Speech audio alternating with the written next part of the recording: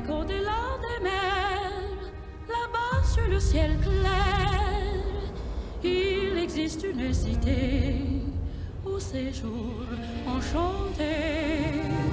Et sur les grands arbres noirs, chaque soir, vers elle s'en va tout mon espoir.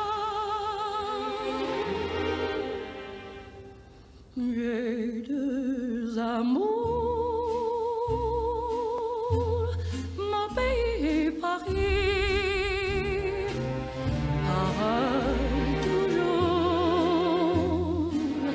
mon cœur est ravi.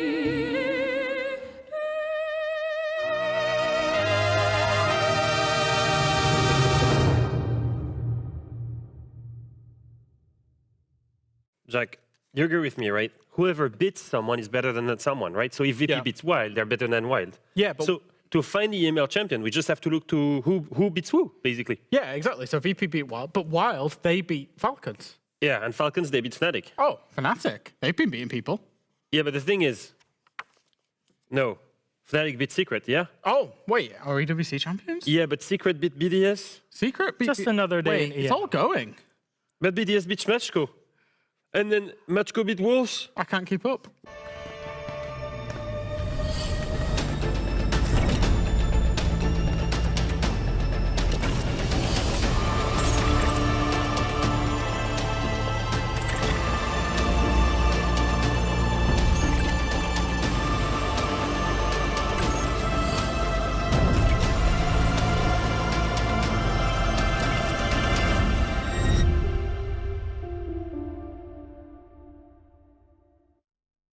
Hello, everybody, and welcome back to EML. It is the one, the only, say it with me, Super Week. I didn't have that. I was not ready. I was wondering what you was going to say. Yeah, I was Didn't like, know. the one Not and a clue. only could be anything. We can try it again. Yeah. The one, the only, Super Week. Hell yes, Super Week. Well, the French are always slow when it comes to paperwork, and here we are yet again with a wonderful week ahead. 3 play days back to back to back. Super Week. That's what 3 play days is. It's a very good point. That's why he gets paid the big bucks to be on the analyst desk. Anyways, yes, I'm Milosh. This is Alphama. This is Fresh. It's great. We're going to have a lot of fun throughout this week because there's a lot of action for us to dig through. And of course, it all has to start with things on a Monday, which means a little hard-hitting questions. I'm going to take you down to SAL, which I know you both work on our Saturdays now.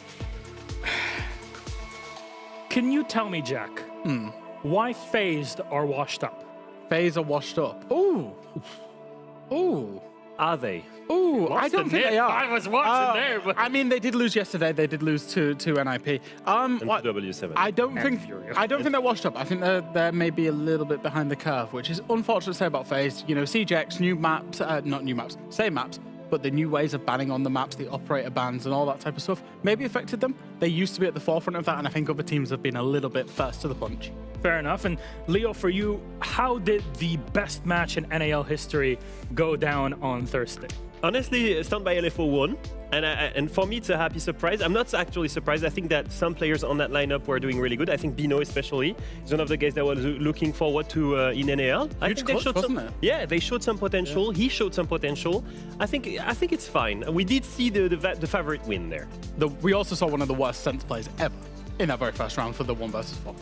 Also, check on your Dark Zero fans. They made it. They made it. It's fine. Let's check in about 2 weeks when they don't make it. Fair enough. Anyways, let's have a chat about EML. Starting off with our Stage 2 standings. There's a lot on the line because we are once again on...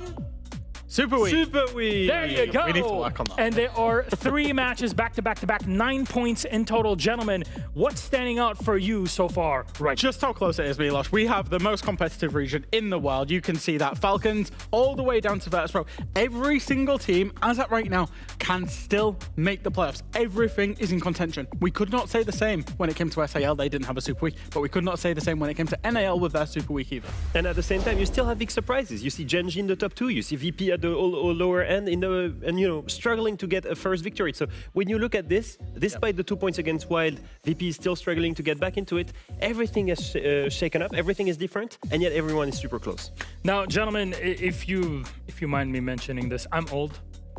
Young at heart, but old, which means been around for a while. Actually, Jack was there. I was saying for the past, and we've all been saying this for the past few weeks, this is the most competitive EML stage in a long time. And actually, we can pinpoint that specifically to EML or EUL stage 3 of 2022.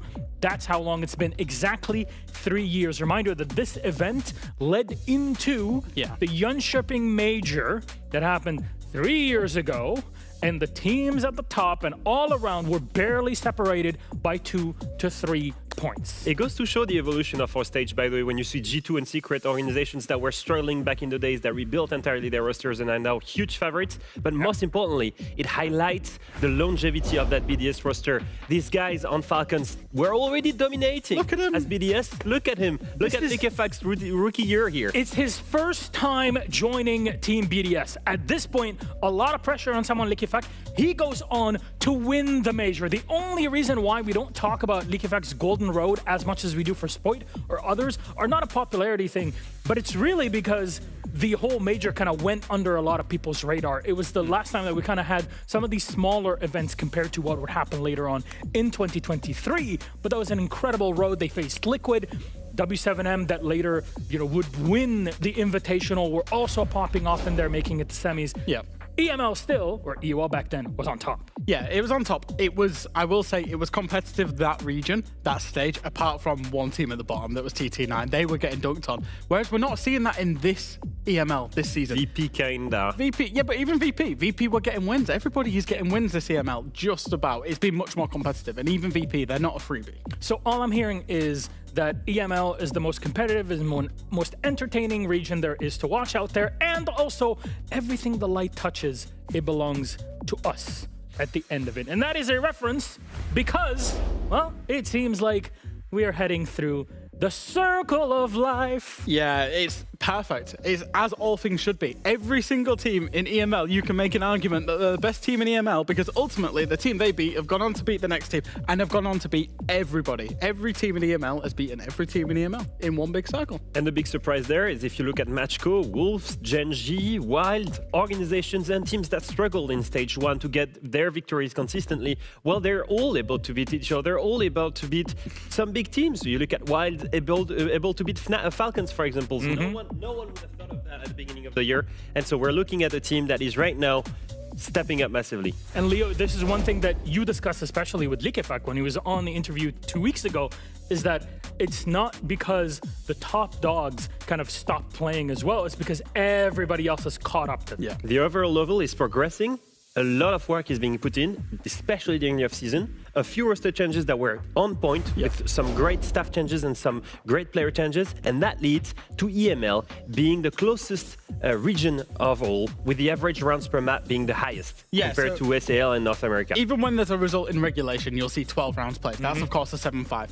So it's been much publicized, especially on the NAL in the middle, how many 7-0s they were having in their own competitive league over there inside of North America. Whereas EML, inside of our league, 11.4 is the average rounds per map across the whole stage so far. That means that almost all games are going 12 rounds going close. We are having very few blowouts. Every game is competitive, even when teams are losing. I won't say correlation equals causation, but how many games that does an ace cast? How does that actually impact our total potential long day rounds? last week. Anyways, there's more for us to go through today. So friends, from kind of chatting about what's been going on in general, I think we have to lock things in for the rest of our show. What do we have coming up next? Well, it's clear. It is the Super Week. Super Week. Oh, very good. Let's take a seat for this because we have a lot to talk about. Of course, there's matches for the top, who can actually secure their positions for the playoffs, and really for beyond that, should they be able to. But other than that, there's a big conversation around relegations. There's a lot happening this Super Week, Leo. Yeah, absolutely. I think some of the games that are especially important, that Wolves Wild game, super important in relegations. Of course, other things that are really important. BDS needs to bounce back after a couple of losses. We're looking at this and thinking, this is a great Super Week start. Now, we heard the opinion from one of the analysts. What about we talk to the head analyst here? Jack, what are your opinions? The same thing. He did it on SAL this week as well. Keep stealing all my points, does Leo. I keep thinking, I'm going to pick a game that people won't expect. Wolves Wild, banger. It's going to be great for the relegations. Leo said it. Nah, Falcons Gen G, race for top 2. Ultimately, whoever wins that game is going to put themselves in control and in prime position to be finishing in the top 2 at the end of the week, which is massively important because you get a bye in playoffs. And even the first one, Fnatic VP, is super important. VP absolutely needs to put some point on the table. Right now, they're also facing. If they lose, they're out of playoff contention. Well, that's actually a very good way to set it up because we should be starting with that. Let's go first of all with Fnatic's roster and what can they do. Well, actually, this stage have been doing really, really well. Unexpectedly, if you're looking back at the performance of the organization under very different rosters the past couple of years, but still, improvement is the name of the game for FNC. Absolutely, and eyebrows were raised. Like, they were raised even by us. I think it's worth saying at the start of the stage when we were talking about them not having an IGL and all that type of stuff. Leo's got his eyebrows raised right now. But they proved us wrong because they're making mini plays. Their overall strategy has been good. I think how dynamic and how varied they've been in the strategy that they've applied across the stage has been excellent. Bit of a wobble last week with your eyebrows raised, Milos. Bit of a wobble. They lost 2 games last week, but they did pick up a big point against Falcons. Absolutely. As I raise my eyebrows, I will say this. I am so happy to see this roster perform because of the reasoning behind the roster changes. Because every single time, what happens with Tristan? He picks some young players, he sees potential, and he develops them into S-tier players. We've seen the arrival of Starks last year, we've then seen Wizard, and now we're seeing Croc. All of them overperform compared to experienced players. And they're finally realizing that potential as well. I think if we take a look between stage 1 and stage 2, you'll actually see that their improvement in all of the stats. Now, Fnatic were a bottom of the table team last stage. This stage, they're well in contention for playoffs. They're keeping themselves high up in the table. They're doing well. They're putting in good performances. 10 percentage points increase in attack win rate. Similar for defense. Entries got better. Entry conversions got significantly better. And the team KPR, even the rounds they're losing, they're getting closer. It's coming down to 1 versus 1s and that type of stuff as well. So all the stats and the performances and the points are trending in the right direction. ROI for Fnatic is pretty high, to say the least. There's been a lot working for the squad, but really, and this is fantastic or FNC-tastic improvement, but we have to talk about their opponents in this because as you mentioned before we started the segment here, Jack, Virtus.pro are right on the edge. They are living that razor's edge for this entire stage. Yeah, so it's worth noting that Virtus.pro are in all 3 races that we've got right now. In terms of the playoffs race, they're currently, bottom of the table. They're really struggling. It's almost impossible for them to get playoffs. They would have to have 9 points on this week because of the performances they've put in this stage. They've not been great. However, there is still a race for EML finals where they can get an ASI spot. They're on the cusp for that one. And there's also a relegation picture that they're in the fight for. So 9 points this week isn't just massive for them in terms of, trying to get to various SI and lands and stuff. It's also important to be in the league next year, Leo. Yeah, pay attention to the relegation standings here. Look at the stage 1 points, 15 points. VP was the team that had the most amount of points compared to anyone in that race. But look at the right side, stage 2, only 2 points won, and that was the very first playday against Wild. VP needs to start putting on points. If we take away that playday 1, they have not won a single match since then. This is super weak. This is the remaining 3 playdays of group stage. It needs to start now, especially against Fnatic, because they're still playing strong teams afterwards. So we're talking about the aspect of what happens for the matches, but Leo, you're someone with experience, and this may be not coaching like Jack has, but what if you're the one that's in charge of Virtus.pro staff and the players? How would you set up their Super Week prep? I think if I was an IGL, I would start with reworking that map pool. If we look at this, the biggest thing that they've had 5 maps. Everyone knows they play this. And they've been found out. Bank has been struggling. Border has been, struggling as well. Same thing for Chalet. They've lost on it as well. What I would have done in a stint of a week, I would have reworked hard Skyscraper and maps, come up with new strategies, build a whole new map pool, because it is doable in a week. I will say this, Gen G did it on Chalet. They threw their permaban last week and won on their permaban, what was Chalet. You look at Skyscraper, you look at Labs, it's obviously doable to rework the strategies there. Lots of theory sessions to try and catch up the strategy level on those maps. And the last thing for me, Jack, they've been slow and predictable the entire stage. Yeah. Start by playing high risk, high reward. They've got some amazing individuals. Dan, always. Pasha, who was the best rated player last stage. They've got the skill to make it happen, even if they don't play perfect. All 3 ingredients need to be there if they want to secure those wins in the playoffs. Jack?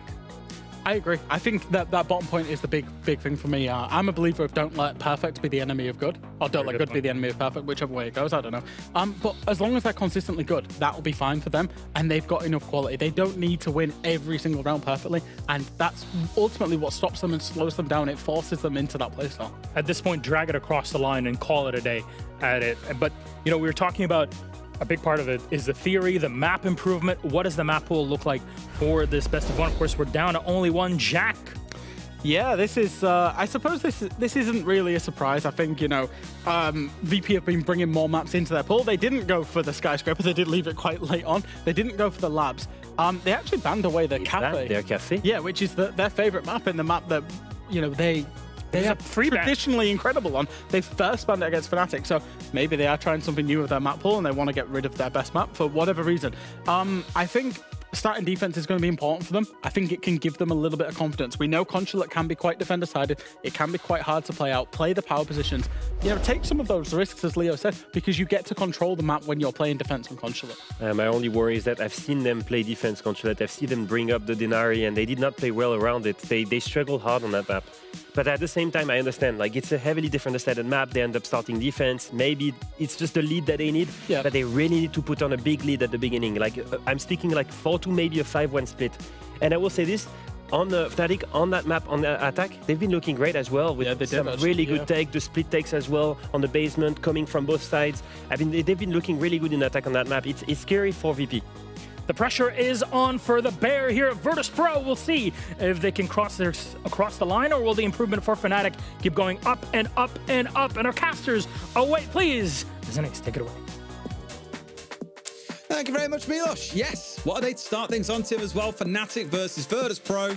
I think fair to say it's a game everyone's always quite interested in to see. One, if Fnatic able to get back to where they are, and Virtus Pro, can they finally get the season started? The answer largely feels like no, but crazy things have happened. Aston Villa won this weekend, so you just don't know.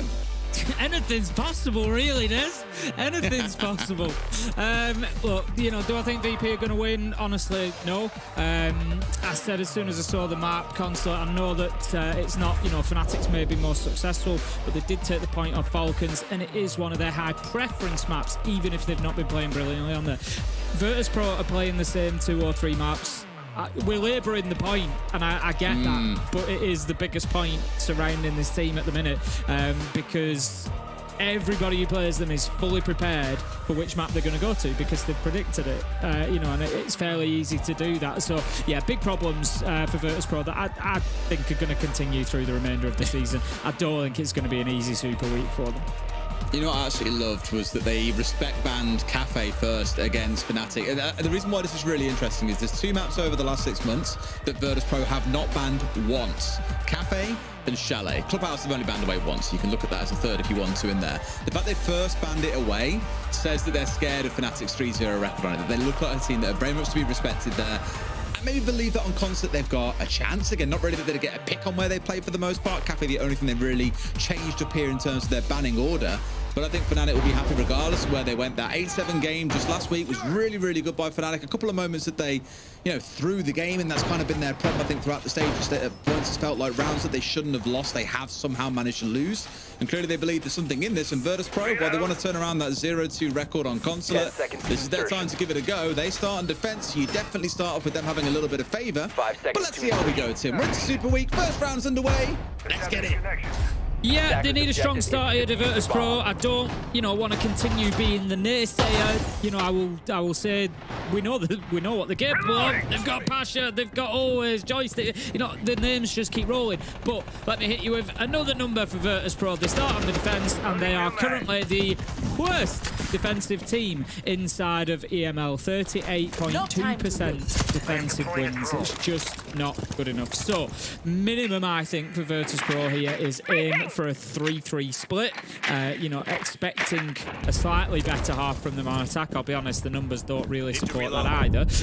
But yeah, minimum 3-3. They've got to get that 50%. They've got to start getting that defensive win rate up. I mean, you know, I could go as far as saying minimum 4-2, and that's really what it should be. But I'm kind of, you know, giving them the benefit of the doubt based on recent performances at least. But they've taken away the blitz, they've taken away the Grim. That should give them a little bit of space. That said, Jegs is going to bring along the Monty, so they're still going to have a little bit of a shield problem to deal with. Yeah, always a bit of a challenge to trying to get around a shield, as we know. I mean, Virtus Pro certainly no slouches to playing it themselves, a lot of fuse. But here it definitely looks to be the set piece execute coming forward. Look towards the fact there's a Wizard and a Sarks on the side here. Well, Wizard and a Sarks. More like the operators. They're playing the Deimos and the bot, both able to do vertical work from below. That's what Sarks is aiming to do. Wizard joining up with his team at the top of yellow stairs on their push on forward. As here we go with Sarks trying to get some pressure on the go. Jegs now marching on forward, and this is where it starts to get scary for Virtus Pro. Wizard at least pushed back for a moment, which means Jegs is in a little bit of hot water here. Tim survives the C4, and Impact comes out, still 1 HP, and forces him down through the hatch, consuming quite a bit of utility, but losing a lot of HP for it. Yeah, as soon as they get forced back at top yellow, you know that Jegs is in big trouble. Ooh, just seeing the head there. Takes a little snapshot and another, but cannot find anything onto joystick. VP look way better here in round one. They look solid. They've got the utility where it needs to be. They're preventing the push forward. They do lose a life as joystick gets taken down. We find 2 others along the way. 3 versus 3. Still have 1 down. Wiz going to be picked up. Leaves us now 45 seconds left to go, Des. I'm not sure if Jegs meant to drop through the hatch here, but he has done just that. Has now got to rejoin his team up to try and get the stick down. Pasha, they're expecting a plant to go down. I don't think they know that Jegs is the one with the diffuser. He's now set his way forward. So maybe what now, the 4th time in this round we've seen Jegs step across. Dan going to win out against Sarks. We're into a 2 versus 2, and it's Deepek with the cover there. Start rounding on through. Tucked in tight, but from below, no! The exact angles that we saw the book open up earlier on works back against them. And it really feels there, like I spoke about it earlier on, Fnatic making a few too many mistakes in the round just gives VP a window to get round 1 over the line. Yeah, I think VP kind of forced the mistakes as well, though. They were difficult to break down. They had right people, right place. The smoke top yellow, as I said, you know, was fantastic play to force. And just to isolate the shield, it may have been a bit of good fortune. It may not have been, you know, directly the plan. It might have been the pusher coming from yellow. I'll get a smoke canister out there. But it certainly did the job. It isolated Jegs, forced him to drop the hatch, and that was the first time he dropped it. You know, got himself away from danger and just gave them an opportunity at least, you know, to hold on, and that's what Virtus Pro did really, really well. So, you know, good stuff from them. Bit of a bloodbath in the middle of the round, but ultimately, VP did enough, because when you're in a 2v2, you come down to that 1v2 with Black going down, and that's the beautiful drop there from Dan. We see it straight underneath. There's nothing that Deepek can do on the glass to cover both of those angles. So well played from Virtus Pro again. Get themselves a nice start on console at 1-0. 5 seconds left before insertion. Absolutely. Well, let's see if Fnatic can course correct in round 2, or if Virtus Pro can carry on the way that they started. Going to find ourselves down in the basement here for round 2. And likely be a bit of map to clear through, because as you can see, there are a couple of players here on the side of Virtus Pro currently roaming around this ground floor. Yep, in case you are a bit new to Siege, very common that you see this players trying to waste time around the map. It forces the attackers usually, and I say usually, Tim, because they're trying to avoid that, usually have to go and clear out the entire map, but they bailed away from that one. I tell you what, that is risky as all hell. While your Thermite's locked in towards trying to get this box wall opened up. Open up a nice line of sight for him there, and your shield has gone down. Now, that is most certainly not ideal. What are we playing at, Fnatic? What's going on? Howard's always managed that from there. So he's got him, I think, through the Mav line. I'm not sure if the exothermic had gone off or not, but either way, he's come back up those stairs, challenged a breach, and got the shield of all people. You know, he's not really going to have the angle to be getting in behind Jegs like that. So through a Mav hole, brilliant stuff from Always. Loses his life there, but it's not going to matter. He's actually managed to keep that wall closed as well. And Fnatic have had to dip away from that plan to attack that side, so Always has done some heavy lifting in the first minute of the round. Yeah, and in the process lost themselves a Monty, which as we've seen has been, you know, the linchpin for them in the prior round, was the main thing they were using to get inside a site, cause a little bit of damage, but just couldn't quite pull it together. That should have been a freebie for Pasha, but misses his shots. Not really like him. One of the best players that we have around the world. I think he's got the most 3Ks out of any player globally this stage so far with 18. But here we go, a couple of kills back and forth. Dan, a double C4 kill, definitely starts pulling things his team's way once again. 5-0 now in the game. They dig back on towards site and leave Fnatic to wallow a little bit here. 75 seconds to work with, Tim. But again, a 2 versus 2. Ugh, rough. Absolutely massive from Dan. That's the second round in a row where he's had that kind of big heads-up play. This time it's the double nitro. Last time it was the hatch drop, and he's really keeping Virtus Pro active in these rounds. It's going to be Sarks downstairs using that skeleton key just to try and find an angle, try and find a kill, give them the advantage. Drone going in ahead of them, but that only tells Virtus Pro where this challenge is going to continue coming from. Love to see the use of the destructible ingredients there. Just trying to be cheeky. Just trying to see if anybody's challenging on from Yellow Pillar. It's not going to be the ingredient that gets him the kill, but he cooks up something as he finds Joystick. And now, I said that Dan has had important moments and smart plays so far. Can he go for the 1v2? He manages to find the first, Des. That's what I mean, man. It comes down to the wire once again. You're hoping to God that Fnatic don't find themselves dropping off for another round, but Dan is on for a 4K as we get into the last 10 seconds. Not even sure Sarks has a clue where he is at this point. Steps out for the walls to one. He's got the mirror window. Must know where he is. Doesn't seem to do so, and Dan collects the 4K in the round. Virtus Pro up 2-0. Beautiful stuff from Dan. 4K ultimately, and some really important moments again in the first 2 rounds. You can kind of attribute both of them to Dan in some small way or big way, as it was in round 2. So going really well for Virtus Pro. I said they needed to be looking for a minimum of 3 on the defense, 4 realistically. That's a big mistake from Jags there. You know that line is open. Your team's opened it, and just not paying attention to it. I think that's the assumption that always is left, and they've been punished for assuming. You know what do you get when you assume? Make an ass out of you and me, Des, and that's exactly what's happened. Tim's swearing on the broadcast. Tim never does that. Check me You're out. a good boy. I'm the one who swears on a broadcast. Not you. Check me out, Des. And it was so low level that a lot of people will be sat there going, did he swear? It's very, very true, though. It is. Assumptions are a dangerous thing, Tim. But right now, all we can assume is that Virtus Pro are going to carry on because the painful thing is, again, for Fnatic, those first 2 rounds, I spoke about this a couple of weeks ago.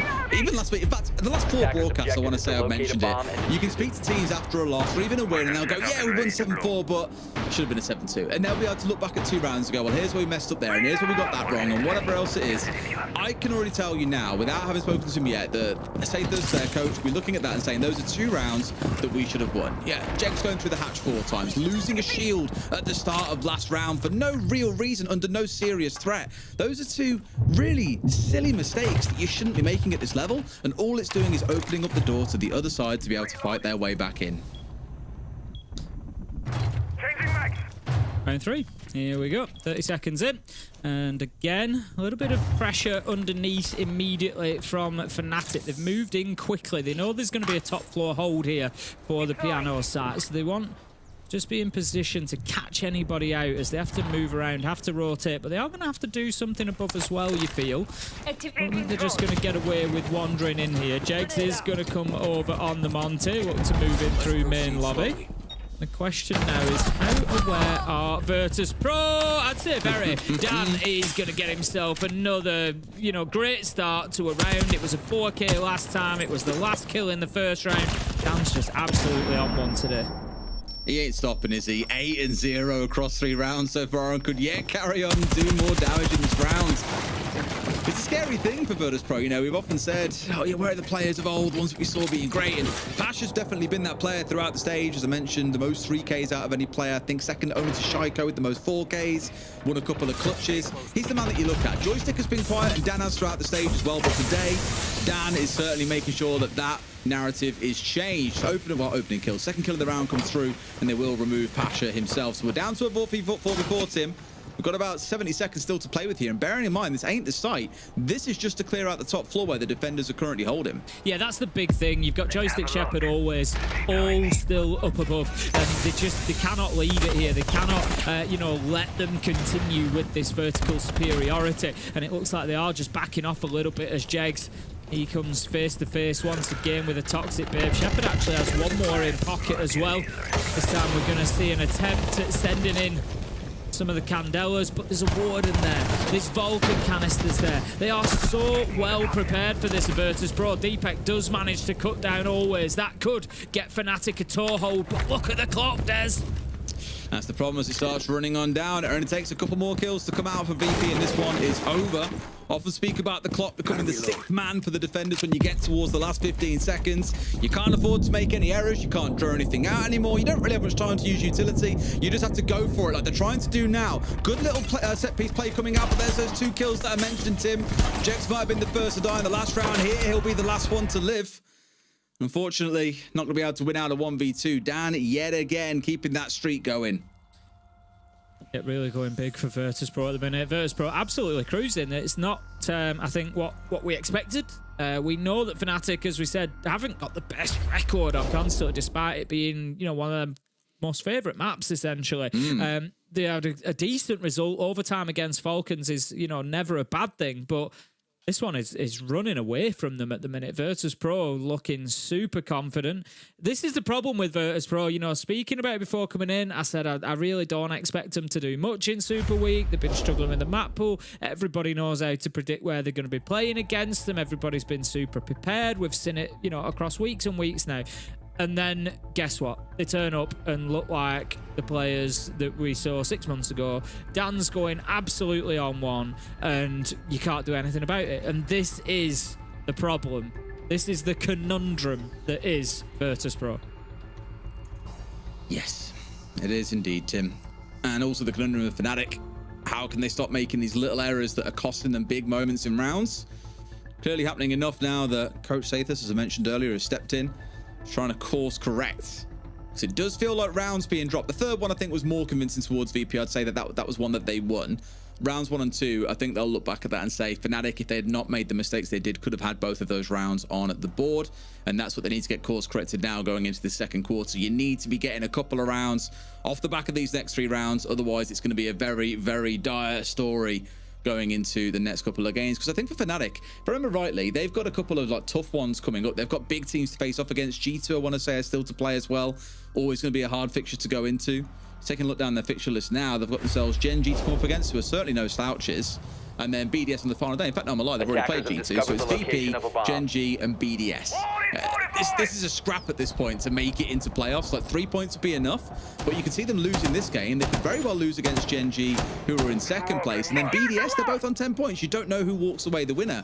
It could be a straight shootout for who gets playoffs between those 2 teams on the final day. And I love that. I love a little bit of final day story drama. It's what you want. Oh, we love a bit of jeopardy, but I think you look at those 3 matches from the way Fnatic have played. You look at those 3, and I don't think it's unrealistic to say they should be, from a team perspective, I'm not, you know, saying that outwardly we necessarily expect this, but I think internally you look at that and thinking we need 6 out of 9 points there. You know, with Gen G, Virtus Pro, and BDS, if we want to be looking at a top half finish, which is not too far from, you know, where they've been looking throughout this, I think you need to be looking at that and say we need 6 out of 9. And so coming out, you know, with possibly a loss to Virtus Pro is certainly not going to be a good start towards that.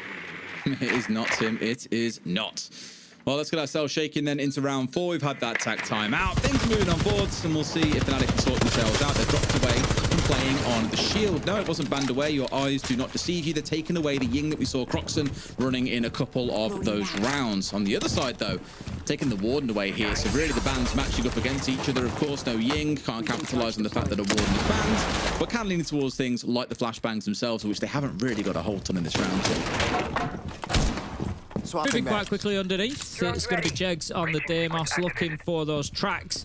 Vendetta in hand, wanting a little bit of vertical opportunity. No mute on the side of Virtus Pro, so no counter because, of course, it was banned out by Fnatic. They've played directly into this Deimos pick, and we've seen it reasonably consistently. We've seen it a few times now brought along, and that's exactly why you're seeing it, because they know that they can try and push for maximum advantage from the Deimos. 3 out of 4 rounds so far, but we haven't seen, I don't think, too much success from it. That's the big point, so keep an eye on Jegs this round. How well does he do? You know, what does he, any kills go in? What does he achieve? Force anybody into the positions, you know, to be challenged by his teammates? Because at the minute, we're a minute 10 in, He hasn't really got anybody moving. Virtus Pro 5v5 and have to keep themselves sat tucked in corners. Yeah, it's all these verticals being opened up again, right? Same as last time. I thought sure they get a bit of chip down on someone. Yes, I think it was Joyce who crossed through, and here we go, Tim. Two of them exploding forward at once to get a couple of kills off the back of it. A 5v3 with just under a minute to play. I don't want to say a win should be guaranteed, Tim, but a win should be guaranteed. Yeah, you'd expect Fnatic to come away with this. So it's actually really nice passage to play those 15-20 seconds, the way they use those verticals. They are get down. I'm going to say that was a surprise. I wasn't sure that they'd managed to win that fight, but Sarks does come away with it, make it a triple and a flawless round. Whatever Sathas said certainly worked. That is a great response coming out after the tactical timeout. Fnatic emphatically winning round 4. I think what was really nice about it was just it wasn't even like loads of aggression. It was a bit of a play between the two of them. Sarks opening up below, spotting where a player was, calling out, and immediately Croxon is there to swing from top Visa in towards the player and gets a freebie. Beautiful stuff. And Sarks, he hits a couple of nice shots towards the end there to get Dan down and then collect the second as well. So as well as individual skill being shown, you're also seeing the team themselves playing really well together. This moment here was what I was on about. Good little moments like that. Virtus Pro largely felt sitting kind of waiting to die at points in a way.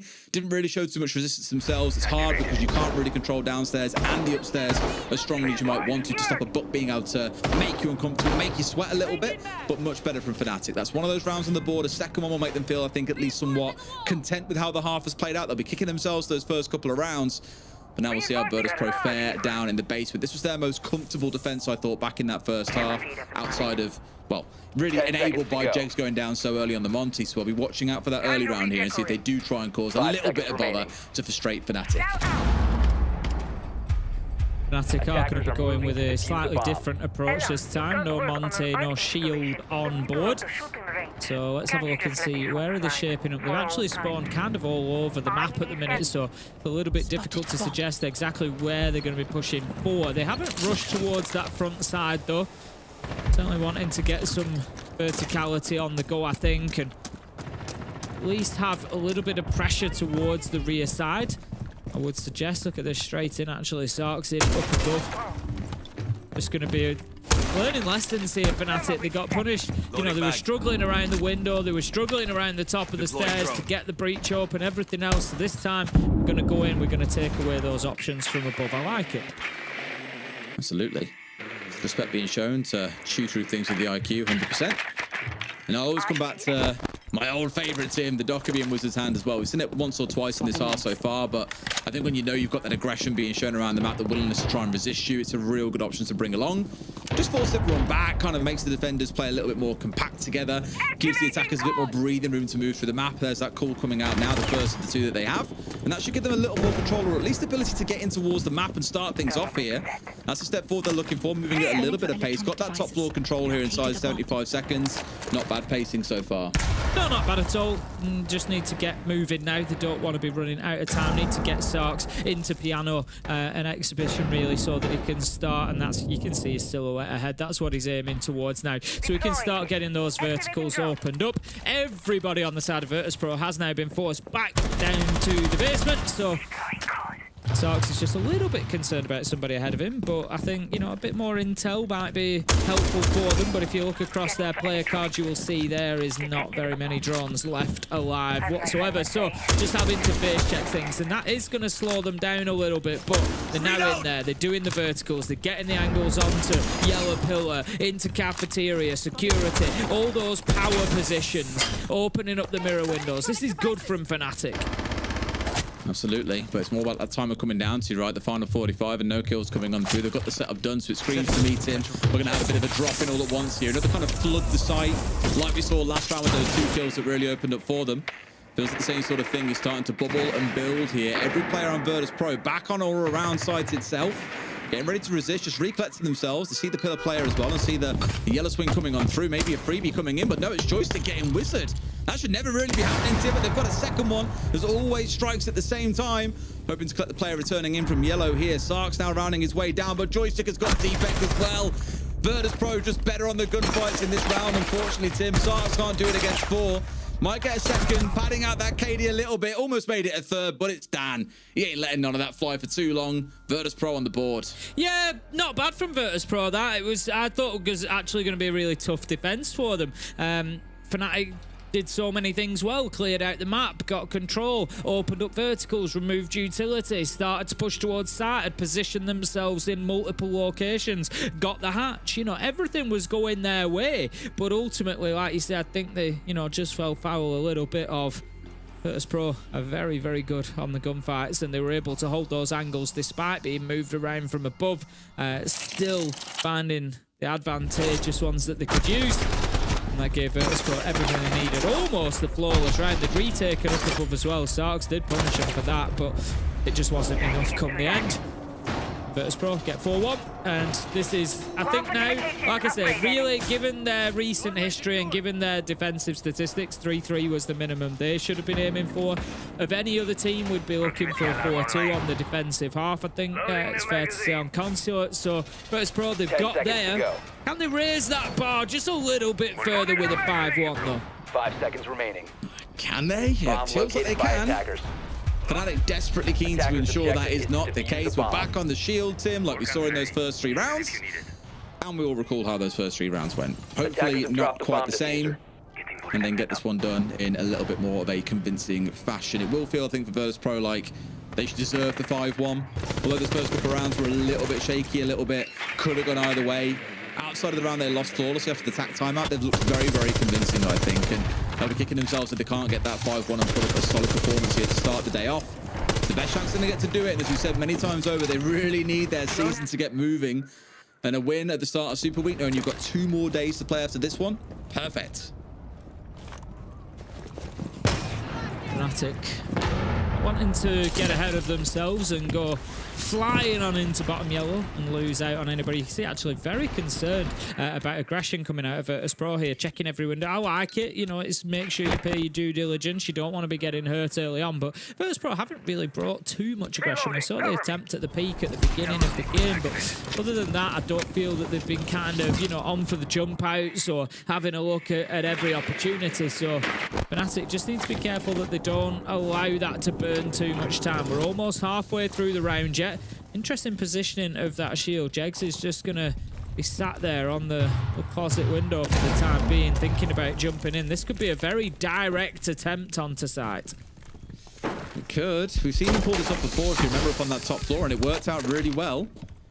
Looks to be a little bit more of the same, but they've got to put the pressure in, and they're largely ignoring, you know, I know that you hate seeing teams ignore the top floor, Tim, but that's what they're going to try and do here. Jeg stepping on forward already. He's got to watch out for the verticals above. Wizards in to get a freebie. They turn straight for the hatch. Great little bit of play. Got to deal with that bulletproof at the same time. They at least can't plant inside the room whilst it's in place. It just invites trouble from above. A 1-for-1 so far, and Shepard once again another kill from above here for the side of Virtus Pro. Looks like at this point, Tim, Fnatic have lost all the sort of momentum they had going into the site. They're going to struggle to get this one down without clearing out top floor, and they've realized a bit too late they need to go upstairs. Yeah, there's a couple of them kind of dashed up there, Croxton and Deepek, but like I say, it's too little too late, really. You're about to lose your shield more than likely. The battle is bouncing back and forward. If anything, he's actually now going to be the last one to go. He does get finished off from above, and we've just seen a perfect example there, Des, of why you can't ignore top floor. There's too much destructibility, there's too much verticality that can be played on into that site, and there was just no real opportunity to ever put the diffuser down. Like, you know, fair play, give it a whirl, roll the dice. I'm not sure you do that at 4-1 down. I feel like that's more an attack, you know, where you may be 4-1 up and you're thinking, yeah, worst comes to worst, we go 4-2 into the second half. You know, let's roll the dice and see if we can get away with it. I think it was a bit of a risk when you were already facing a 1-4 deficit.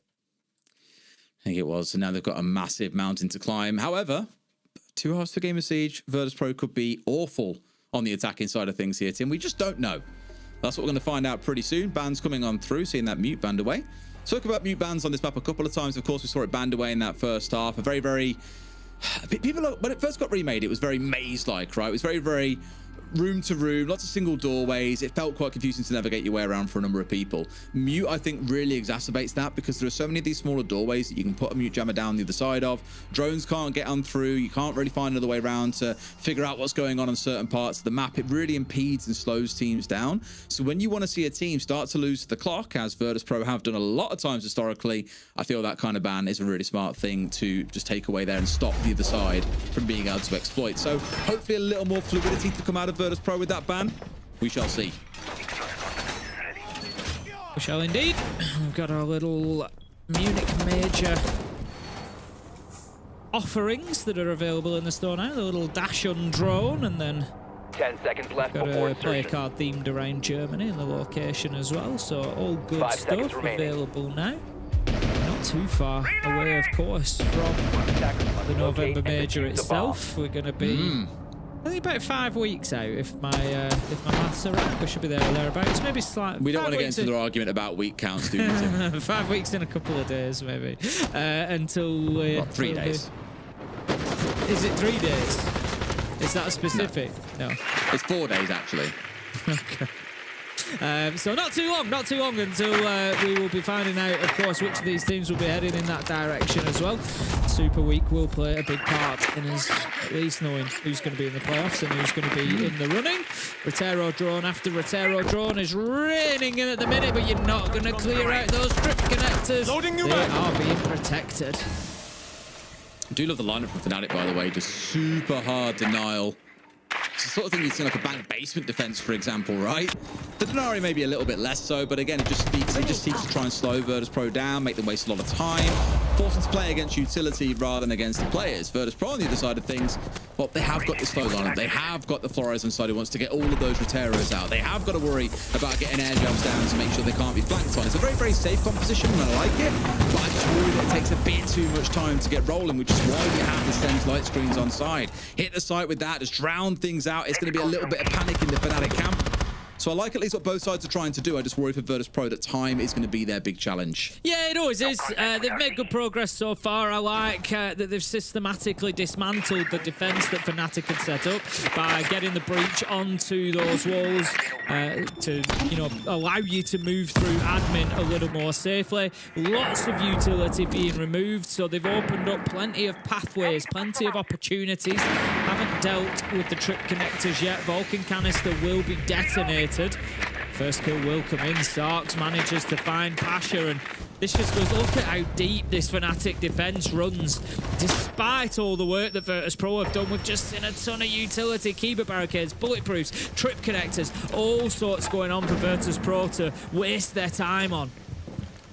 That's it, right? This is where it starts to come into its own. They've still got to worry about getting towards the site itself and starting to get their own gadgets down. You've got Goyo canisters to chew through still. You've got players now starting to take shots at you left, right, and center. And Sarks is on one today, Tim. A flawless round to start things out for Fnatic. And that attack, just a little bit toothless from Virtus Pro, I'm afraid. And I think that's what the Virtus Pro fans will also think, is that they're a little afraid after seeing that. Virtus Pro have come out with a great start with a 5-1 half on the defense, but if their attacks do not sharpen up, if they're not able to move quicker, if they're not able to continue breaking down, it's not just about breaking down a volume of utility, which actually is really well. It's about breaking a specific pathway. It's about having a plan. You know, yeah, you've got maybe 3 barbed wires that have been taken out. That's great, but did you need to take them all? Or could you have used your utility elsewhere to clear a path for yourself? And I think that's maybe something that seeing those Vulcan canisters about, for example, you know, yeah, you've removed the barbed wire at the top of Spiral Stairs, but there's no big push there. Get your Vulcan canisters gone. You know, think about that pathway that you're clearing to give yourself a little bit more time, Virtus Pro. We'll see if they can course Goretz here going into the second round of the half. I mentioned before, we've seen Crazier come back, so let's not write anyone off just yet in this game. It's probably one thing actually we're talking about the stakes of this game as well. You put it a little bit on the desk. Virtus Pro on 2 points. They can win all 3 games this week. Last stage, the benchmark was 12 points. They start on 2, they can get 9 from this week. They can get to 11 points. They've got to see some real crazy maths for things to work out for them, and given how competitive the stage has been, I don't think they can make it even if they win all 3 games. Certainly not if they lose this either way. That'll pretty much cement it and lock it in. Fnatic, on the other hand, being on 10 points, 3 points to start out Super Week for them would be absolutely massive, because it will put them on to 13 points, which is over that threshold that we saw required back in the previous stage. So it means a lot more to Fnatic to win this one, but for Virtus Pro it means they still have a chance at least to fight things through, but they're having to rely on other results to go their way as well to see them have any chance of making it into playoffs still, which, as we said before, is mental that we might not see VP, not even just at Munich, but potentially even at SI. It is, you know, when you put it like that, but then when you break down those stage 2 performances, you start to see exactly why. Of course, VP's big focus, I think, not being so much the major at the minute, just being survival, just being, you know, avoiding potential relegation or anything. You know, we've seen the Des putting up the graphics at the beginning of the show there that breaks down everybody's points, and between stage 1 and 2, Virtus Pro very much in the mix at the minute. So, yeah, they're going to be wanting to make sure that they avoid that where possible. Deimos track is active. It is going to just drop away as I say that. So still 5 versus 5, 1 minute 30 left to go. Virtus Pro, how much ground have you covered? How much progress have you made? Because I'm seeing that you've still got 2 outside at the minute. Well, having the Deimos and the Dockerby on side, like I spoke about it a lot, but I love it as a pairing. They know where this player is, surely. He's going to swing first. That is a massive risk to run through an aid to go for a shot. Almost pays off, but not quite. Jegs getting rid of Joystick as he steps on forward in the basement on that Dockerby. Not ideal. And now they're swinging in for the second. I was going to say, surely Pasha gets the kill here. They've got 1, they've got 2, Tim. They've got that numbers advantage and enough time to play to see this round out. Yeah, they don't need to rush here just yet. Jegs is half health as well, so he's not going to be super keen on taking head-on gunfights if he doesn't need to, but the chip damage keeps coming onto the side of Virtus Pro. Doesn't matter when always manages to find Wizard, takes him down. Just a little bit concerned about bottom spiral there. Doesn't want to give himself away, but the opportunity is there to move through and continue this aggression on the top floor. The big problem that they've got at the minute, Virtus Pro, 34 seconds left to go, and they're not yet inside. They've done the vertical work, they've got an opportunity to drop, but they need to be taking it, and they haven't cleared pillar. I don't hate it. I don't mind a slow drop. No, Defect steps out. They must have known that he was here, Tim. They've given them 2 free kills and brought things back down to a 2v2. Bottle of all bottles if they lose this one. They had 60 seconds to play. They had a 4v2, and they can't even kill a single one of the last 2 players. Virtus Pro, what are we playing at? That's a huge mistake from Virtus Pro. I'm going to go ahead and say they had no idea that Deepek was behind Yellow Pillar.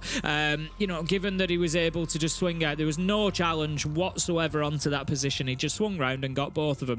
And that is a huge mistake from Virtus Pro. There's always somebody pillar. On a basement defense, it is one of the positions that you ask repeatedly, is pillar clear? Is anybody on pillar? Do we need to clear pillar? And they just don't seem to. I'm sure we're going to see it, you know, in a second or so. There you go. I don't know. Maybe Dan was looking towards the challenge there, but no, it was too weak. It was, you know, no utility sent in there, no droning, no focus on that. You know, you can make that position difficult from above. Do both of them need to drop if they know that Deepek is on pillar? One holds the pillar angle from above, one drops as he swings, get the kill, look for the trade as a minimum, then drop your second player. 10 seconds to Big mistake from Virtus Pro. Yes. One that they cannot afford to repeat. Remaining. But we were saying the same things about Fnatic in the first couple of rounds of the first half as well. Mistakes being made that they really shouldn't have been making, and they paid the price for it in the first half with that 5-1. Well, so far it's looking all good. 2 defenses in a row won. Virtus Pro still trying to seek their way through. I think we saw for the majority of the last round, they've shown what they can do. They can get to a 4v2. If you can do that, you can close a round out. So more of the same that we saw in the early round, ideally, and then just slow things down a little bit. Don't panic in the 4v2. Don't have 3 people looking to drop a hatch. 2 of them went through, 1 covered, as you said, Tim, but a little bit less of that, please. Let's play it with a little bit more sane heads on the go, and we should be good to get this one at least to OT. Yeah, Fnatic really finding their feet. Honestly, given what we've seen from Fnatic in the last couple of rounds, the last one wasn't perfect, but the way that they held on to the 2v4 was really nice. I wouldn't put a 6-0 half and a 7-5 win past them at this point. Virtus Pro need to make sure that they're not allowing that, and the best way to do that is, of course, to get around as soon as possible. Don't allow them to do a full rotation, which is what is going to happen here. Fnatic have won their first 2 defenses. They're now on that mid floor. Virtus Pro desperately need to learn lessons and make sure that they're taking that top floor clearance, making sure you know, that they're holding on to those power positions above and don't let Fnatic stay in there. But Fnatic just, I don't know, the movement of the players just, it feels like they know something's brewing at the minute, and they just, you know, sort of pull in at the leash to try and get it Virtus Pro. Anything they can do to keep him back, Tim. Slow him down. We spoke about it a few times already. Looking to play heavily off the back of them. We saw this game play out of them last week, to be fair, as well. A lot of C4s, the pulse nearly every single round being ran previously. Just to try and waste as much time as possible. Croxon forced to step away from the nade, but no one's there to punish. Kind of strange. You thought they'd try and make a play at the back of the nade instead of all turn their backs and gone off towards Visa instead. Crocs expecting the swing, and no one's here to swing, Tim. It really did look like it was going to come, didn't it? But no, he's going to just reposition himself.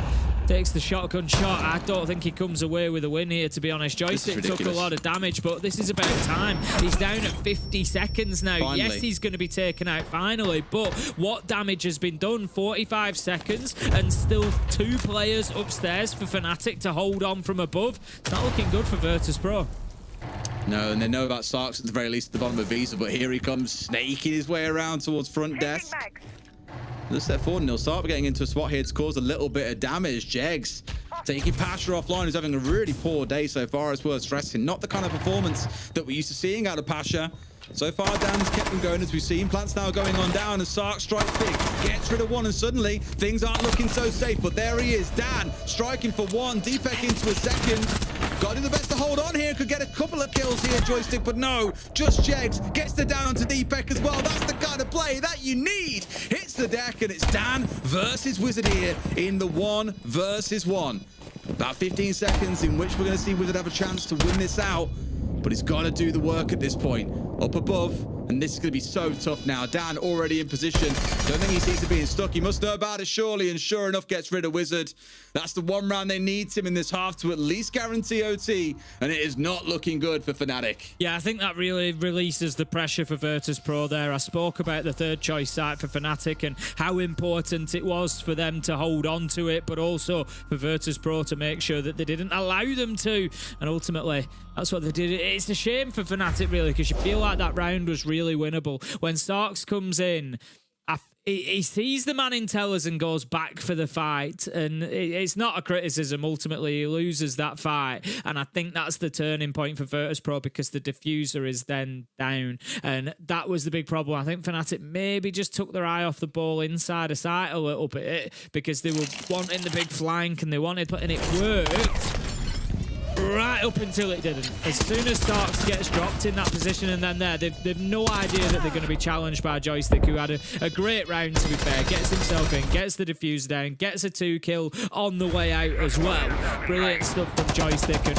Virtus Pro, they go up 6-3. Fnatic, despite a strong fight over the last few rounds, maybe haven't managed to accumulate as many as they might have liked.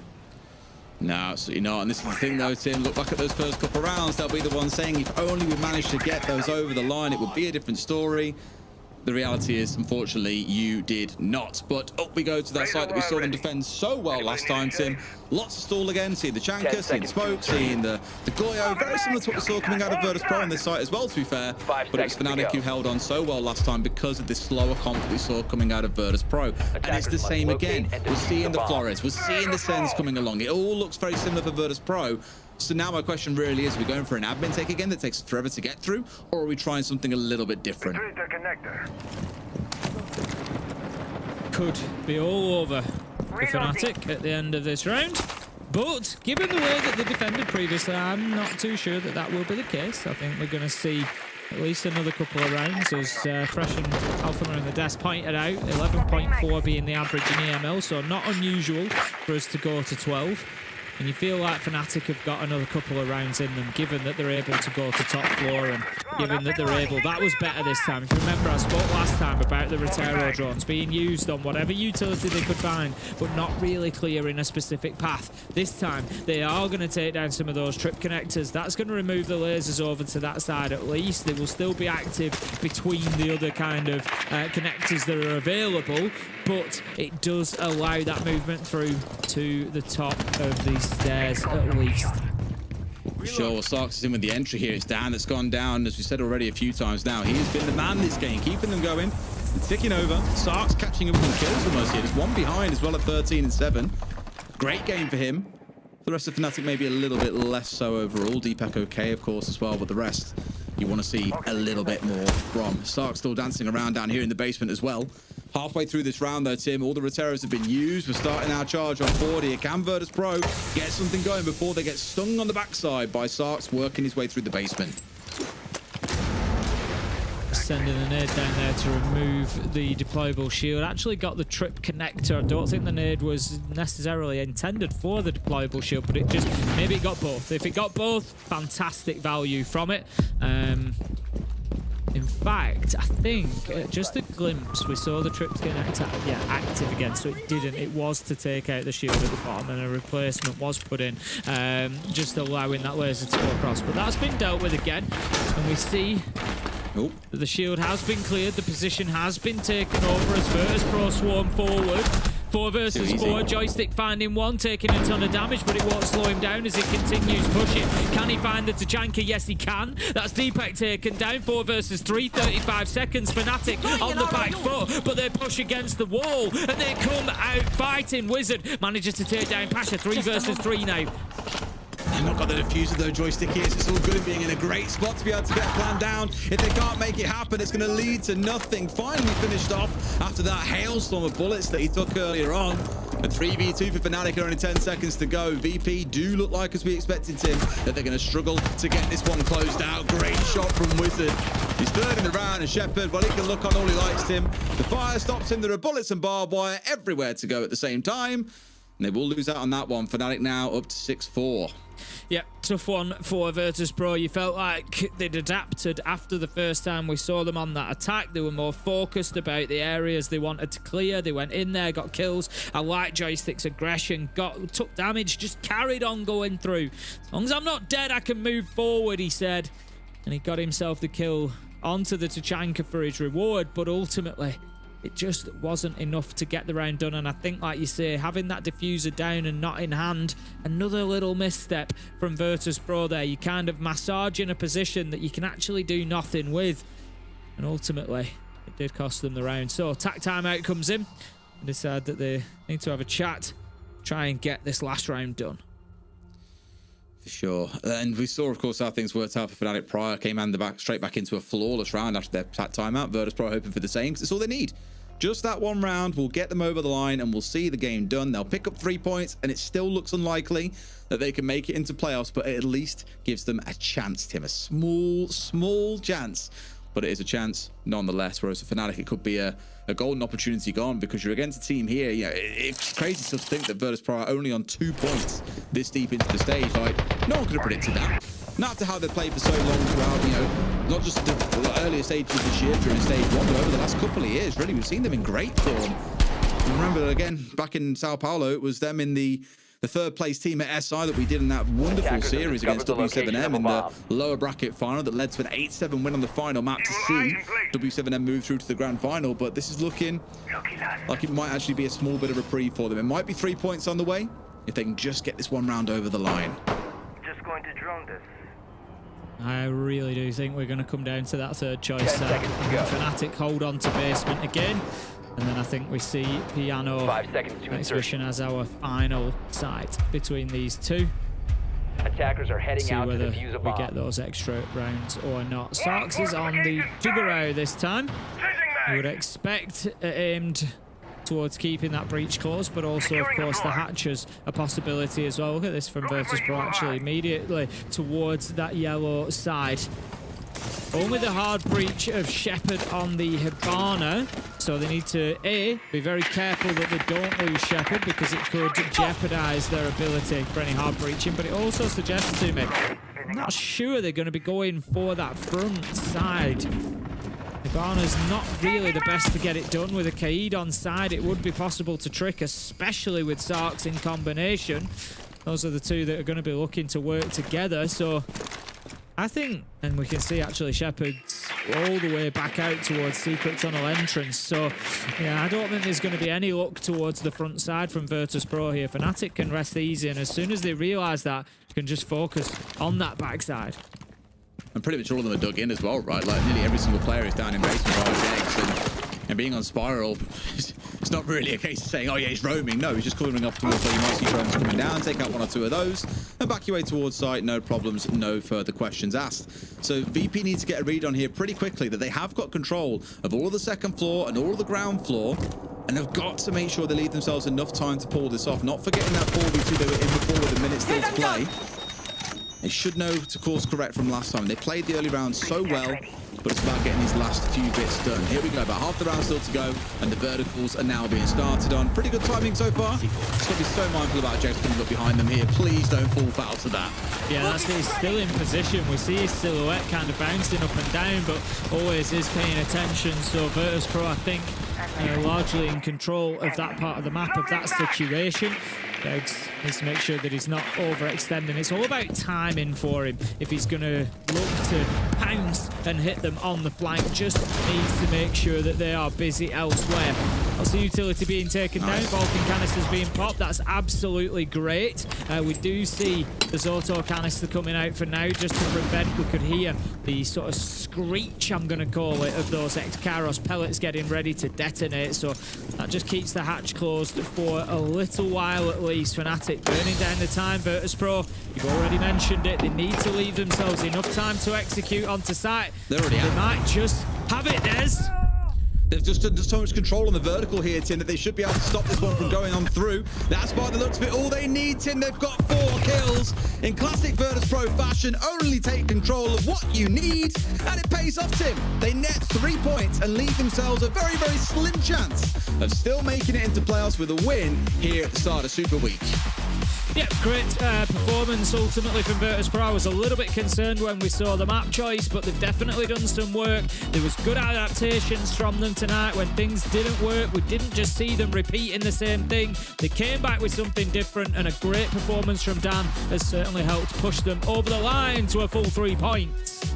Well, a good scrap to start off the day, Tim. I'm sure there are plenty more to come in our next 4 games. Let's go to a break, and when we come back, Game 2 awaits. See you soon.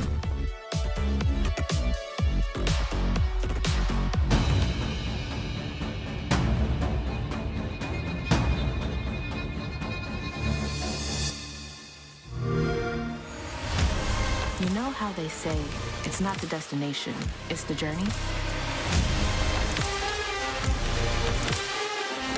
And the journey of 1,000 miles begins with a single step. And you know what? They're right.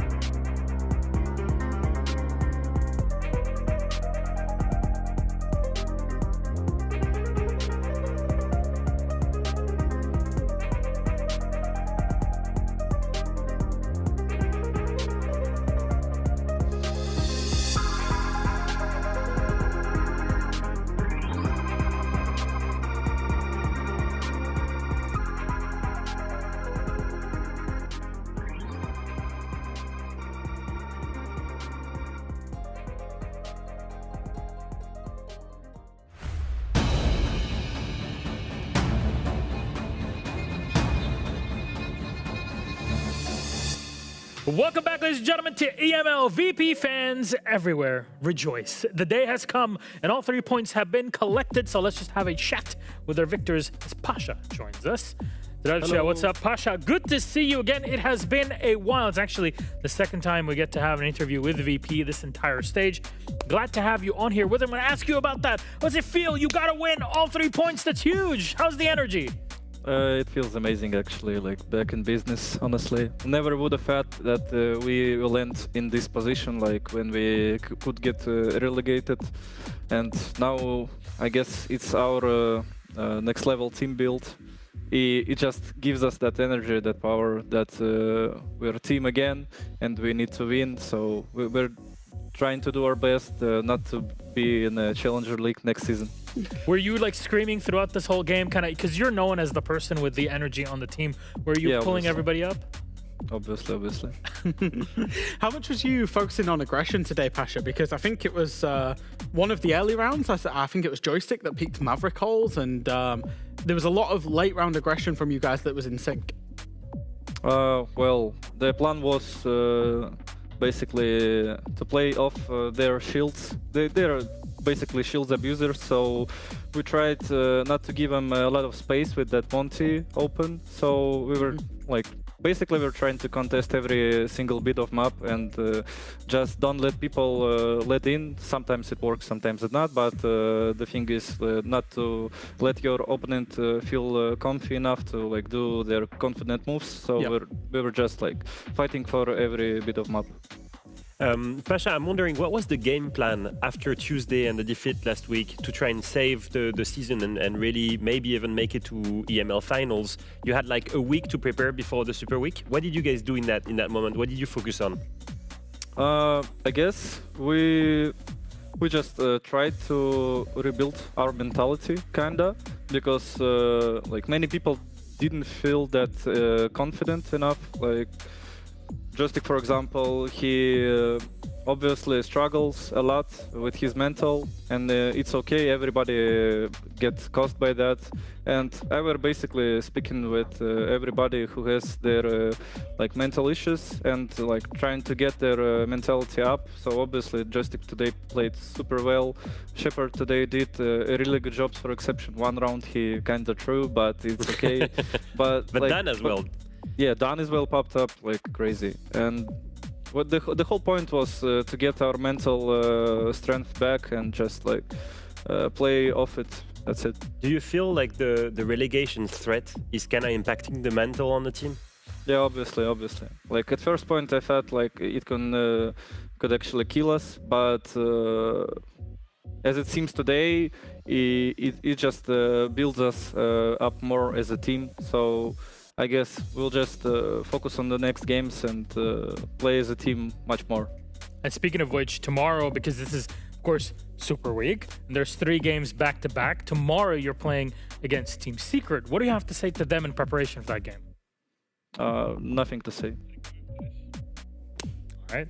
Well, let your in-game gameplay really do the talking, because today you were definitely speaking very loud against Fnatic. Great performance on concepts. I'll leave you to it. Pasha, go get rested, get yourself ready for tomorrow's big game. Thank you so very much for joining us. Thanks so much. See you tomorrow. Have a good night. Have a good night. Bye. Gentlemen, it has happened. All 3 points, an interview, and a VP that is not afraid to take chances. Yeah, I think so. I think that was the biggest change for me, was noticing them actively, being proactive. You know, VP are very often reactive to what their opponent's doing. They will let their opponent set up and let their opponent execute. And the same with VP is they'll want every condition in place when they're on their attacks to execute. And actually, I was almost reminiscing back to stage 1 VP, where we said, hey, they're getting aggressive. They're making individual plays. They're really, really going for it. But they're doing it together and as one unit in sync. And that was the most impressive thing for me. I think the fact that they started consulate defense, you called it, Leo. They did the 4-2, 5-1, and they can really roll from that. It was really the beginning that led to this victory, right? After that, it was just a matter of, okay, we've built that mental pressure. I think it actually helped them a lot to have that 5-1 lead. Yeah. If you tell me that the main weakness of this team is the mental, is that they don't trust that they can win anymore. Having a 5-1 lead is exactly what will trigger your reaction. It's what triggered them to be able to win that attack round. And was, for me, look at Pasha's reaction here. Every attack round won for me counts double the defense round, because that map is so easy to defend, and they abused it. And the main stakeholder for that was Dan, obviously, having at least 2, 3, even 4, I think, multi-kill rounds, 2 clutches. Yeah. Dan was absolutely crazy, and that's just maybe a threat. On the other hand, is VP able to perform when everyone steps up, rather than just one player carrying them over the line? He was an absolute monster today, you know, that start, the 3-0 start from VP, and Dan's got 10 kills after 3 rounds, including a 1 versus 2 clutch. If you're saying your mental has been a little bit rocked and your confidence has been a little bit rocked, that is going to do the world of good. Well then, Jack, do you have something that you'd like to show us? I do. So this round, it was round 5, and it was the biggest example for me that was VP getting aggressive and not letting Fnatic set up. Look at this play from Joystick. Make it being the aggressor in that engagement. Getting active, getting aggressive, and then the team follows it up. All of these kills happen within seconds of each other. On every single one, it goes from 5 versus 5 to 1 versus 5 within 15 seconds. And that is what VP are good at, and that's what VP need to get back to. And what's the game breaker here? Look at this, it's in defense. The one side where they struggle hard compared to the last stages. And it's because each player here took the opportunity to go aggressive on one side of the map, maybe without proper support. They were taking 1v1, but they took them confidently with intel. And that's what the big difference between that and the games before. And Fnatic absolutely won't have expected that as well, because VP let teams generally, and across this stage, they've been letting teams do what they want. Whereas VP today, they were not letting Fnatic do what they want. Pasha referenced it in the interview. We didn't want to give them any areas of the map. We didn't want them to feel comfortable. More proactive. We love to see it, being that historically VP are known for being this rigid team. They needed to move it. You both talked about it in our pregame, and so did you highlight Alfama. Specifically, they need to do a 5-1 in the first half, and maybe that'll be enough to push them across the line. Exactly that had happened. It seemed like you were coaching them. I wrote the script. Anyways, gentlemen, we were just working on things here with Virtus Pro, but our media team went over to Belgrade a few weeks ago, and they actually sat down. You were just hearing it from Pasha. Mental blocks, especially from Joystick. Well, you get to hear it from the man himself right now.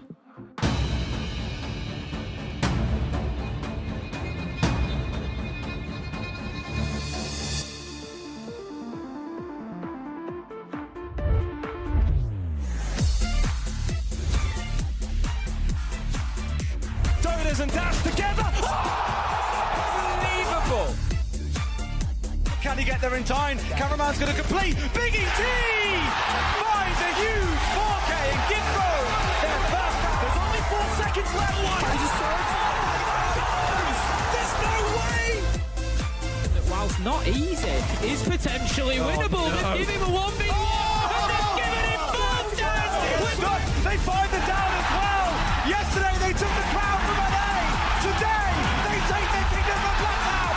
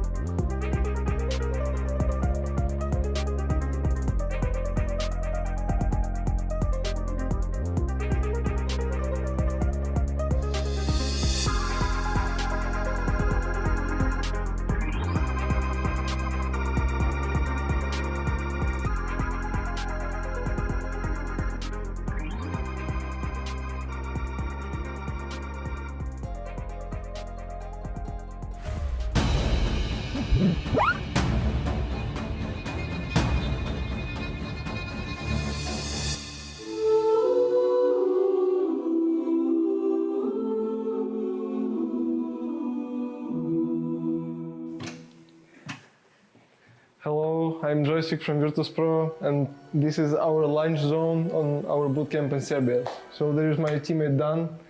Here we're just talking to each other, chilling, eating healthy food. Ты уже поел? Я да. Ну, так нечестно. Да. Я буду один сейчас сидеть и умирать А я себе. буду пить кофе. When I was a child, I see the first international of Dota 2.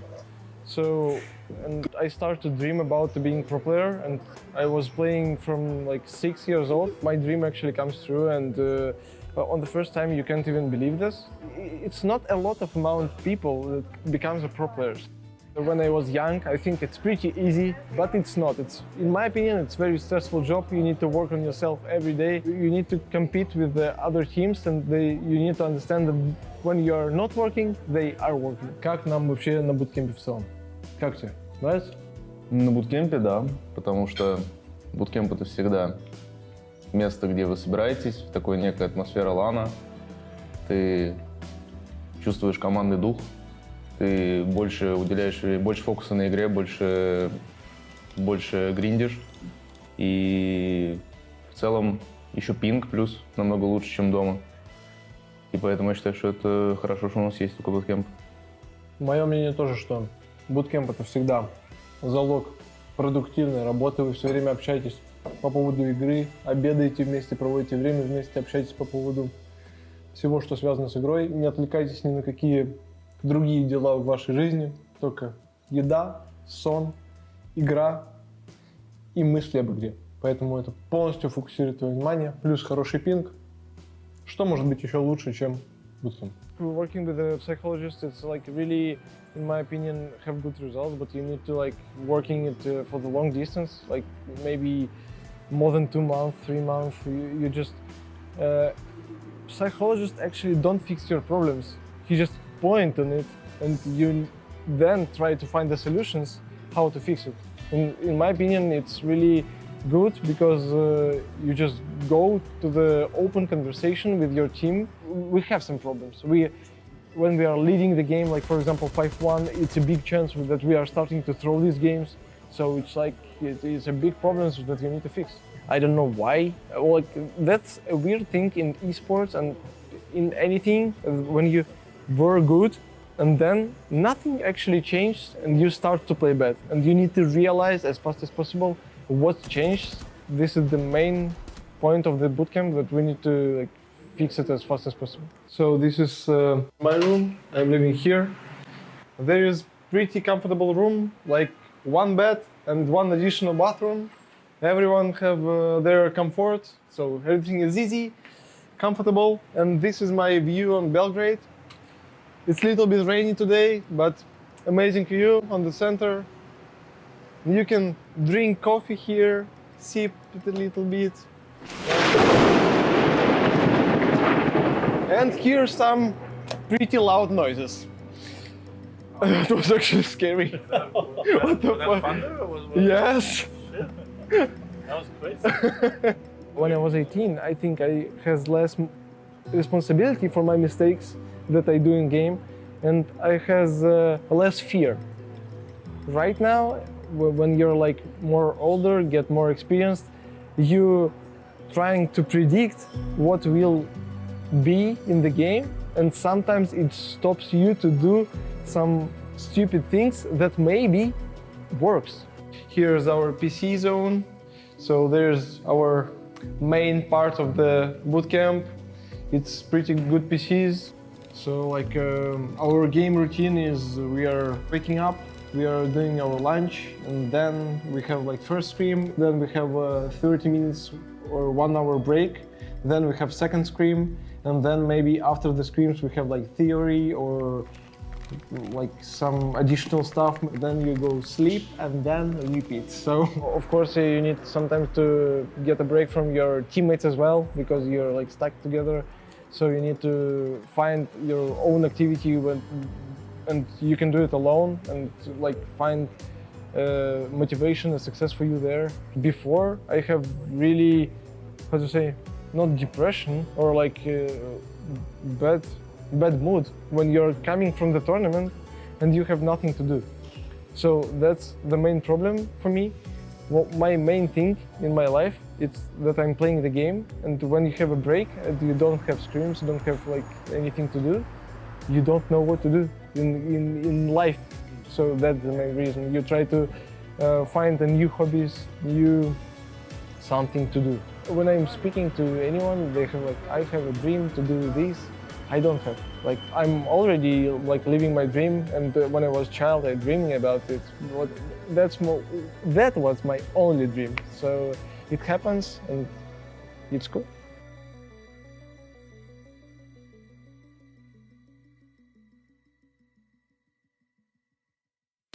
An incredible piece that we just saw with Joystick in Belgrade at the bootcamp that Virtus Pro is going through. I thought it was absolute cinema, really, the whole thing.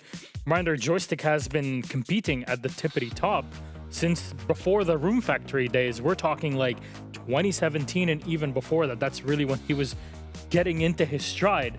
This man has seen ups and downs in no other way in Siege. Yeah, I think he was very real for multiple things. I think first and foremost, and that's something that I felt myself when I retired, being a pro player was my dream. When I retired, what do I do with the rest of my life? I don't have studies. There's no one tells you and takes you by the hand and be like, hey, after you retire, this is what you're gonna do. You're gonna find a new job. And so like it's so real for me that he's accomplished his main dream. Yeah. What does he do after that? You know, what is there after the scrim? And so for me, that's something that is extremely, extremely honest. And the second thing was about the pressure that builds when you're older. You start doubting yourself. You start overthinking stuff. You don't take as many risks as you're younger. And we can see that the mental problems are affecting the team performance. And for me, I just love that we have a player that's been there for so long, that is so talented, but also so transparent about the troubles that you face when you're a pro player. It's something that I just love to see, that he's able to speak about that. And it maybe contextualize a bit some of the performance that we're seeing in stage 2, like you said, you know, when all that's going on and that threat of relegation is very real, it creates a lot of pressure. And then, you know, what do you do if you don't have this? You know, I've been on a team that was relegated and played under the threat of relegation, and it does take a mental toll. So yeah, props to Joystick, because it was a really admirable interview, actually. Really, it takes a lot to get it from the heart like that and be honest. So thank you very much, Joystick, and of course, Lasse and our media team for having gone to Belgrade for it. However, ladies and gentlemen, we have our game. Let's swap it up top. Come on, gotta go. Falcons versus Gen G. A lot on the line here for, I guess, looking at the future of EML in many ways. Gen G that want to challenge that. Falcons that want to get back at the top of the nest here. So let's talk about Falcons and what they have to offer for us today, because right now, again, I'll keep repeating myself, they're up and up and up and up. There's a challenger, but there's no reason for them not to knock them down. I mean, they were challenged, I think, the last few weeks. They were looking like the most consistent roster, and, you know, I think that after that wild defeat and being taken multiple times to overtimes really showed us that there was still some cracks in our champion. I will say this, though, I think that they're a team that needs to grasp that top 2 in EML. I think anything below that would not be the proper answer to what happened at EWC. We do see a bounce back from that team. We see all of the investment in more theory session, in more scrims in that team as well. I think we've seen the hard work. Now is the time that they basically reap what they sow. And that investment's paid off. If we take a look at their stats across the stage, you'll notice that actually they are first or second in almost all of the stats categories that we track, and actually all of the important ones as well. So attack and defense, those headline stats, when you're doing 63%, second in the league, you know, that's great attack win rate. Defense is good as well. Entry and the conversion, especially when they get the entry, they do not take their foot off the gas once they've got that entry.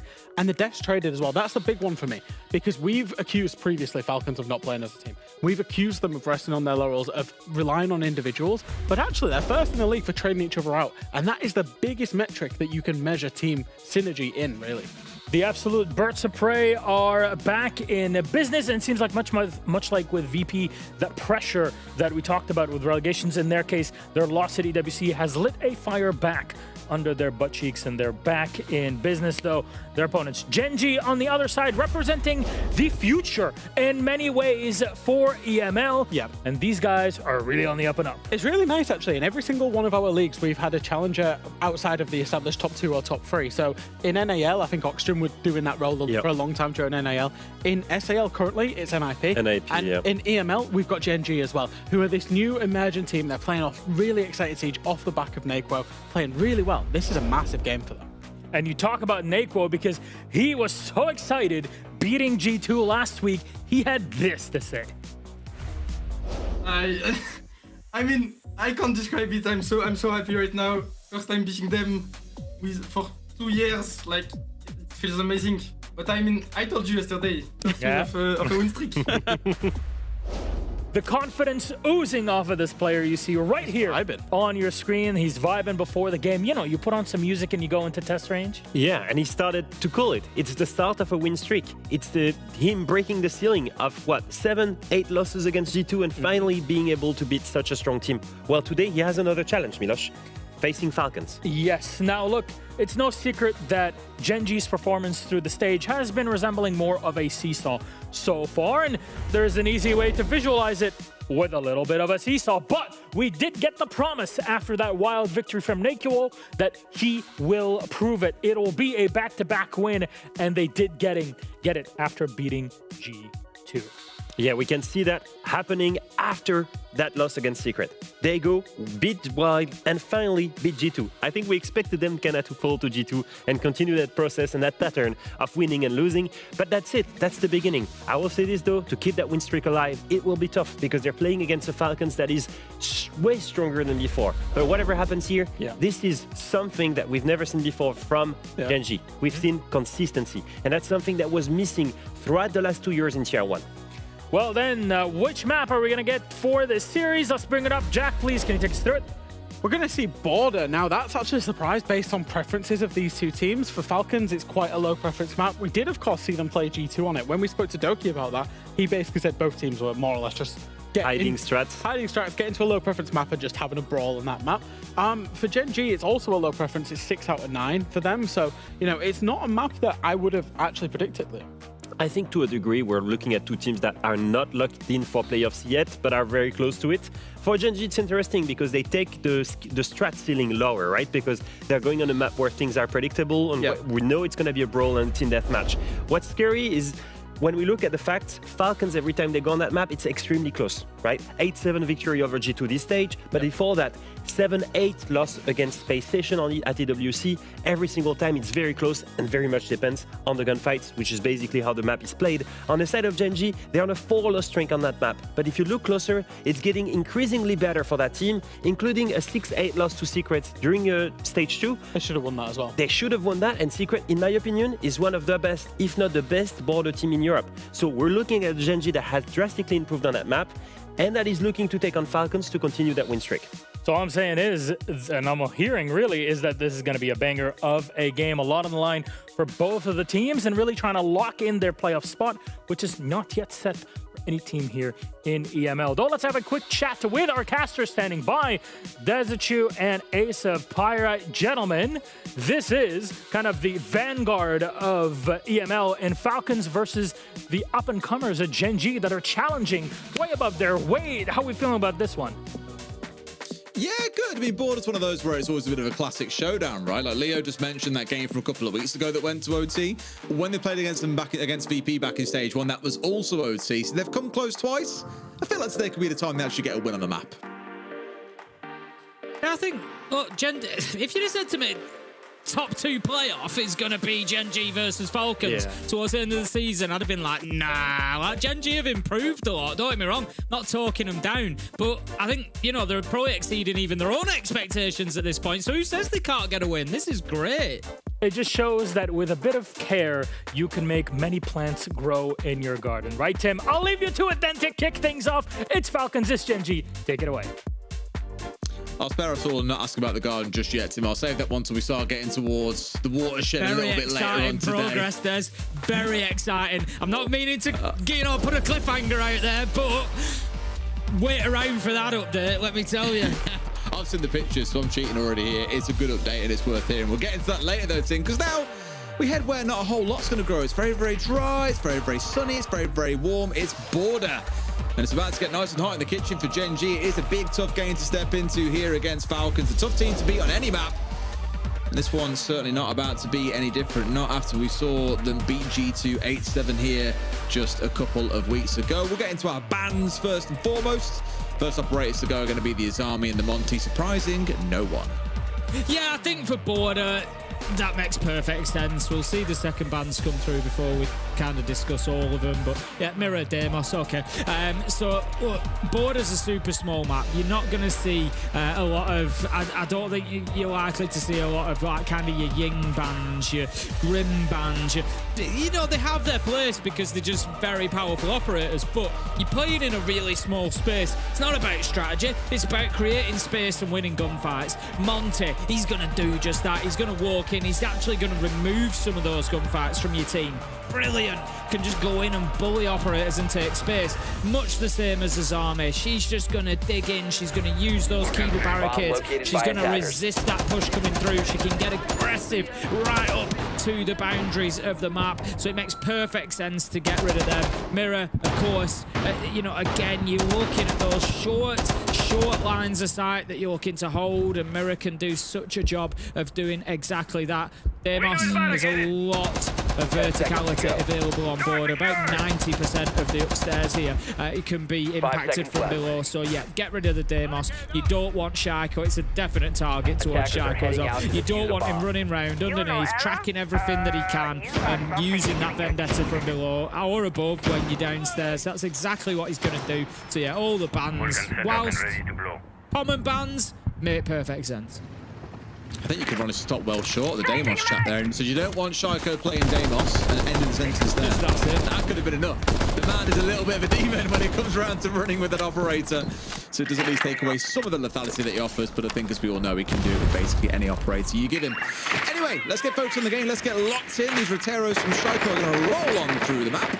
Very common seal 4Ds being used. Let's chew your way through barbed wire, through bulletproofs, through shields that might impede you. And of course here, also looking towards Goyo canisters and cancel barricades. Now like this rush down. Screw you, Chanka, we're here to gun you down nice and early on, looking for just that. Got to be mindful of the man in range, and no, he can't quite finish him off in time. That's heartbreaking for Brede. Thought for sure that he'd find his man, but no, the cover was great. Skies finally finished off by leaking back, and it's all gone a bit aggy, Tim, around these stairs. We're only 60 seconds into the round. Yeah, it's exactly what we expect out of border, isn't it? Realistically, just throw everybody into the maelstrom and see who comes out of the other side. Well, it's not going to be Deadshot or Scars, both of those by the by now.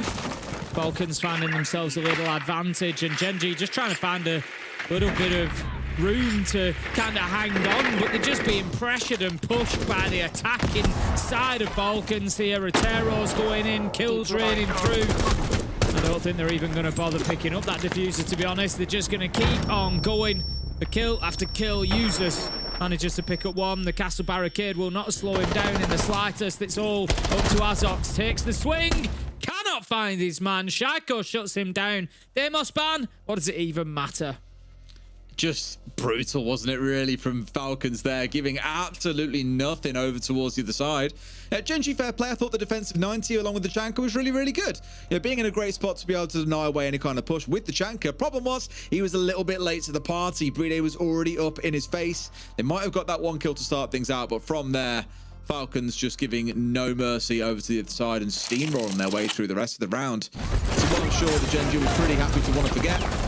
See what they can do going into round two. But like I said, pressure here is just brilliant. Like, it's good to have Nako there on the support as well. But from that point onwards, it was just pretty miserable, let's be honest. Yeah, I'm not sure that we're going to see, you know, the rest of the game necessarily continue at that sort of speed. It is border, so who knows? But I think one thing we can count on is that Falcons will remain aggressive on the attack because, you know, we often talk about the attackers on this map. It's about getting inside of the map. That's where your fight's going to be. You're going to be fought at doors, windows, barricades, everything that they can. So once you're in and established, attackers tend to win more rounds than they lose once they've got that foothold, that little bit of a beachhead to build from. So Falcons will continue to be aggressive here, wanting to get inside and get themselves aggressively situated, locked in, and ready to use that utility. Just looking at how they're going to deal with this top floor. They've got Solotov to help with the clearance of the roamers and the extended hold that is up above. They've got Leakerpack, they've got Shaiko, both likely to be used for verticality. The Roteros might be used for a bit of barbed wire and a little bit of utility, maybe try and take out a bulletproof cam. There we go, barbed wire's going to go. But yeah, any spares will be used then for that vertical sort of soft destruction. They know he's here at this moment, Tim, but once they do, he should be dead to rights. Nades to make him move, flashes to push him away. Doc could be cool to punish him. They've got all the things that they need here to make this happen, but it is, of course, a bit scattered off towards the other side of the map, so you don't want to commit too many resources trying to get control of that. But got to be careful here, Shaiko, that they are not going to get bitten off by him, not knowing it this side of there. There's the call that I was on about coming out. Every player you see getting that lovely red icon above their player card in the bottom right corner of your screen. They can hear it from a mile away, Tim. Should be no nasty surprises here to upset Falcons as we cross that 60-second mark into the round. Leakerpack, interestingly, still underneath at the moment. We see him moving his way back out of the map, but he's not going to join his teammates above just yet. And they are going to need him up there on the book. They've got the soft destruction of users with those soft breach charges, of course. They may well feel that that's enough if there's only a couple of angles that they want to open up. I guess they might get the job done for them. Beautiful shot from Solotov. He knew to expect Azox in there behind the half wall. If he can move in now and get himself established inside of Armory, also going to get access to all those cams as well. Yeah, another call so to come out. There we go. Second one of the round ringing on through as you get towards the 70-second mark. So the invitation they need to start their march on forward here. Flash up over the top. There's no one here inside the fountain.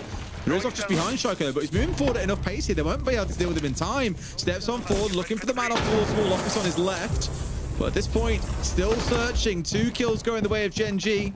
Almost got a little bit paralyzed there and didn't want to push further in towards Armory itself, and they paid the price for that, Tim. Not enough of a pinch on all sides has let 2 members of Gen G get a kill and get away. Yeah, they've taken full advantage of that situation there. Gen G have just, and it's only a tiny amount, but they've been given some breathing space is the reality, and they've done what they have done with it fantastically well. Got themselves a couple of kills, retire back towards site. They're all in and around site now. Nobody up on the top floor. Control is Falcons, but there's only 20 seconds left to go, Des. Is that really enough time to try and recover the round? I'm not too sure that it is, Tim. Not looking pretty. They'll try the very, very best making use of these light screens. But that diffuser's got to go down, which leaves you in a 2 versus 4 temporarily. A spray coming on through. They've got the vertical cover, so they've really tried to go for minimal control here. But they sorely need to win a gunfight or 2 to keep this one going. But no! The C4 from the window by the looks of it. Very well placed. Nets them the round. Much more convincing from Gen G, but not quite enough teeth being shown by Falcons. You could almost call it a little bit of an oversight, allowing the nitro through there. But there was just so much to cover. For the Dockerby there, you're trying to cover workshop, you're trying to cover the rotation, you're trying to cover bottom metal stairs, you've got to worry about the window. Like, there's so much going on there, and you could kind of see it in the frantic gameplay, just swinging angle to angle to angle, trying to create that little bit of safety for Breede. But ultimately, when you've got 4 different directions to watch, you know, the vertical play can only help so much. Realistically, they can only watch one angle. They can watch the rotation, that's it. Because you don't need to worry about the door because nobody's really coming in through there. So when it comes down to workshop, bottom metal and storage window, it's all up to Solotov in that situation. So very, very difficult for him. And like you say, Falcons, I think, just not really showing enough bite early in the round to give themselves time to have a realistic opportunity at putting that one down. So we will move on. Gen G will take us back up to the top floor. Attackers are moving to defuse the bomb. Well, indeed, give that one another swing. Don't want to go to the offsite. Not going in towards bathroom towers instead. As you say, a repeat upstairs. And a small change in tack maybe coming out here. No shield coming through for the side of Falcons. Again, Breede doubling down, playing behind that sense. I wonder if we'll see it banned away in the next round, because we have seen them run it every single round so far. Be that or the Dockerby, by my measure, one of the 2 need to disappear. Because although they haven't strictly been highly frustrating. And you can see that it's part of the Falcons game plan on this map. You know me, Tim, I love seeing Docker be taken away, especially from Falcons. I think as a team, they rely on those phone calls a lot to step forward and take map control and be so aggressive. It's what has largely enabled them in the past. I think you take that away from them, you're taking away a very, very significant tool that they use to make their plays around the map. So I think it's going to be a Docker B, but we'll see, of course, after this round. I think you'll probably get what you want, Des. I'd be surprised to I want it, just what I expect. Yeah, I mean, you do want it, Des. You're always gagging for a Dockerby ban. I think we probably will see it because, like you say, border. It's such a map of trying to hold specific positions, and having those calls ring out really do prevent at times you being able to do that. Well, he's dead. Manages to take. That's one way of dealing with it. Don't bother banning it. Just get the kill. 5 versus 4. Good entry for Gen G. Operator's too strong. Just kill it. Lol. Like, what are you worried about? It's a good entry to 5 for sure. Of course, it was Solotov getting the entry in the previous round, if you remember, looking up towards main breach. Shot onto Azox was absolutely beautiful. Now we're trying to see a little bit of a scramble from Falcons to try and get any kind of control or aggression coming on through. Shaiko, the one dancing around 90 here. Just to get a little bit of a slowdown. Leaf has to lose his life for it. A little bit out of sync with each other there. Shaiko gets the trade at the very least, but he's lost his man on the downstairs here, and it only hurts his team because there's 3 of them. There's 4 of Gen G. Gen G will happily play for trades all round long because a little bit of quick maths, they get left with 1 and they walk away the winner.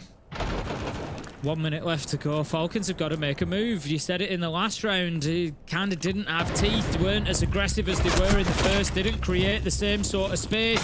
Users does pick up 1, but there's always an answer from Gen G. At the minute they find the last. It's an easy pickup. Shots to the back will get the job done.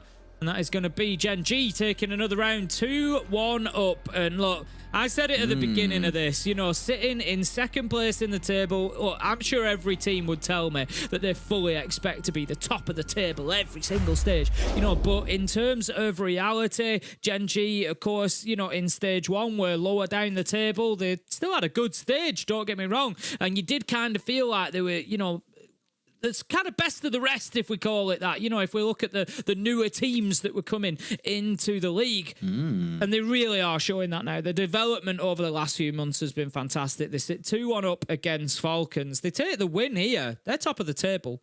Clear top of the table. And that's crazy when you think about the teams that we've been used to seeing at the top of our standings and being at our international tournaments, being at SI, for example. It definitely is a twist in the tail, but we love an underdog, Tim. And Gen G may always be showing they can definitely punch their way up. Now, the ban coming out is the Blitz, and of course I was saying, okay, I'd love to see a Dockerby ban come out. It's in the 3 rounds in a row now. They've shown over the last 2 rounds they can deal with it. It's not the end of the world for them. Yes, Falcons need to move on forward, but the only round that Falcons have won was off the back of Brede pushing in aggressively, creating a little bit of chaos and forcing Gen G to be a little bit lost at the pace coming out of Falcons. So I quite like this is a way of slowing things down a little bit still. You will see other shields coming along, but not quite as fast as the Blitz.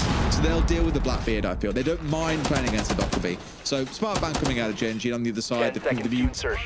Again, we spoke about it a little bit back on Consulate, but a similar story. It just helps you move so much more fluidly through the map that I don't blame them at all at wanting to take away that impediment. Attacker's objective is to defuse a bomb.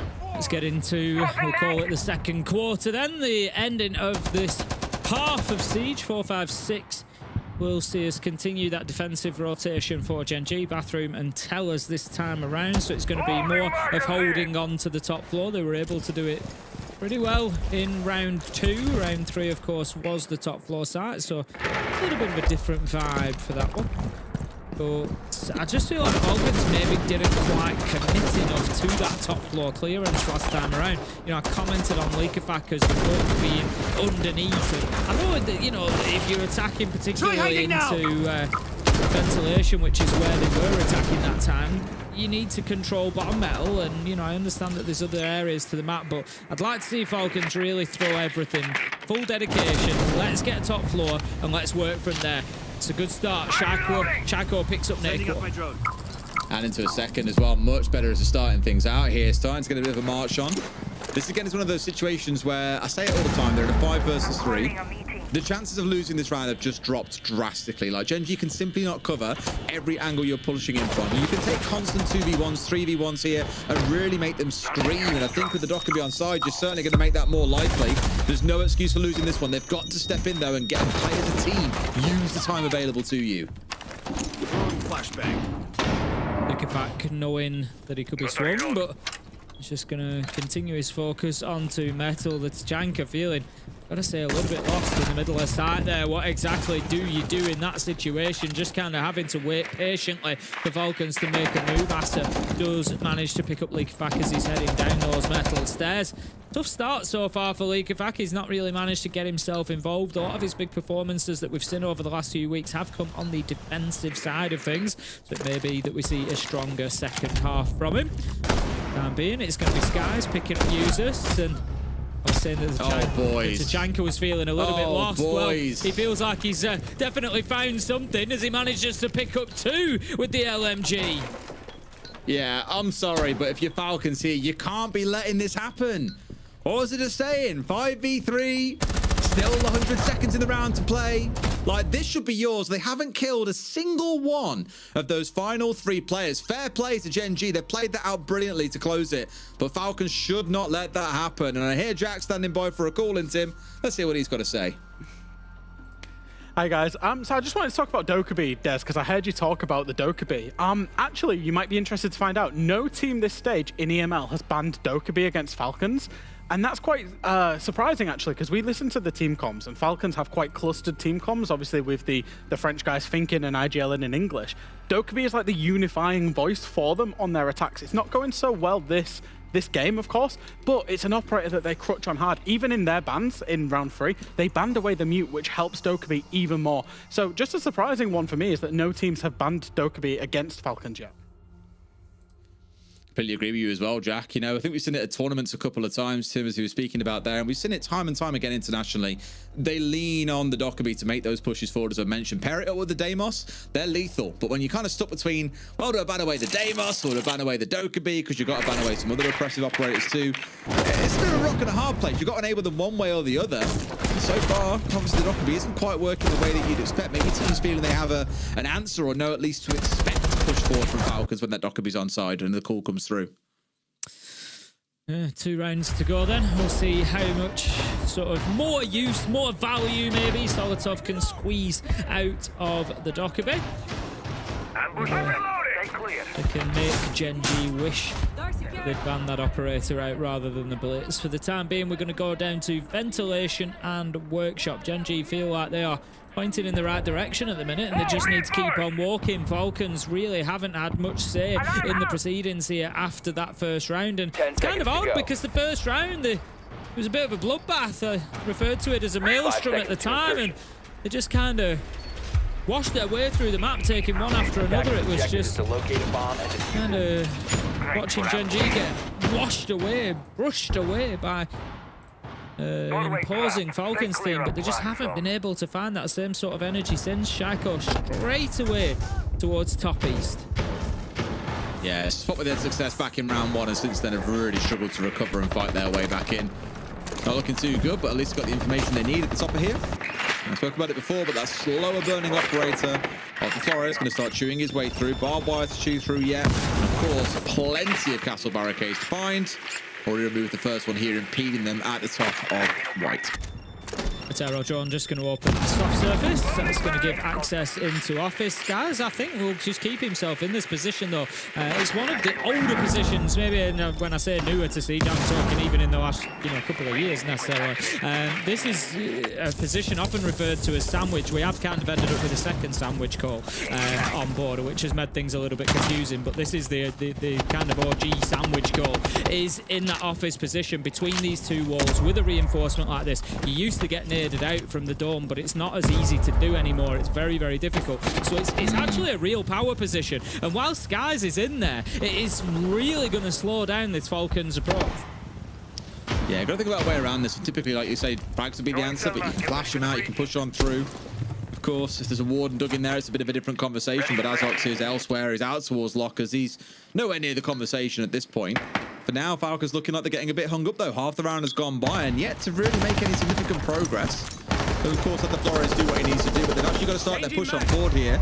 That march now begins. It's Asa falling down, a 5 versus 4, almost into a 5v3. Sky's going dangerously low, finally picked off here as well, as they almost connect to third, but no, not yet to go the way that it needs. Shaiko hits the deck here as well. It started out a 5v3, Tim, and slowly it's already starting to slip away here. We're down to a 3v3 as Gen G, they put those walls up and they push back. Yeah, and this is something that Gen G have done fantastically well. You clear one of the power positions, but guess what? The second and third have got something to say about it. They've been fighting their way back in beautifully. Azot just going to switch to the shotgun. Is he going to get this engagement at an angle that he wants? He's going to step around like you say. He doesn't know. It's a freebie onto users, and he drops away. Advantage gained and kept. Nitro goes out. Can't find its man. 2 versus 3. 25 seconds left to go, and Falcons are floundering again. They're trying to put the diffuser door down. I'm not sure that Gen G can do anything about it. Expect get a couple of kills, Tim. It's easy as pie. 2 for Deadshot in the round. Nako getting the man above, and Gen G are going to be up 4-1 on the defensive border, Tim. Not often we get to say that. We've seen border be one of our more attacker-leaning maps globally. In fact, it is the most attacker-leaning map around the world. But as it stands, Gen G are just not letting Falcons in. They look like they've got them all figured out, and they're up 4-1. That top spot of our league table ain't looking so far away. No, it's really not, and I really like what we saw from Gen G there. When that plant was going down, they made a conscious choice, I think, to say, we've got a 2v1, a 3v1 on the guy above. He's the only one, and I often talk about this. When there's 2 of you left, putting the diffuser down is a big risk because it leaves the other person in that 1vx for that 7 seconds whilst you're planting. And Gen G timed it beautifully. We challenge him now, we push him now, we get the kill on the man covering, and then we worry about the Blackbeard afterwards. Then we worry about the planter afterwards. And it just worked out brilliantly for them. Attackers are activating the diffuser. It's wonderful stuff. And I was looking actually at the fixtures that we've got Gen G stepping into across the next couple of days, and the 2 teams that featured in our last game are who they have as their opponents. Fnatic, who we've seen struggle sometimes to finish out rounds, and Virtus Pro, who you just don't really know day to day what it is you're going to get from them. You'd quite fancy if they win this game and go top, that they could press on and win the next 2 and finish top of the EML stage. It would sound absolutely bonkers that would be at that position, because again, coming into the stage, you never would have expected that from Gen G, but here we are, and that's the reality that we face. Just 3 more rounds, and they're in a golden opportunity to get that done. Falcons reeling here and trying to find a way in. But as said, Gen G are putting up them walls and pushing back hard. Love it. Yeah, Falcons are scrambling, but just nothing's really working at the minute. And you look at it, it could be the scoreline's actually important as well. That's what I wanted to mention. You talk about, you know, possibly keeping hold of that top spot in the table. It's going to be G2 that could tie them up. G2 playing later on today, of course. They're both on 13 points coming in. But the round difference is only 3 rounds. So Gen G are currently plus 12. G2 are currently plus 9. So a big win in terms of round difference here as well could be a massive help if they do want to lock in that top spot. I love that aggression towards B-Day early on. Yes, it was mainly utility, but it's enough to deter them from rushing their way in towards East. It's pushing them out towards Break Door, where we've got Nako, the demon of EML at this point, stood ready and waiting. But he's going to round himself all the way off towards main breach here, trying not to make too much of a sound so he can get a bit of a side stab or a backstab onto this player inside of security. But for now, just waiting for that next call to come online from the Dockery before they make their push forward. You're just kind of looking at this and thinking, is it going to be the same situation again? Falcons have got the entry, they've got the advantage, but Solotov, low health, Breedy, low health, and everybody else on the side of Gen G is a full complement of HP. You look at their positions, they're just digging in, they've got the top floor hold, they're there ready. And it's now just, you know, your turn, Falcons. 1:15 left to go. And you can just see it coming almost, you know, again, where Falcons go to push in the later round. And Solotov and Breedy go down quickly because of that low health. And it's 4 versus 3. And they're having to battle back. And you just wonder, is history repeating itself? Well, get ready to battle, Tim, because that's exactly what's going to come down to get towards the last 60. Nako gets Shaiko for free, slips the net, and I don't think they're able to catch him out here as well. They know where he is because they can hear it ringing, but it's infuriating because they can do nothing about it. Here he is on East. A charge down to try and catch him out through the barbed wire. Here's him the whole way. Sky's shut down elsewhere, but Nako's still dancing around. Every player on the side of Falcons starting to run low on HP, but it doesn't matter, Tim. They get the headshots they need. It's into a 4 versus 2. Yes, a big loss for Gen G there. They really needed to deal with those East stairs better. Toxic Babe canister comes out. It's going to slow things down. everybody on Falcons is very low health. It's going to take very little. Asa manages to get one. The kills come in, but somehow Falcons are left standing. I think everybody died within about a second and a half there, Des. And Falcons just managed to sit atop that pile of bodies and get themselves a second round. Ooh. To get 4-2. That's pretty good for Gen G. I think they defended themselves a 5-1, but for Falcons to get that one over the line gives them that little bit more breathing room now that they get to switch onto the defense. I'm really interested to see how Gen G attacks. They were excellent on the defensive side. Barely gave room over to Falcons, except for in that first round.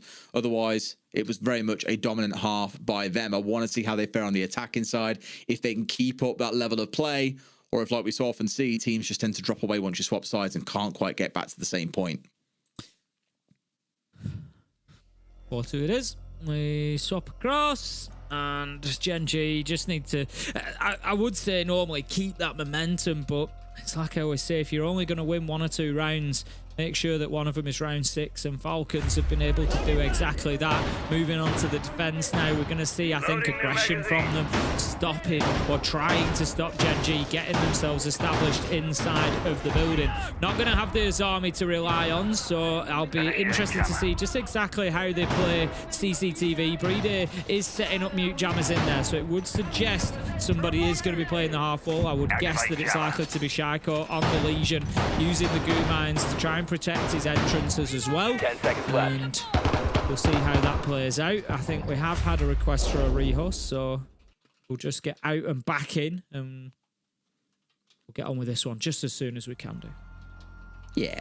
Tim, it's a great chance to ask about the garden. You should do a big update for us. What's going on with the garden then, Tim? I don't want to leave people hanging longer than necessary, Des.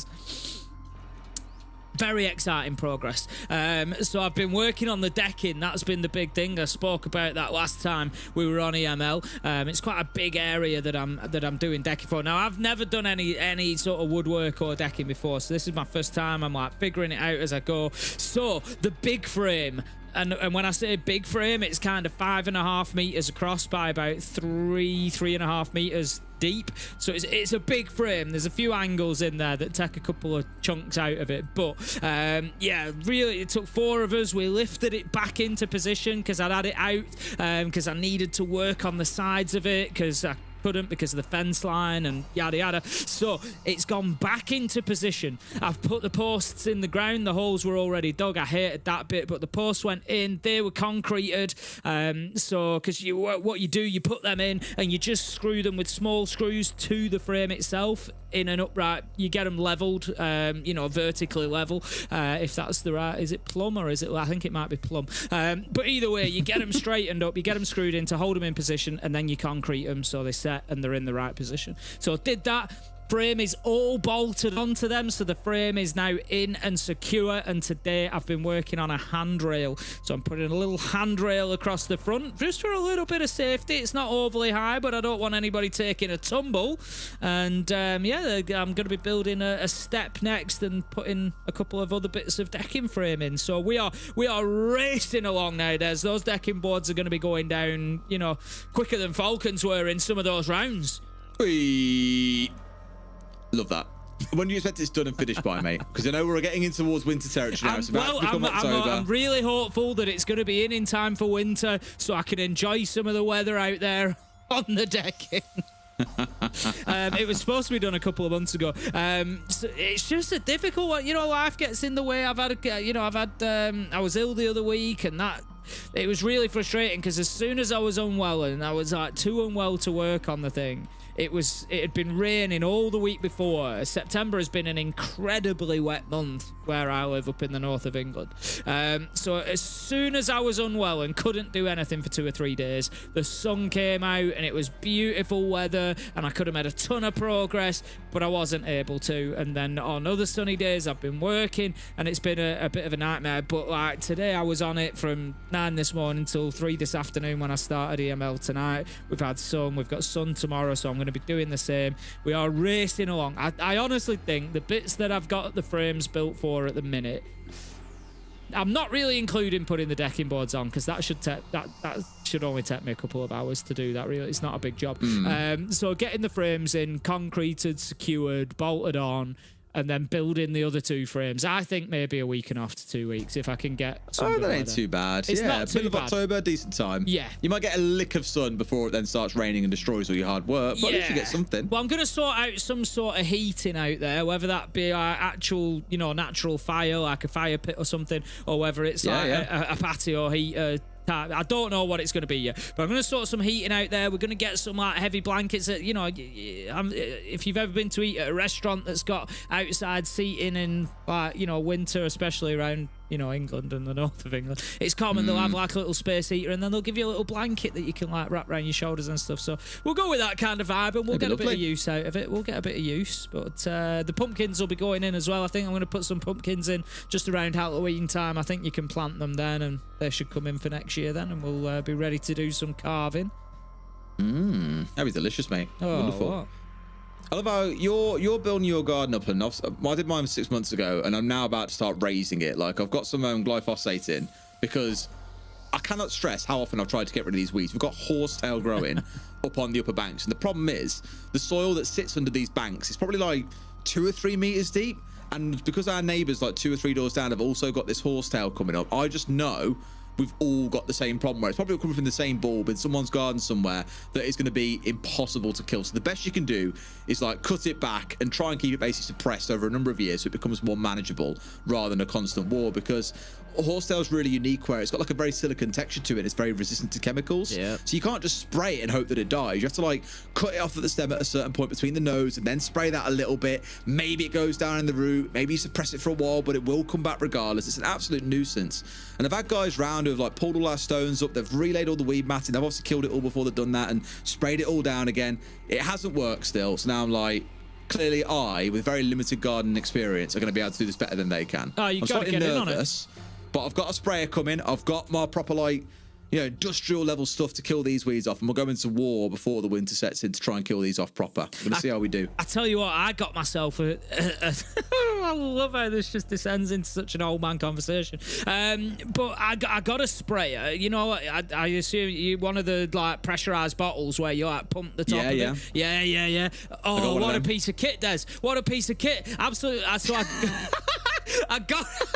I got it to do the when I was cleaning my patio up. So because my patio had been it'd been left a little bit, not being cared for properly by me, and it had some black spot mold on it. Basically, you have standing water, it'll like over time it kind of develops like a lichenny black spot mold on the surface of the flag. So I got some cleaner, and it's come up a treat. Let me tell you, it's absolutely beautiful.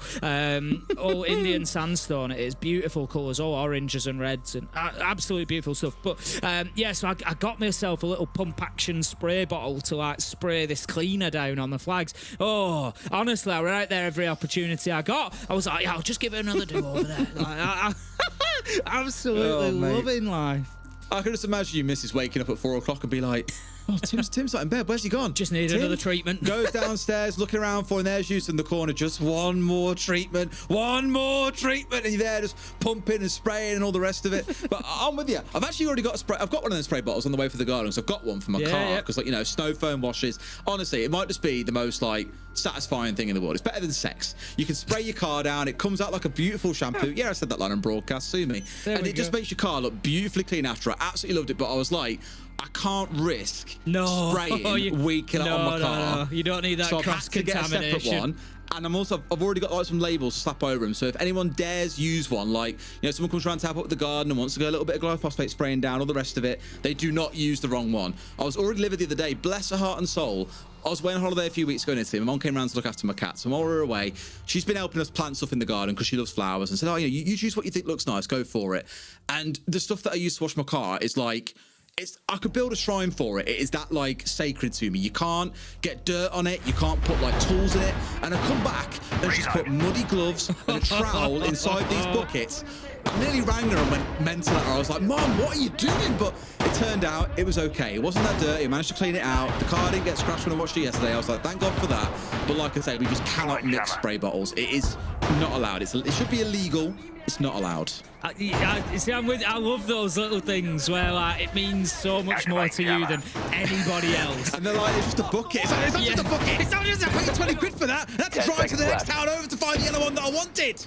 Yeah, I love stuff like that. I'll tell you what else I love. I love Siege, and I love that we're back into this one. We're going back to border. It's 4-2 Gen G. Do not adjust your sets or whatever it is that you're watching on. You are seeing it correctly. Gen G came out with this solid defensive half. Picked up a 4-2, and Falcons are, I won't say languishing, they're not quite there yet, but they have struggled to keep pace in a lot of those rounds. So, Gen G, how are you going to do on the attack? That is the question on everybody's lips right now. Yeah, it's the big question I have to them all the time. 2 halves to a game of Siege. A team can play well in the first half and be absolutely torrid going into the second. So I really want to see Gen G put up a good attacking half here and show us what they can do. And they're not wasting any time in what they're bringing out to him. This operator lineup, I'm already being sick thinking about what it could achieve. With the sense, of course, to block off a lot of vision, the glass to capitalize any smoke that goes down, a blitz to rush your face off, and all the utility that comes with the Capita in the back pocket as well. Vertical damage coming down the book. You can very clearly see what it is they're looking for here in terms of an execute. It's on Falcons to read that and stop it. Yeah, it screams Archive Store plan. With the addition of the Sense, it would have been a Ying once upon a day, but instead we're going with the Sense. You put the glass on the window, Archive's window, put the Capitao on Sandwich Repel, put in some flames, send in the shield to do the plant on the door. All these sorts of things are likely to go off. Deadshot can't move away now that he's done that initial Sense gadgetry. I thought he was just going to get peeked out of that door for a second there. And I think he knows that it might just come to that as well. I think an impact nade just gets dumped on that. It was users out there just trying to take away some of that light screen's functionality. They've definitely dipped away from this. I think the call here has been made from Gen G that Archive's door plant ain't on. We're going to have to go for some clearance. Yeah, it's interesting when you bring a lineup like this as well, because obviously this lineup is specialized in executing. It's not really there for a clear. It's not its job. Maybe a blitz can get away with it. You might even just try and make a play happen here. So we've kind of pulled away, as you say, and then still sent the glass in to try and cause a spot of bother. Deadshot going down to half HP is certainly not ideal, and it feels like they're trying to piecemeal together an attack here, Tim. I'm not sure I like it, but they're going to try and make it work. Looking to get aggressive now, and the plant does come out on the door. The Nitro gets the glass, but not the planter. They could stick this here, but in a 1v5, there's absolutely no chance. He's going to try and get any kills that he can. Breeder swings around and gets the kill. That'll be a flawless round for Falcons, and I'll tell you what, never truer. And there is 2 halves in a game of Siege. Falcons come out, look like a completely reinvigorated, different team now that they're on the defense. Super solid. They get themselves back within 1, and to be honest, with the way that it's gone so far, it feels like a little bit of a steal for Falcons. They can kind of count themselves lucky they're not further out of this one, but they look really good that round. Yeah, 5-1 I think would have felt like the justified score for the first half to Gen G, and Falcons have got a real opportunity taking the 2 that they have now back in striking distance. They're only around behind Gen G, and with a defense like that, you might look at it and go, oh, well, they managed to get the diffuser down, so therefore the defense wasn't that good. It was a retake setup they had. They denied it a little bit with the C4, got rid of the glass, waited for all this utility to get dumped in, and once it had expired, were just ready from that point forward. It was really, really well played by Falcons overall. Dealt with it supremely well. A real team effort, as the boys are showing there towards the end of the round. And I agree with you, Nakro. Certainly not what we wanted from the first round of the attack, but good thing you got a few more attempts to go yet before Falcons are in position to be able to actually win and close out the game. Still 4-3. We're going to find ourselves going down to Events and Workshop here in our second round of the half. Going to be a top floor hold from Falcons. We can see that already. We've got Solotov on the Legion out in CCTV. Users is opening up the verticals from above with that shotgun of the smoke. So lots of work for Gen G to be doing. They do have the dog to be on the side. Neko is going to be bringing that along, so that will at least assist a little bit in possibly moving a few players around. But it's kind of one of them on border. It's a funny one because you know the extension and the roam is going to be there. You know where the players are likely to be positioned and to play. So there is a world where they can kind of just ignore it. There's a mute on side as well. Those calls come in. Oh, there's somebody half wall. Right, great. I don't need to switch my phone off. You know I'm half wall anyway. They can just kind of sit there. You can. Well, for now, it's about trying to step on forward and see what they can make do with it. First phone call coming online as that march forward begins. Claymores being down, as you just saw a second ago, along with the gridlock, just showing they don't want to get themselves bit off and chewed out here by the other side. Really should have Deadshot dead to rights here. They got rid of Ace at the very least. Solotov has fallen for the pleasure as well. So a 4 versus 4, not too bad. And the C4 from below as Breed Ace strikes. Deadshot gone and offline. Falcons certainly showing Gen G this ain't going to be a walk in the park, and Psycho gets another. This one already looks to be going the way of Falcons, Tim, and that will bring us all square at 4 apiece. Yeah, this has become a very different game in the last couple of rounds, hasn't it? We spoke about the possibility of Gen G even taking the top spot in the table, and Falcons have decided that it's definitely time to fight back. They're having absolutely none of it. Their top spot has got their name all over it. Chaco is just going to wait for the push to come on to break door here. Azox thinking better of it, and on the gridlock being that 1 speed, of course.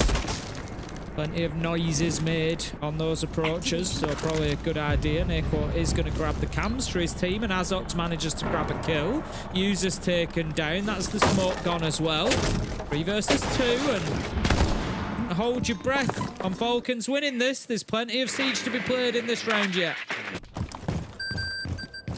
There is, but I don't think, air quotes, they can pull off a 2 versus 3. It would be very unlike Falcons to let that happen. Yes, on the other side of things on the attack, we saw them lose out of 5v3 catastrophically. Should not be happening.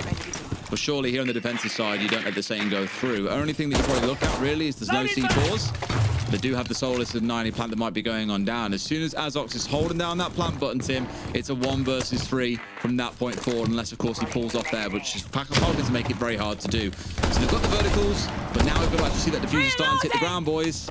And like I say, good luck when you're in that 1 versus 3.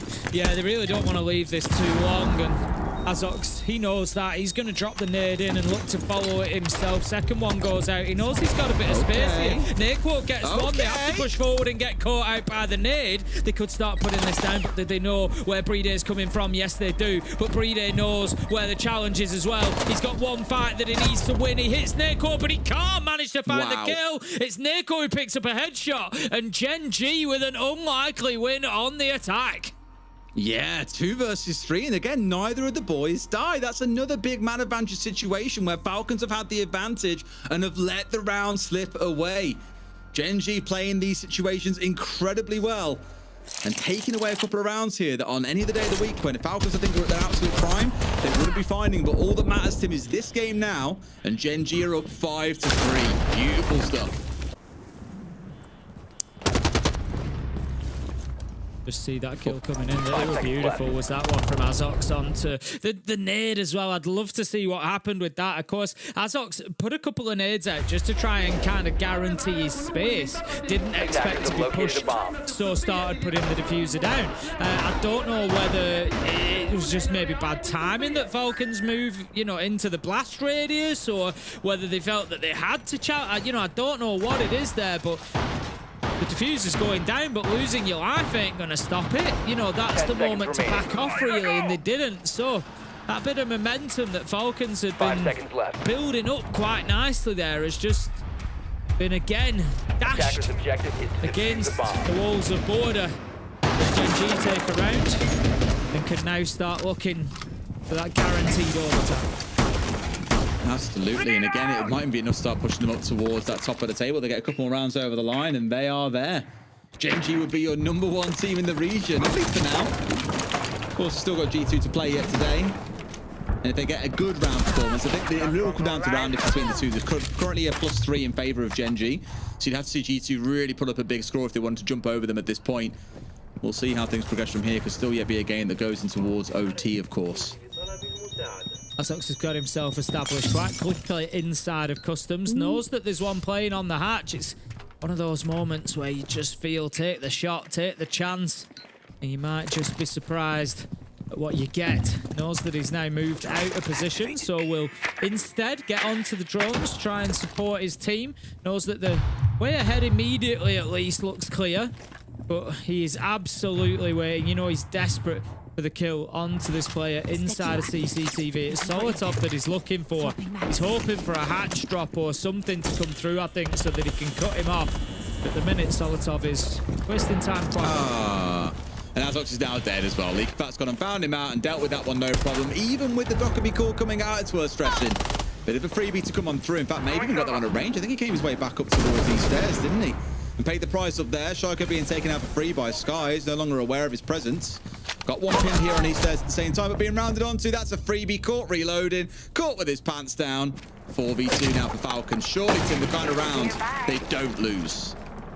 Yeah, you would expect so. We can see that call coming on in again, but it just hasn't proved effective or disruptive to Falcons whatsoever. Naquo does manage, however, to get some value out of it. Picks up the kill onto Solotov, and that's the Solis taken down as well. So a little bit less intel for the side of Falcons. It might give Gen G a little bit of something to work on. 50 seconds left to go. How much can they do with the information they've got here from the Bulletproof and the remaining Vault cams? You should say there is enough time to work with. Wanting to find a kill though. Oh, apparently they knew. In fact, they do know Tim. As Juicy's down to about 20 HP. Bit of a nasty surprise from Death on above. They've got to make this happen. I don't think one thing dropping in through a hatch this time around is going to work out the same way that it did the previous round. Not on this side at the very least. They surely need to get a kill from somewhere to leave that player who's still stood up on 2 feet in a 1 versus 2 as the plant is going on down.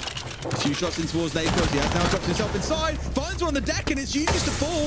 The 2K in the round. Got to still get rid of these last two, though, Tim. Offie rounds here towards the side. The flash over the top, trying to find his man, but no. Brought down by his man off towards the right. Acer with it all to do, and he ain't going to get away with it. Leakyfax seeing him through the smoke first. Gets the kill, and Falcons keeping pace here. But you can just feel that Gen G have got it in them to pull ahead again. Yeah, Leakyfax was in great position there. Managed to get himself to the bottom of these stairs and coming through waiting. Just something that Gen G were not prepared for. They were focused for the fight to get onto site, and it was the flank that they should have been worried about all along. So those bans come in. This time we spoke about the 4th round Dockerby ban last time out. It was something that Falcons didn't suffer. It was something that Gen G chose not to take up, but this time Falcons say, no, we've had quite enough of those phone calls. There goes the Dockerby, and in comes the tactical timeout for Gen G. They know that they only need 2 rounds to lock in a full 3 points in the top spot, and they're trying to secure that. Absolutely. More breathing room, just not to run too far away. But it's looking good for them so far. And just a reminder us as well, Tim, of course, we're in Super Week. Other games coming up today for those that are curious. Next is the big one, BDS versus G2. Long ago would have been one of those games you look at and just go, wow. Like, crazy close game, but BDS obviously a little bit below where G2 are at the minute, but you never know what kind of surprise we could walk into. Then we have Wolves versus Wild before we close on Secret versus Matchco. So still some big games to come today, and this is only the 2nd of 5, so much more Siege to come. Much more Siege indeed.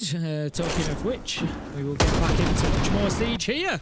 Falcons fighting to give us an extra 3 rounds in this one. You've just, I blame the desk for bringing up the average length of games within each region, and ours being 11.4. But you just get the feeling that all of the games today are going to be long. They're going to be going the distance. We're going to be seeing 12 rounds out of them. And we're not too far away from that being the case here. 1 more round for Falcons and we will at least see everything in regulation. And given that they've gone now to Armory and Archives again, you've got to say it looks like it's definitely possible. Last time it was about trying to brute force a blitz plant onto that Archives door. Falcons had read into it well. It wasn't something that Gen G even got kind of close to, really. Given the lineup has changed significantly, I don't think we'll be seeing that from them again this time. Whether it might still be an Archive side push, but I don't think it'll be the attempt at getting in through the door. No, most likely not. See a bit of a transformation, as you mentioned. See how it builds up again. Leakyfax play worth touching on here as well, because there's been a bit of debate around Solar since he got nerfed quite heavily a while ago now. You know, many thought you wouldn't see it for a good long time, and maybe there were extra buffs to come through at some point to make him more viable again that required a large rework. We just didn't see it being played overall. Whereas Leakyfax and a couple of other players, I think, have still popularized playing this operator a lot, Tim. Don't need the Solar Stones to get an easy kill like that. That's a little bit lazy from Deadshot. Has paid the price there. No intel inside of the map itself. Just let Shaco get a freebie and disappear into the halls of border. Yeah, that was great from Shaco. So Deadshot went to shoot out the destructible ingredient, the pipe just inside the door of these stairs. And there's nothing wrong with doing that. You're preparing yourself for an entry point later in the game that you might need to use. Shaco stood on balcony window, hears the shots go off, knows exactly what's happening, predicts that that's going to be the location position and hits an absolute worldie onto him. Shako does manage to get another before being taken down. 4 versus 3. Brede also bites the dust. 3 versus 3. Deko taking a ton of damage though. He is a breath away from death, so needs to be very, very cautious. Renting toxin. He does. A bullet to his name, same as Solotov to be fair. So all things equal here with half a round still to go. A lot of utility in the back pocket of Gen G though, Tim. I'd love to see him get used to some of this. Of course, you can isolate out a couple of these players. Got to be mindful of users and those specs that he can don to deal with the smokes that come out of the Capitao and the Blitz.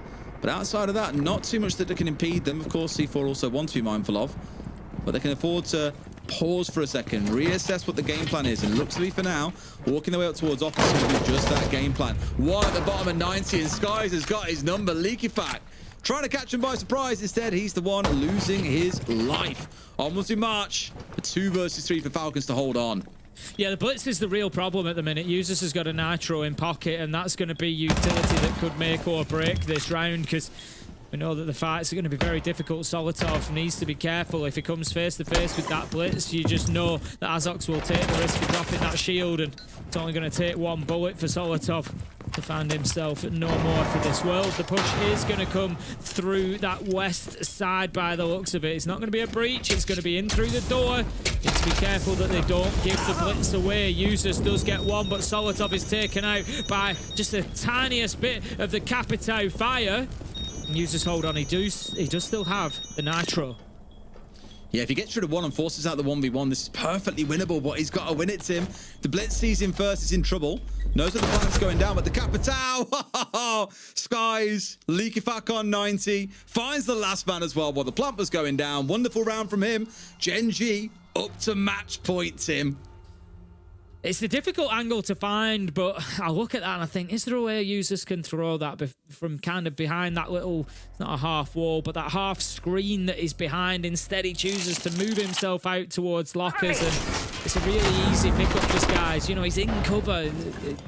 Does he need to expose himself? I'm not sure if he can thread the needle from that point. There you go, you see, he just moves out with Nitro in hand, not even really ready for the fight.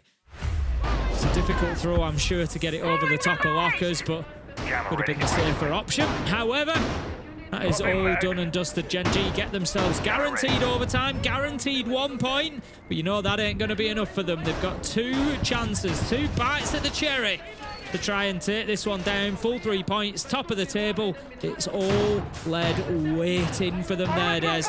They've just got to claim it. They have. Surely they'll drop a couple of rounds now. They've looked so good throughout the game. 10 seconds remaining. Like I said at the end of the previous round, have generally looked a little bit on top of things and feels like they could be the ones that push on to a win, and now they have that golden opportunity. Vents and Workshop going to be Falcons' potential last stand here on border. Gen G walk away and close things out for the second game of the day. Let's see how things go here and how they play out again. Shyke on the alibi once more. Trying to be nice and aggressive onto those windows around waiting area early on previously. I don't think he'll get away with the same thing again. Truthfully, I'm pretty sure Gen G will be a little more mindful of the antics that we've seen the Frenchman trying to pull off. Chaco is in the same position that we saw previously for him, inside of break room. I think he might find himself with the shield in his face this time. But are they aware of Chaco creeping his way around? I think, yes, they have seen him. Azox is not going to look to immediately take the fight. He's going to dip himself away. Skies manages to pick up Chaco, and that's a good start. That gives a little bit of freedom for the Blitz now. They've got CCTV. Deadshot picks up Solotov. This could be going the way nobody really expected, Des. No, and he's dropped the hatch as well. He's managed to at least keep himself alive here, but those 2 kills... This is a reverse situation we saw back in that first half. Remember, a 5v3 that Falcons couldn't convert. This time around, it's 5v3 to Genji. We'll see if they can do what Falcons could not and get this 2-man advantage over the line. They lose 1. Leaky back, getting rid of Skies for free. Were praised a lot after the previous round. Yeah, not quite so lucky. 4v3.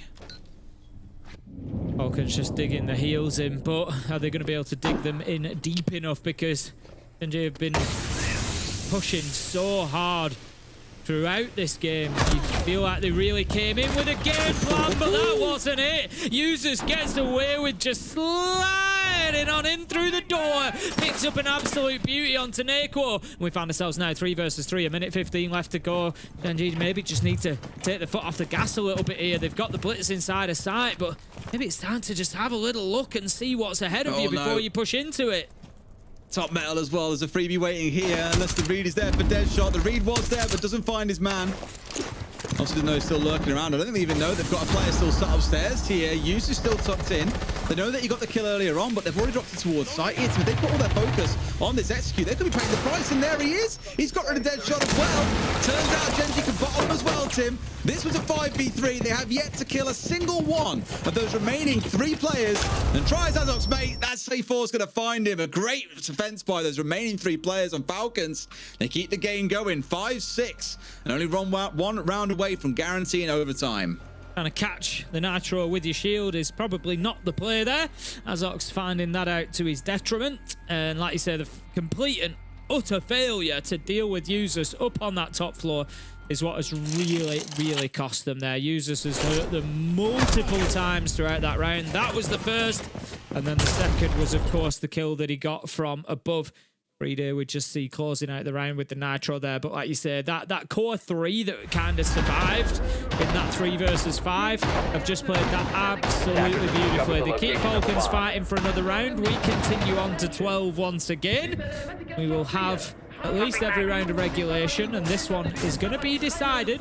Will it be 3 points and top of the table for Genji, or will it be a few more rounds of overtime as Falcons dig something out of the depths of despair that they seem to have encountered at times on this border, with Bathroom and Tellers to decide. A real battle to see how it closes out. I just don't know which way to call it, but we're going to find out one way or another, Tim. You see how things close here in the final round. I think being brought along, interested by Neko. I haven't seen too much of the Thinker. I remember speaking to someone a few weeks ago about this. You know, but Thinker obviously was really popular for a long time. Still got the nades. Still obviously a decent global team buff. Like, why the drop away? And it's more just, you know, there are other options here that can bring along nades. Like, why would you want to run something else when you can run something like a Deimos, for example, and do a little bit of work there? Why would you bring a Thinker? And it's more the case of still good. There's others that are better for the job, but we have seen the occasional team bring her along. Very good for those executes when you go pushing on through. It doesn't sound like a whole lot giving you that little bit of extra health, but I think as we've all seen the difference ourselves when playing sometimes, a few points of health can make all the difference, and that's what they're riding on. So especially to players like this that can squeeze every drop of value out of every P that they've got left to their name. In goes Blitz.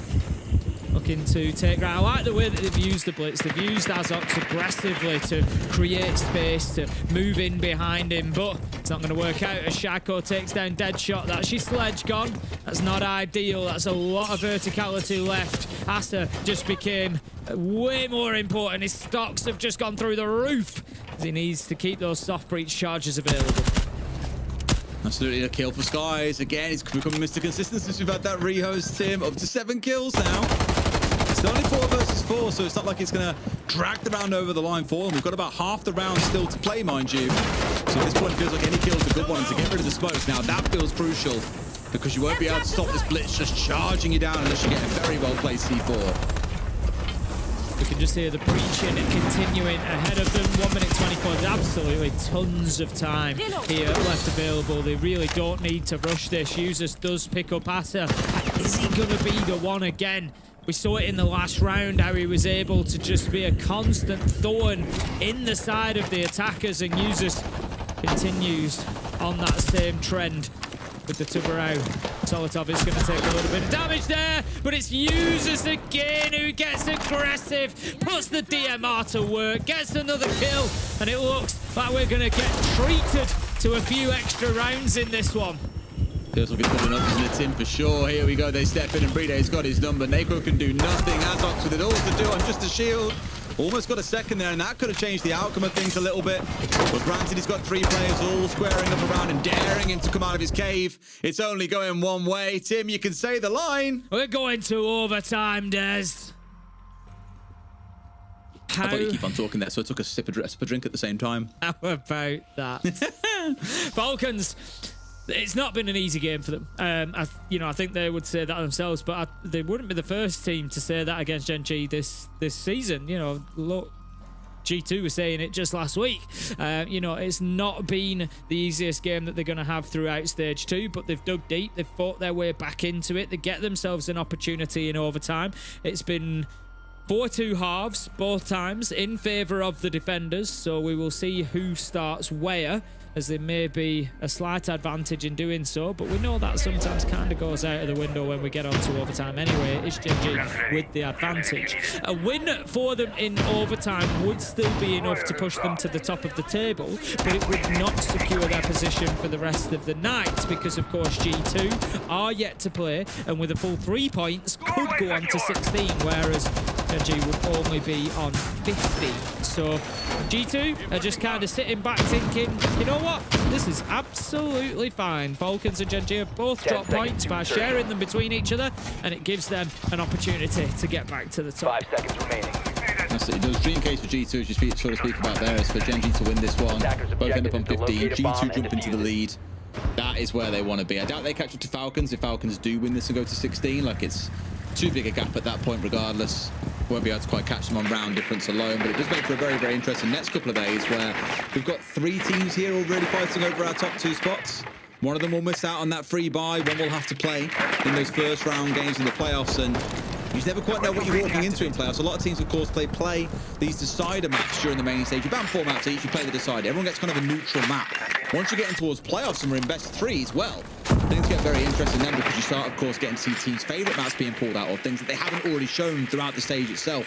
So that's when you can see big teams getting upset and surprised sometimes if they're not careful. Look at Elevate, for example, over in APL. It's been a bit of a miserable affair for them. Teams can get caught off guard, so you want to avoid being in those 3rd to 6th place points if you can. Instead, get in the top 2 and avoid the madness that is round 1.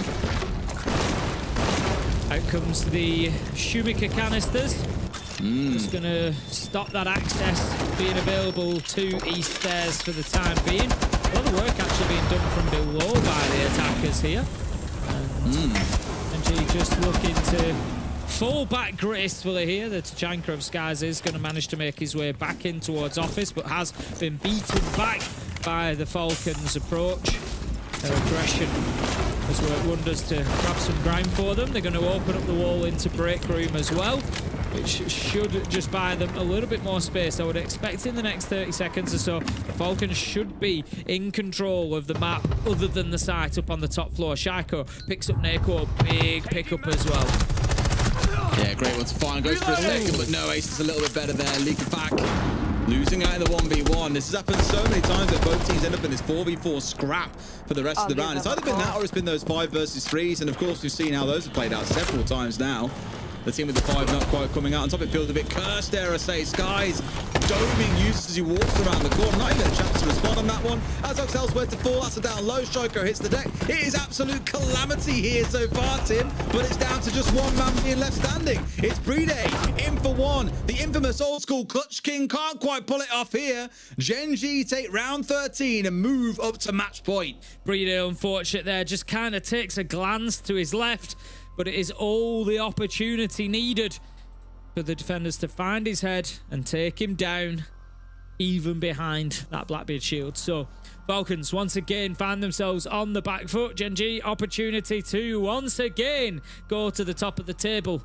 If they win this next round, they pick up the 2 points, and that is exactly what will happen, but they're going to have to do it on the attack. They were only able to win 2 attacks, round 8, round 10. Ventilation Workshop and Armory and Archives are the 2 sites that they've been able to win. The lineups, one was with a shield, one was without a shield, so kind of varying as to the methods by which they've been able to win those rounds. So let's have a look and see what they bring along in terms of the lineup. Do they go with the shield? They do. It's going to be Azox. That makes a lot of sense. It was round 10 when they attacked Armory and Archives last. They won it, and it was with the Blitz on side. It was with the exact same lineup as they are bringing now. It is, but does it still work out the same way? Heaven knows when you're an OT team. We've seen very defender-sided maps suddenly flip to being massively attacker-sided in OT. We've had that Skyscraper a few times this stage, both in Europe and in Asia. So who knows how this one ends out here on Border. See how it fares up on this top floor. Falcons, no doubt going to be aggressive again. It has been their forte throughout much of their defensive half. being willing to challenge. Breedel playing below with his C4 and being a bit of a nuisance to the side of Gen.G. But now he's up on the upstairs. Everyone is, in fact. Maybe he'll drop down later on through a hatch, try and cause a bit of bother at that stage, but we just go for a classic straight shootout here on the top floor. Straight away, we're going to have the castle barricade being opened up. Not too difficult to deal with, given that they've got the Habana brought along. Immediate relocation. It's just going to be a little bit of phantom pressure onto that archive store. Given that they've gone for a plan there previously, I agree, absolutely. Get it open. It's 2x Kairos pellets. No real danger. It's just going to give Falcons something else to think about. Shaiko is in his usual position inside a break room. Just looking to try and prevent this balcony-sided push, try and prevent Gen.G being able to take control of CCTV. Deadshot needs to get out of there. A couple of ticks of damage from that Toxic Babe canister will possibly add up as the round goes on. Here we go. Deathmark coming out. Leakback going low from that fire at first, but it's 2 kills going the way of Falcons, Tim. They hold to the aggression coming out of the side of Gen.G. Now, I did say 5v3 is a very, very dangerous scoreline to be in, Tim. Do I think Falcons are going to find themselves bleeding out in this round? No, I don't, because we're on the defensive side, and we've seen this be quite a defender-sided border. They should be able to hold on here and just slowly see Gen.G peter out and towards the latter part of the second half of the round. Yeah, you would expect so. We have seen a couple of 3v5s kind of sold, given away so far through this matchup, so don't write anything off yet. Azox, he does have the tracks available online. I think he's just waiting for a little bit of intel. Knows that the player is in there, in between those 2 walls. The ping comes out. Thinking of opening the hatch. Needs to go a little bit sooner, really. Shaiko manages to take down Asa elsewhere. Nickelback doing some serious damage in return as well. It's not looking good right now for Gen.G. Nah, this one looks like it's pretty much done. Now, bless Azox trying to be stealthy as well in the Deimos. That's why he didn't use either of those final 2 tracks that he's got. At this point, though, the game is pretty much up. They know where he is. They know what it is he's trying to do. Hoping that someone will peek him, but with 5 players left up on Falcon's side, nothing's going to happen here but see him slowly but surely get taken out, and that leaves only one line for Tim to say when we get towards that point.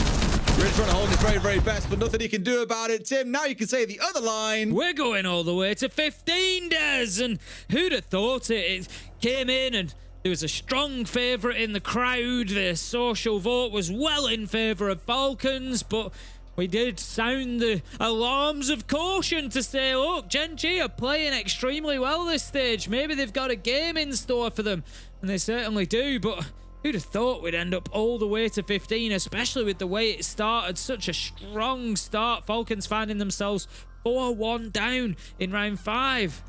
But they've shown some grit. They've shown some determination to get themselves back into it, and they've done well. In that last round, it was very, very solid. There was nothing Gen.G could do to pick apart that defense. Previously, they've dealt with CCTV really well. Not this time. They weren't able to get in there. They weren't able to really force Shaiko out. It was users again having those big moments. He hasn't actually had, like, necessarily the best game ever. He's 10-10 at the minute. He's on an even KD, 57% cost. So, you know, kind of middle of the road. But impact, in terms of impact on the game, you cannot write users out of it. He's had some huge moments that have kept Falcons in this game. Completely agree. I mean, both sides have had those players in different moments. You know, Skies for me was that player on the other side of Waxler and Cullab since the Rios. Some big rounds and big moments. Not always the big round defining ones where he gets, for example, a 1v2 to close it out. But in the mid rounds is where you've seen him really shine, picking up a couple of kills here and there. And it's kept them going. My heart will break for Gen.G if they lose this though, Tim, because like I said at the start of the game, they're 0-2 on this map over the last, what, 2 months? But both games they have lost in OT. To lose a third in a row to OT, oh, heartbreak if it happens. But that's the outcome the Falcons are looking for, so they can hold on to that top spot at least for now. A late prep phase scramble from Neko to get the last of that barbed wire down so he could get himself into position on the Capcan. Just aiming, I think, wasting some time with Falcons, and also if you can challenge them right up at the boundaries of the map, then the Capcan traps might just surprise you with their effectiveness when players don't want to come out of ADS. They don't want to go into drones. They want to be guns up, ready for the fight, because they know that it's going to come. 1 minute into the round, we don't have a kill yet. We do have our first That could be cool. Not really going to force anybody away, but Solotov does manage to pick up Asa. That's going to be a lot of lost utility, you would think. At least the Nitro, I would guess. Yeah, you can see in the back pocket, top of your screen, they have lost the Nitro, so yeah. One was in back pocket and taken away, a second player falling.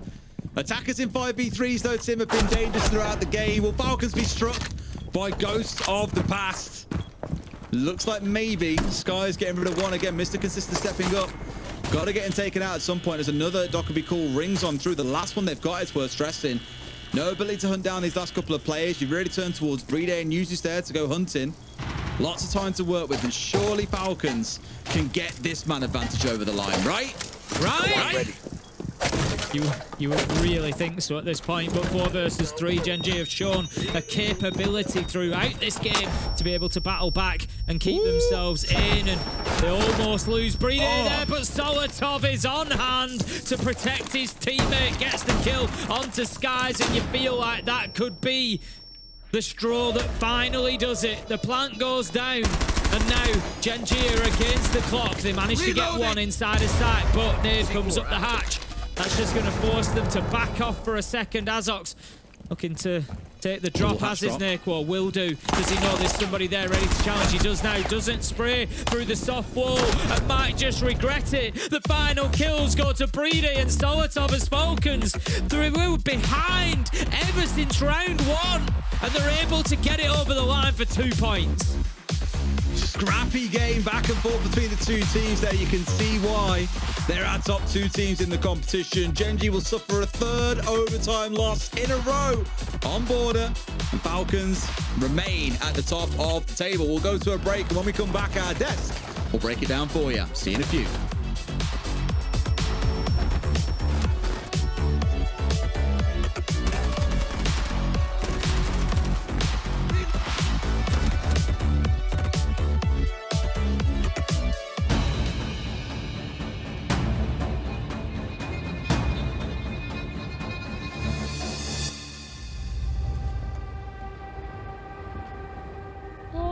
Au-delà des mers, là-bas sur le ciel clair, il existe une cité où ces jours enchantés.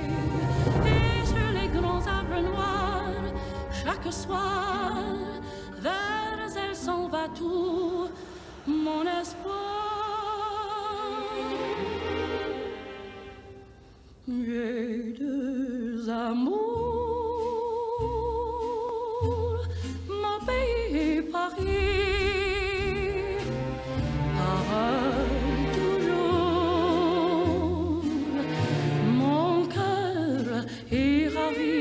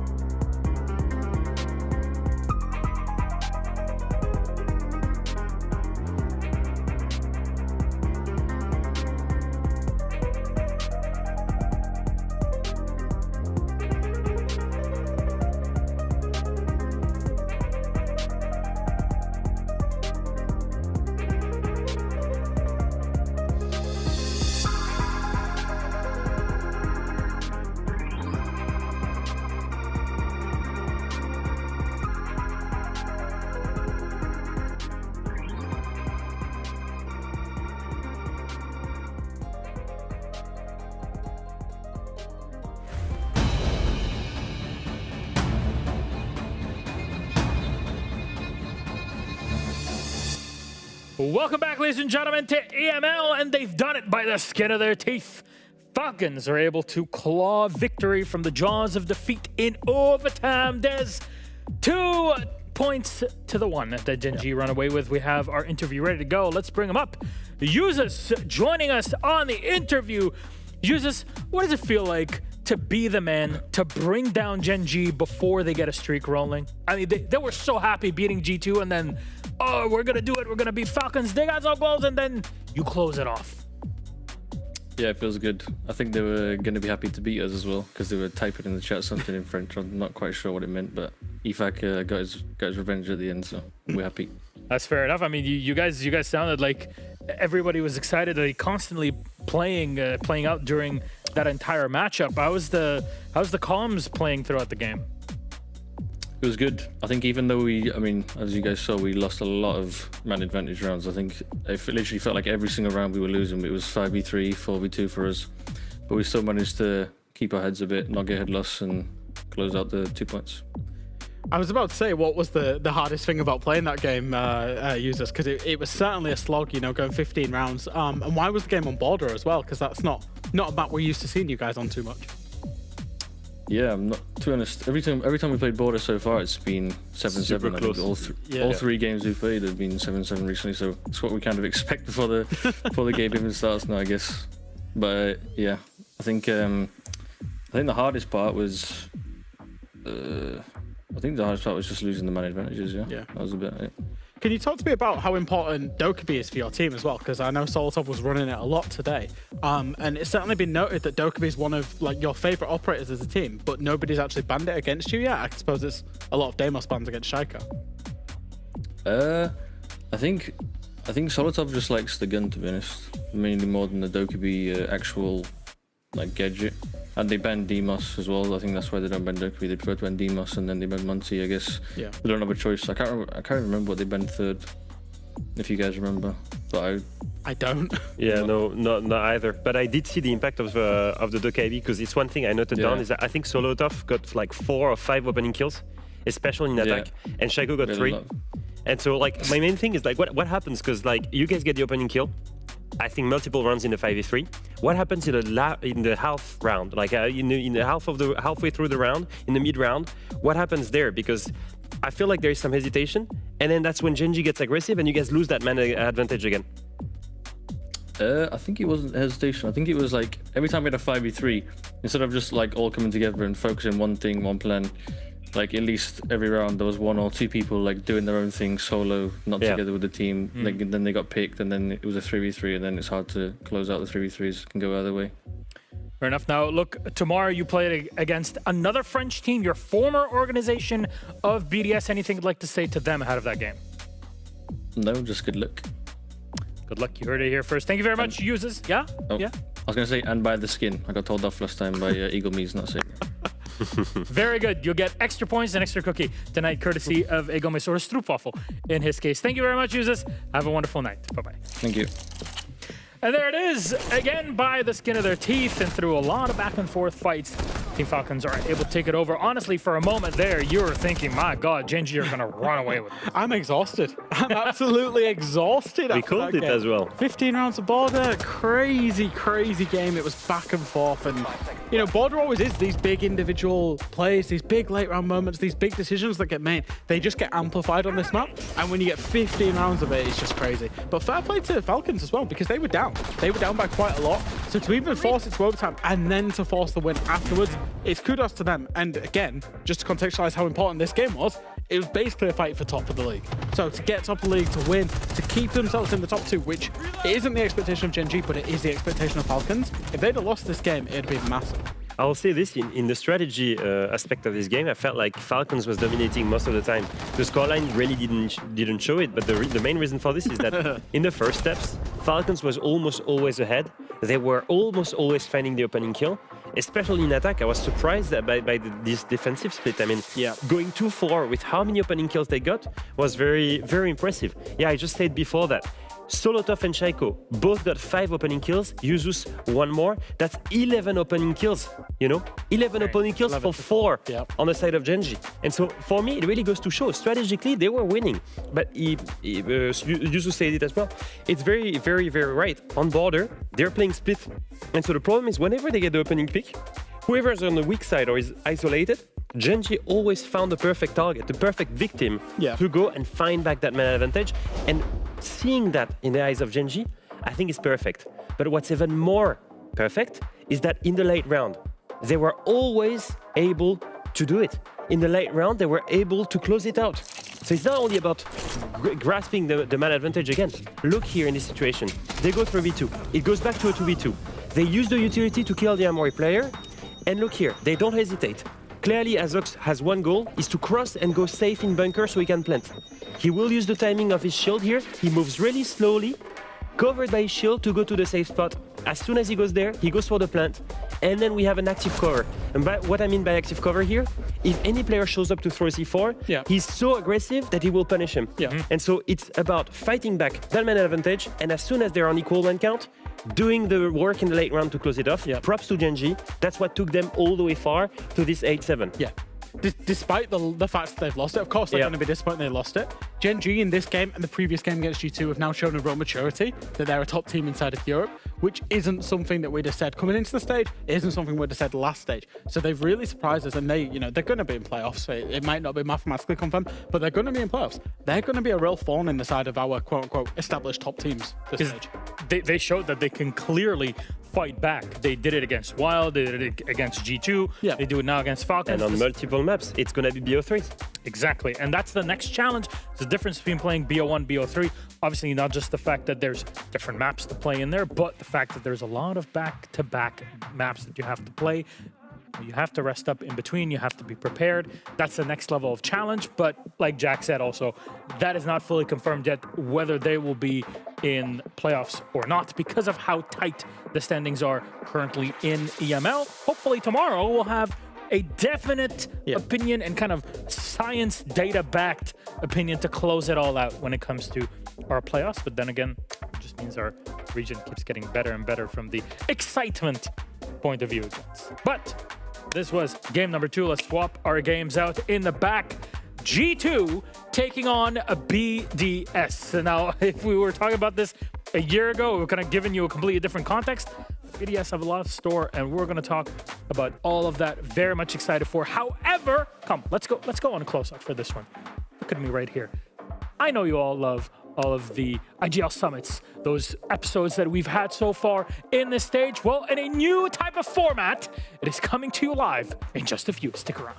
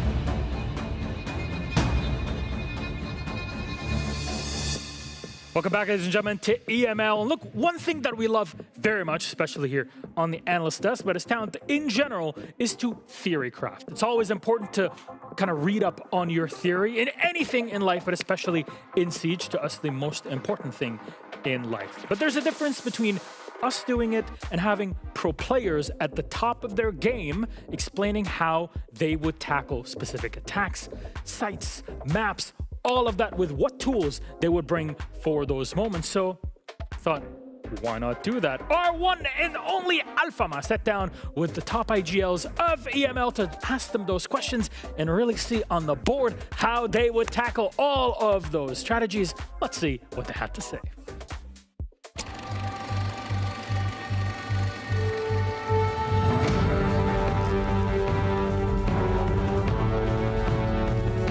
Hey guys, Alfama here.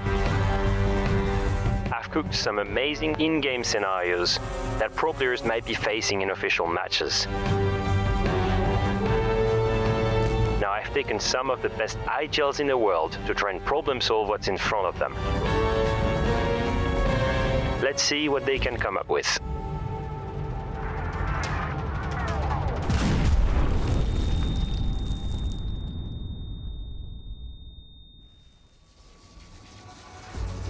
You're on bank. Operator bans Hibana, Maverick, Ace, Kaid, Clash and Castle. On basement bomb site, you're facing Goyo, Smoke, Tachenka, Tuberao and Denari. The enemy team clearly set up for Turtle, trying to waste time with a light room around open space and main stairs. Goyo has canisters on open space hatches, Denari has a full server setup. What's your lineup? How do you take the bomb site and execute in basement? The red hatch is closed. You can just cut this guy from the rappel, and the goal is just literally a free kill. That's one guy cut this guy and you replace. We have a shepherd on the rappel here. Where's that? We can enter fast on the guy open for sure. Yeah. Can put blitz and then we can play for the backside and backseat because they have to check the goal. So we can blitz. Yeah, I think it's better to try to play the kill. And yeah, okay, let's go blitz then. Yeah. That's a good idea. Who's rappelling there? Probably Twitch guys. Yeah, I think Twitch or Gemma. Turn it up. Then you have 4 bridge. Do you need more? Can we win? Do we need more? You put one here. Okay. You put a cross, I think. Twitch. See. Then blitz, sprinter.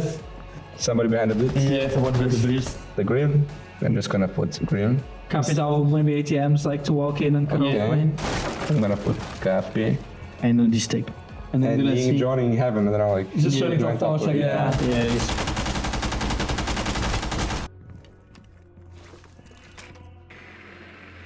Then for executes. Yeah. Then we can do like blitz on the backside. Yeah. I would have killed this guy first and then play execute. Yeah, I think if he play alone, you can take a freebie on him. Yeah. Cappy on the edge, that's Cappy. One guy on the other edge, that's Rain. Yeah. Rain. And then you have what, like one blitz and Ying here, yeah? Yeah. Would you not kill first the server and then split? Yeah, I think you take first the kill of the one. You kill first the Nami and after you do the... Yeah, so Cappy can come here with someone else, like just put anyone here just to hold the guy against that. Like. I mean, with Cappy, you just need Cappy. What the guy can do with the server. Yeah. You flame him, then what you do? We swing, okay, maybe like one within 12 the thing, maybe Twitch. You put it there. And then there, then you make the new sign for Twitch, for Twitch, sorry. And then later on, it's going to be yeah. So blitz alone. Okay, so we have... Cap can push server door. Yeah. Server door, then game drops, blitz, ink, and then Twitch, warm size. Yeah. Yeah. And then gas the area and dice. You stop here and you just push there. Yeah, blitz is gonna go suicide. Yeah. We Yang, our here. One at the edge, red edge or set edge, doesn't matter. I think the main thing is like, because they have so much now, you just want to split as much, you know. I think you want to just play to plant when that's the win condition. So basically, if we resume, for everyone to make it clear, Cappy ATM, Twitch catching control and down, blitzing ring clearing open, Ying top square drawing all the map. Then for the first step is to clear server with Twitch and Cappy to kill the Denari. Then for the executes, we have Cappy pushing server, one dropping hatch, Ying as well, with drop God and one drop elevator. Perfect. Good. We win the round. We win the round because the Goyo So is already funny, dead. bro. Now, if we play each other, I'm gonna remember this. Like,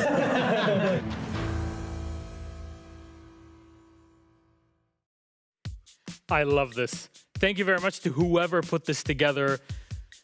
It was great. Honestly, I love hearing these players, in general, IGLs tackle subjects like this, but when you have a literal example with operator bans, with a situation, who they're playing against, what positions they're in, and seeing how their minds all kind of click on ways to deal with it, it's so good to hear from people who actually know what they're doing. Yeah, that's really funny to see how you put a sheet of paper and you put the game there and the interaction just flows between everyone and just tease each other. Yeah. And other piece of content, they always tease each other, or like, oh, that's your strat. Oh, look, what if we put Shepard rappelling on main? Yeah. And what if Shaco plays the vert here? Because they all know each other, they scream each other. Yeah. And let's be honest, even though there's rivalries, most of these guys are friends in real life. And so it just goes to show that we have a beautiful scenes with people know what they speak about. Yeah. I can imagine Likefak being friends with everybody. Yeah, he is. Nobody dislikes Likefak. Honestly, he's an actual teddy bear. He really is. He's my long distance cousin. Yes, Portuguese cousin in that way, French Portuguese. Anyways, there you go. If you like that piece of content, make sure to let us know, because Alfama put a lot of effort with our editors to put that together. And I feel like you're saying like, my friend here put some really good piece of content. You better some good stuff about. Yeah, I mean, remember in Rio, I said you're really, I'm not gonna say the word, really good at what you do. So there you go. And Jack. I'm here. And Jack. Anyways, we're all about love and respect here out of the game. But once we get into it, it is a completely different thing. Let's take a look at our standings just really quick to refresh your minds before our G2 BDS game. Now, Falcons beat Gen G. They're at 16 points. Yeah, practically untouchable in there. But from the first versus second game, we go to the third versus fourth, Jack. Yeah, exactly. That's the thing, is we go from one game that's potentially determining top 2 to another that can determine the race for top 2. Say G2 win this, they would go to 16. They would go second place behind Falcons on round difference and be right in that fight. It would be in their own hands whether they finish in top 2 or not. However, BDS win this game and they could draw level with G2, and then it's anybody's for top 2 between those top 4 teams. Honestly, the playoffs race just gets crazier. Yep. BDS beats G2 right now. Yeah. Again, this is the tightest EML stage we've had in 3 years. We dated it back at the beginning of today in the pre-show. There's a lot to go through. It's carbon dating at that point. It's so old. However, we have to talk about our teams. No need to carbon date Team BDS because they're quite fresh and they've been on the up and up, now sitting at 4th place, Jack. They can do it. They can do even more. They can climb up to number 2. Yeah, absolutely. They can. They've got it in them. They've got really, really high potential roster. They've got some insane fraggers. They do have a loss in them. I will say this is the biggest thing for me about BDS, because they are in their infancy as a team. If you compare them to a G2, if you compare them to a Falcons, who are quite established teams, Virtus Pro, Secrets in this world. BDS, I would say, have quite a low floor, but a very high ceiling as well. So sometimes you don't quite know what you're going to get with them, and it's very much on the day. Yeah, that inconsistency is what's scaring me, because we had seen BDS with such a good start. I felt like they were on 9 points really early into the stage. They had won multiple games, and they had plenty of opportunities. Yeah. One of them was against Wild to take more points, to really secure that playoff spot, and that did not happen. They lost in overtime. Yeah. And that was, for me, the start of a loss streak that has happened last week for BDS. Now is the moment to bounce back, because it's super weak, and they don't want to miss on the playoffs like they did in stage 1. Yep. That inconsistency is scaring me. Exactly. But hey, I must confess, I still believe. However, on the other side, G2 Esports. Thank you very much, Jack, for your support. We all love friends in that way. G2, thank you very much. G2 on the other side. Last week, they took a loss, and that was unexpected against Gen G. But there's hope that they bounce back, no problem. Yeah, one of the only weak spots that we saw from G2 the entire season. I will say that since the roster change with Stompin, I think it's bound to happen at some point. You know that they cannot be perfect all the time. It is a BO1 season after all. And they do play a game that is high risk, high reward. It is really based on individual skill. We need to, I guess, see more consistencies today and really lock in. because they're further away from the top 2 right now. Now, we've highlighted multiple players. We talked about Blaz, of course, a couple weeks ago. Very important, but Stompin is someone we always keep going back to because he's been consistent in here. However, have we found like any numbers to kind of highlight bits and bobs there? Yeah, I mean, we created a big discussion on socials about is he the best rookie, you know, with Spoit and Bolo, of course. One of the things for me for Stompin that is really, really, really important is actually how good he is on attack. So this is his attack stats versus his defense stats. Now his defense stats are all great, to be honest, because they're not great, and like he won't mind us saying this. For defense, you would actually expect better when you're on a top team, a better performance. But what's incredible is his attack stats. Now, what your expectations are of a rookie when they come into the stage is actually put them on defense, stick them behind some utility, allow their raw talent to flow, and then on attack they'll work their way into it. Stompin's actually bucking that trend because his attack's so good, but his defense has got so much room to grow on, especially inside of this G2 team as well. So I think it's important to highlight that most of his good stuff is coming from the harder side. It's coming from the attacking side. He really thrives from the movement that most of the G2 players are creating around him. He has this really passive flex style of playing that will allow him to most of the time be the cutoff or being the player that will punish the movement on the side of the opposing team. And that's what's really creating his playing at the top level in attack.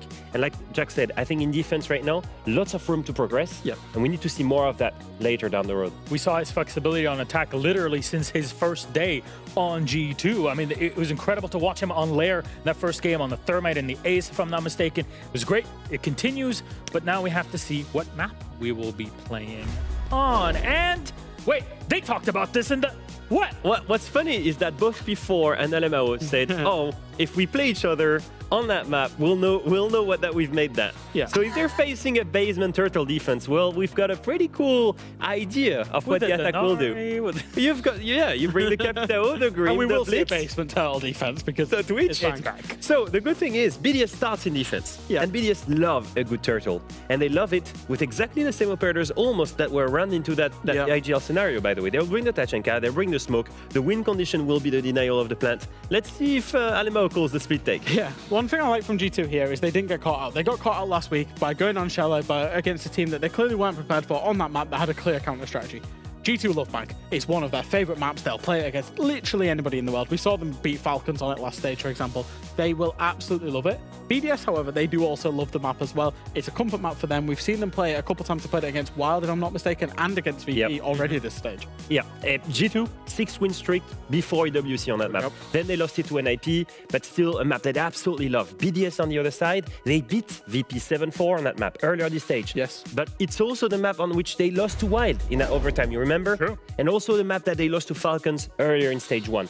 So it's a map that they like, but a map where they have bad souvenirs, because last week they were supposed to take points from that map, and they didn't. So surely they should learn, especially from an overtime loss. Gentlemen, I love that we have these back-to-back games, because Falcons were just playing against Shenji, super close game that had to go to max OT. It is a very similar scenario here between BDS and G2 on the other side, and I'm hoping for an equally good game here for our match today. Let's send it to our casters to kick things off. Money in the Bank with Ace and Des.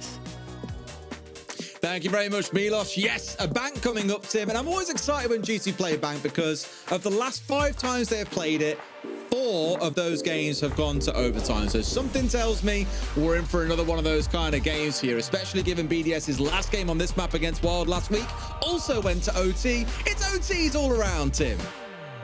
Yeah, we've already had plenty of Siege so far tonight, and as you say, Des, I think you're right. I'm not sure that we're going to see any less out of this one with G2 versus BDS. BDS have had a tough couple of play days, to be fair. They had that 7-0, of course, against Matchcore, and then they really seem to have paid for it after that. Got beaten by Secret 7-1 and then lost in overtime to Wild. It's been a tough couple of play days, and they're going to be looking to right the ship and get themselves back on course in this one, but doesn't exactly come easy against G2, does it? We've got hands coming in for Bank here. We've got Ace, likely the Hibana to follow from BDS.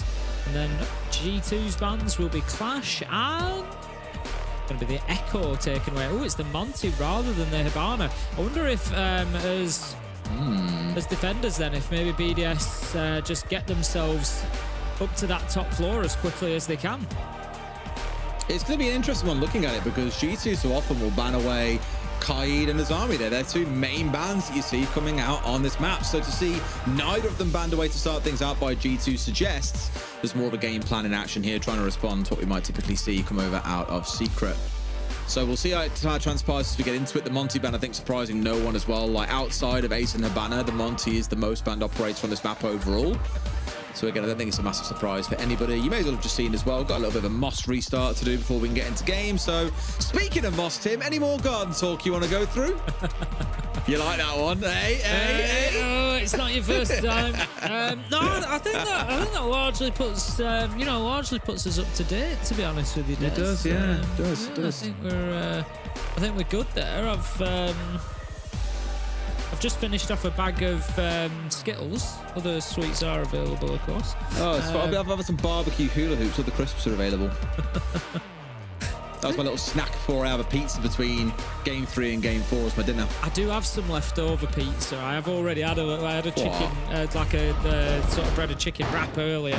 But I do have a few slices of leftover pizza that might be just getting Is it like supermarket pizza, or is it like order-in pizza? What have you gone for? It's supermarket pizza. It's nothing special. Fair. What pizza is it though? This is the real make or break question. Margarita. I don't want to answer that Pepperoni question. at a push, Tim. I don't want to answer that question. I really want to know the answer to the question though. Please tell me. I don't want to answer that question, no. You don't want to, but I'm telling you now that you have to. Your condescending tones put me off answering. I'm a terrible interrogator, what can I say? Let's get ourselves 5 seconds left before insertion. Plain Jane Tim over here. Plain Jane Tim. Objective is to locate a bomb and defuse it. I'm not going into the whole food conversation again. Favorite drink, water. Not water. I am quite partial to a bit of water. Right, let's get into it. BDS have gone down to basement. Don't drink tea.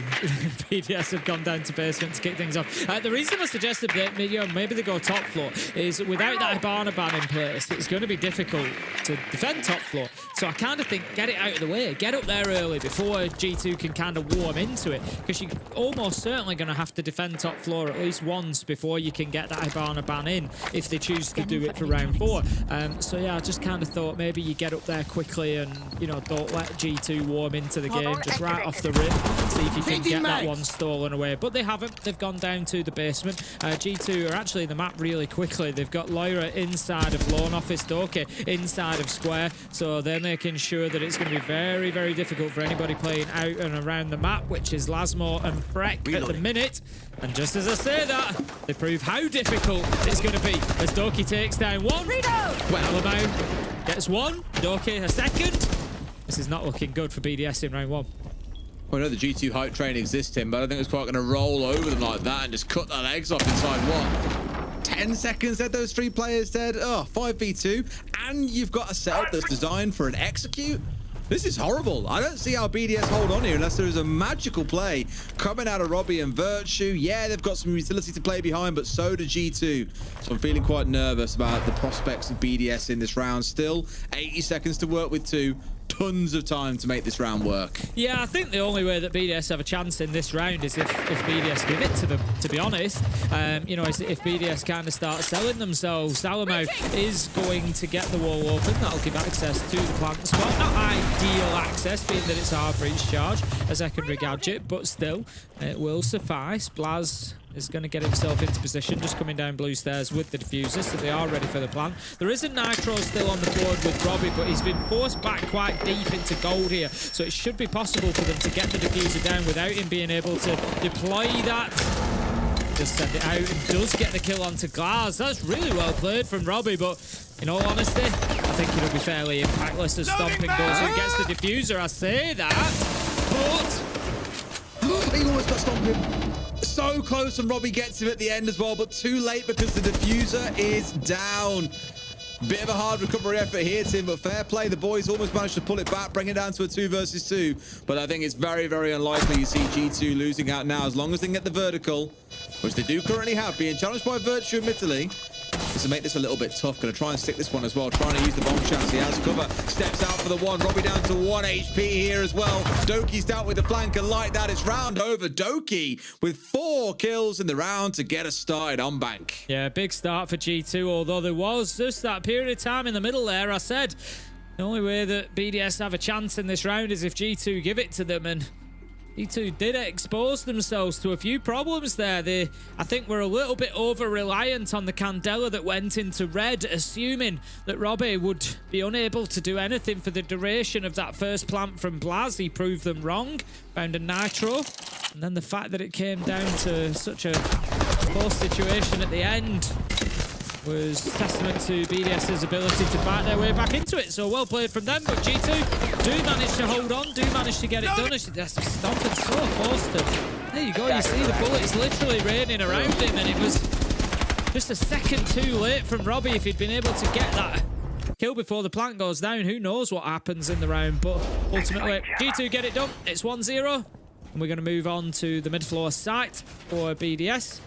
Opting to leave top floor maybe completely altogether, or at least until round 3.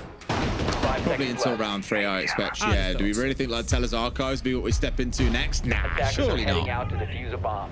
Although, I say that, we have, of course, got the Ace and Hibana available. And for those who haven't watched too much bank since the new banner system came in, I imagine you probably have by now, but the very, very common bans, as I said earlier, are Ace and Hibana. Like University, they are the most banned operators on this map, because it means that you can play inside of the long white corridor, or white hallway, whatever you want to call it, for the entirety of the round. They simply can't open up the main 2 walls to give you that line of sight all the way down for a player on rappel. But with those 2 operators available, it does get a bit harder to defend that top floor. So maybe you're on something there, Tim, and BDS aren't going to step to it. Maybe we will see Tellers and Archives next. Well, that's just the bit that makes me wonder, because it is such a standard sort of, you know, dual ban to take both of them away. And like I said, maybe you play top floor first round before G2 can kind of warm up, but they didn't do that. They've kept it on the back burner for now, and it may well be that they just forego it altogether. We will see how it plays out. Right now, P4 has got himself locked in the corner of CEO at the minute. I'm not sure if G2 are aware of his position or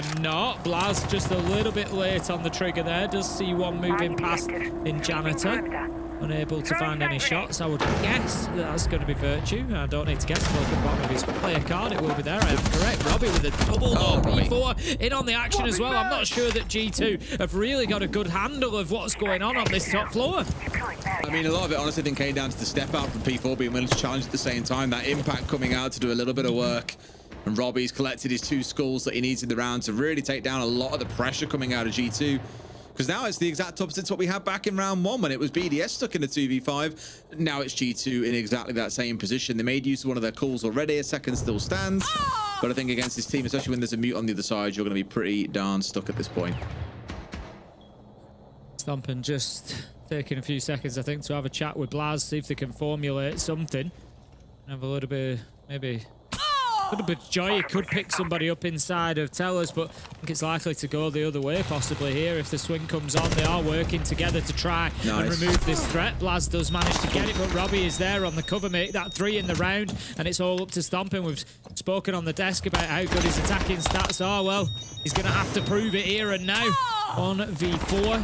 He's taking little bits of chip damage from that barbed wire, but more importantly, gives away his location every time he does.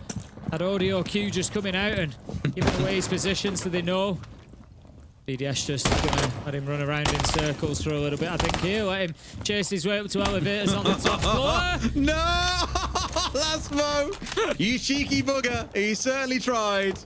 Definitely drew a smile out of Stompin, but unfortunately, it is more of a consolation kill, I'm afraid, here. They'll hold on for the last 10 seconds.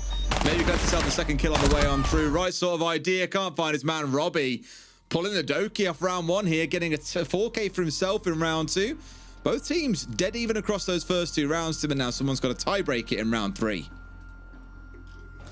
It was a great performance there. That top floor roam, to be honest, is one that we don't always see get a lot of success on bank, I think it's fair to say. When it's the mid-floor site, kind of everybody sets up to clear that top floor and usually does so fairly well. Teams don't tend to hold on to it too tightly because it's not a lot you can do with the verticality up there. You do kind of want to keep control of it because you don't want to lose the hatches and stuff, but if you think about the common plant spot, particularly the one in cafeteria behind the counter, you can't do anything from above. You can't get to it. So an attempt was made. You can't get to that area, so unless they're going to drop the hatch and plant under the hatch, defenders don't tend to hold on to the top floor too much.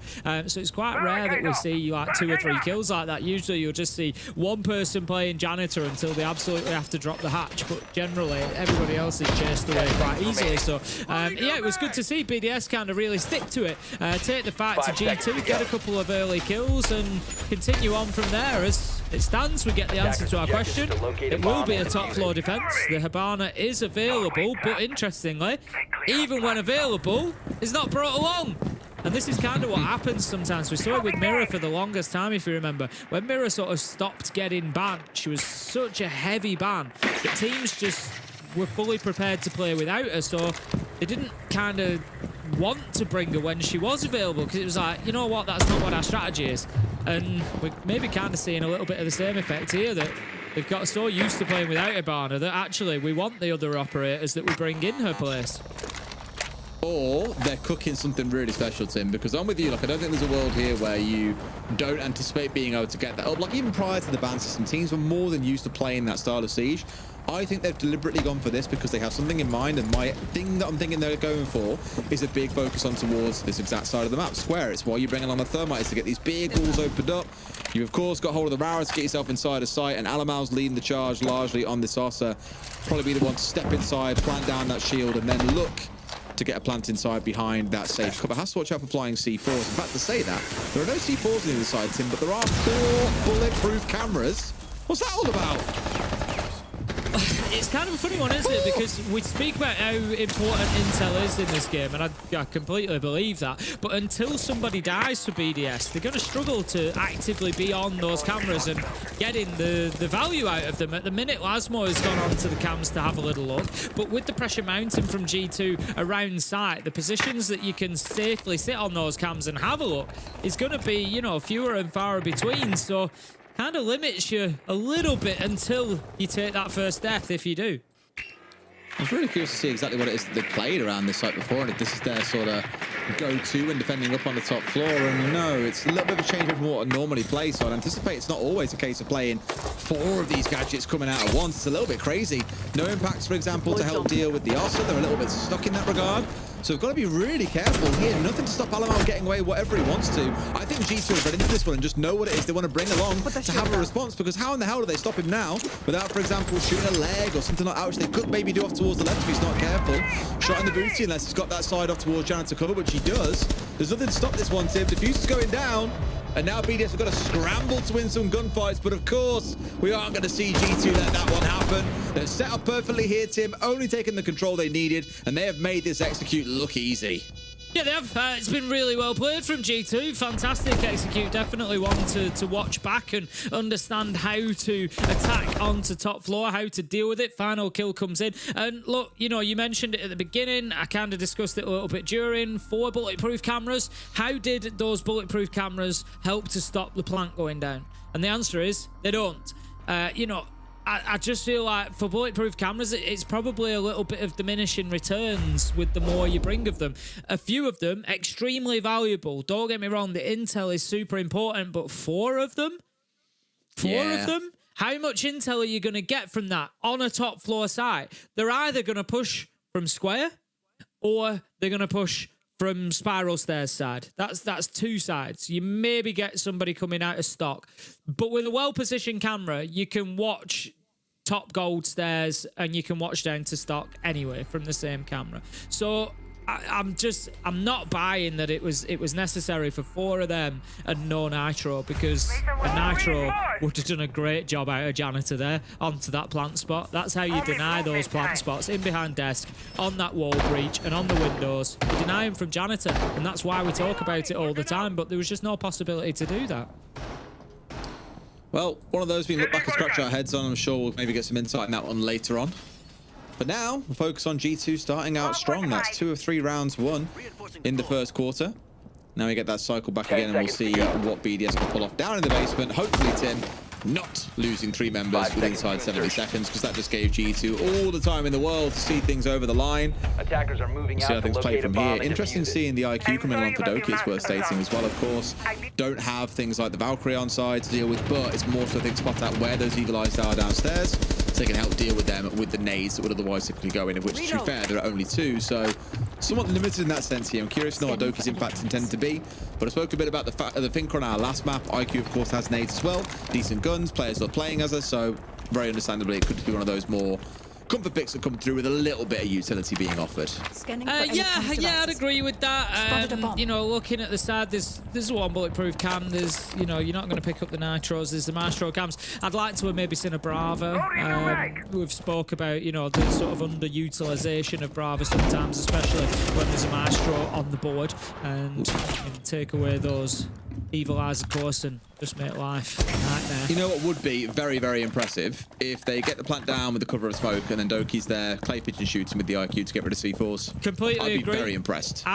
It's never something I've ever seen.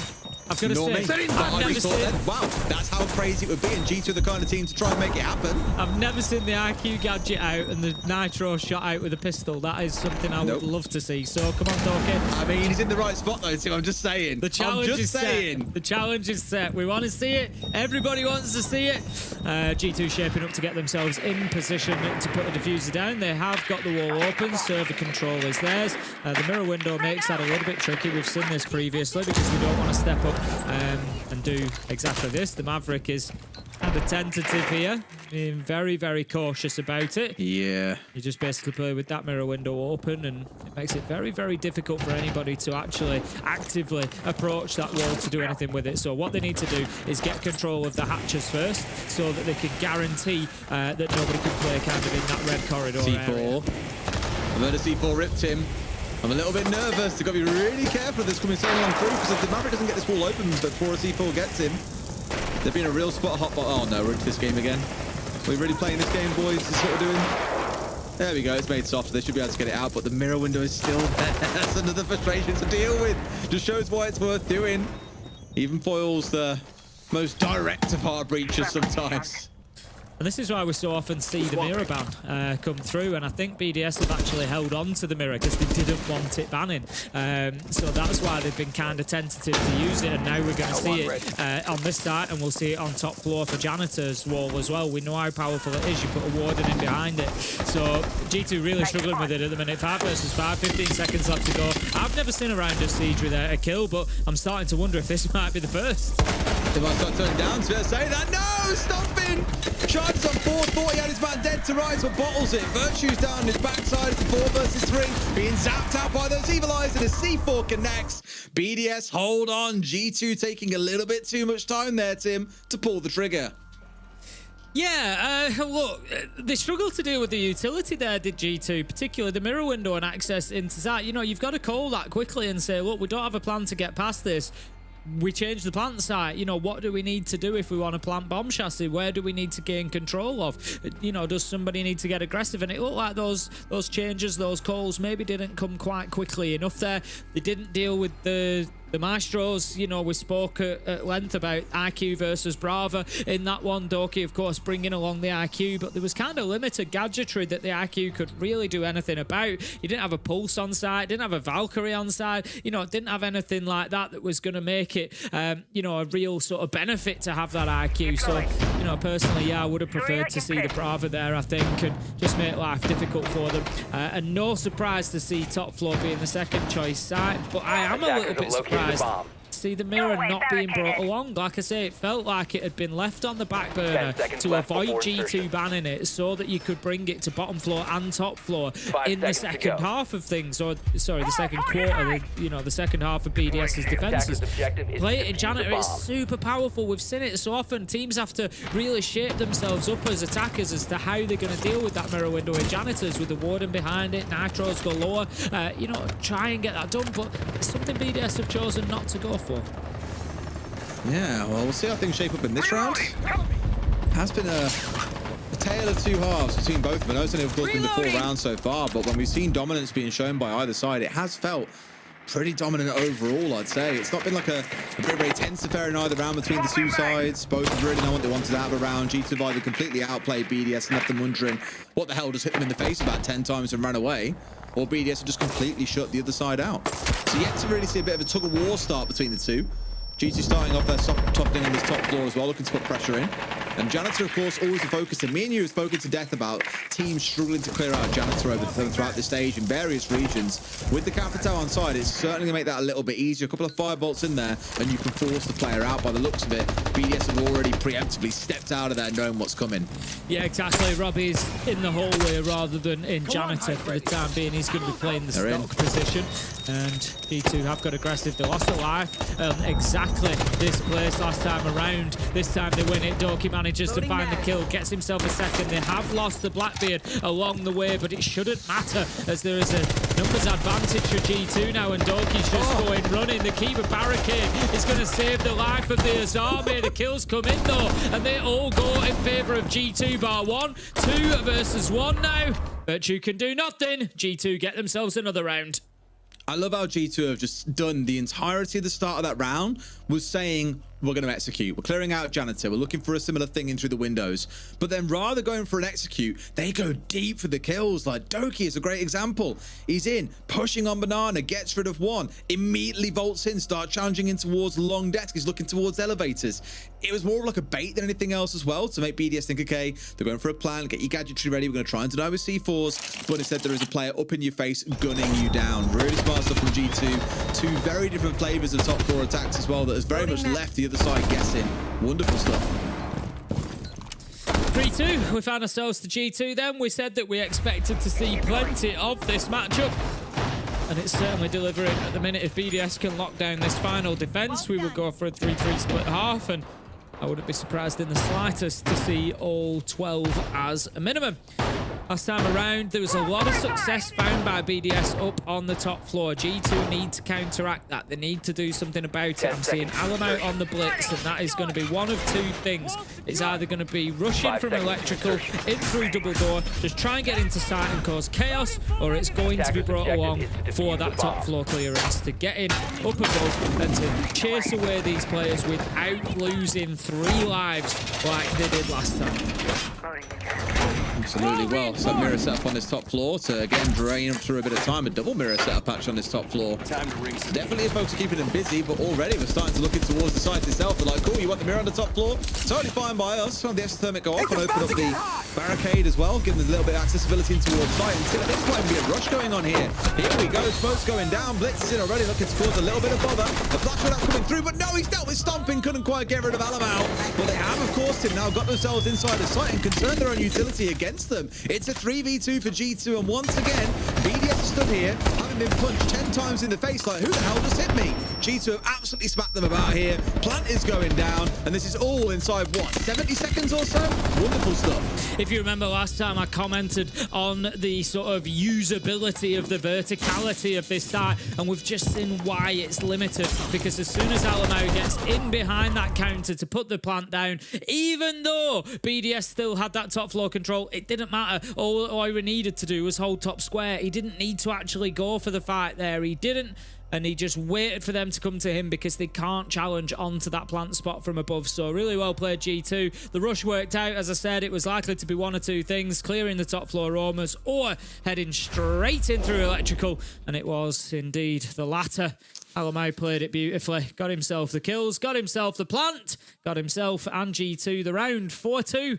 And a good attacking half for G2. You've got to start worrying about BDS now that G2 get onto the defense. Yeah, we'll see how things build up, because for the longest time, BDS Bank was quite attacker-sided as a map. Like, there's a lot that you could do on there. I think that's starting to swing now with things like the operator bans that we spoke about. We typically see, though, by the looks of it, neither team in this game are going to opt to ban away the Ace or the Hibana, apart from the attackers. So it leaves a little bit of freedom, but I think with G2's bans, you can 100% see what the game plan is. Look to take away those execute-focused operator. We've got the Ying being taken away, and we've also got the Grim being taken away. So it does leave things like shields available to them if they really want to run them. But I think it will take a lot of the sting, not saying that because of the Grim being banned away, but I take a lot of the sting out of those attacks. I think and give them a little bit more peace, a bit more time to react in the defense when things go a little bit crazy. Okay then. Down to the basement, G2 go to kick things off. The mirror has been banned out. We saw the effectiveness of the mirror previously from BDS. They don't want any piece of that. And get rid of it along with the Kaid. That should give access to the hatches, no problem, but it does leave operators like the Valkyrie that Doki is going to bring along, and we have no response from BDS in terms of an IQ to try and get rid of those cameras. So it's going to be all down to the eyes. You've got to spot them out. Yeah, dealing with the Yokais and the Valk. Oh, I don't know about this. This looks like maybe rough. Doki already feeling quite cheeky here and trying to find someone off the rip, but BDS having none of it, giving him absolutely nothing to start with. I mean, themselves looking at their lineup as well. Very, very vertically focused. Spoke a bit there about the Deimos previously and how that can be used in vertical. The same almost with the Buck. But I think the lean for those guys more is now actually looking more towards the various amounts, or the copious amounts, sorry, of hard breach charge they're bringing along. 6 in back pocket. None, of course, being brought along by the Bucks. That change came on through, but more here of free gun, I think, with the flashes more than anything else of P4. And, of course, to help get them focused on this top floor if they need to start clearing out any kind of pressure onto the first floor itself, because there's no way that you get soft breach down to the basement. It's only through those hatches, so not too much that he offers in that regard. Tracker on the prowl.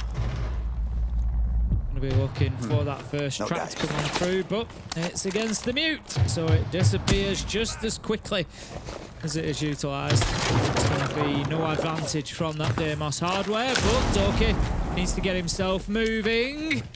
Thinks about going in for the challenge, but then steps back, knows that they've got good top floor control, but it's a minute 10 wasted without BDS being able to consider themselves towards site whatsoever. So this is good play from G2 so far, especially picking up the opener as well. Lyra finding Lasmo. Freck does get Doki, but the answers are there for G2. That's the Deimos and the Capitao gone. Huge losses for BDS. Yeah, painful. Robbie at least getting one back, turning into a little bit of a saviour for his team throughout this game at times, Tim. Still find themselves behind, though, because G2 as a team are the ones that are starting to barrel on forward and roll them over. Virtue staring down the hatch here at his former teammates, former captain LML.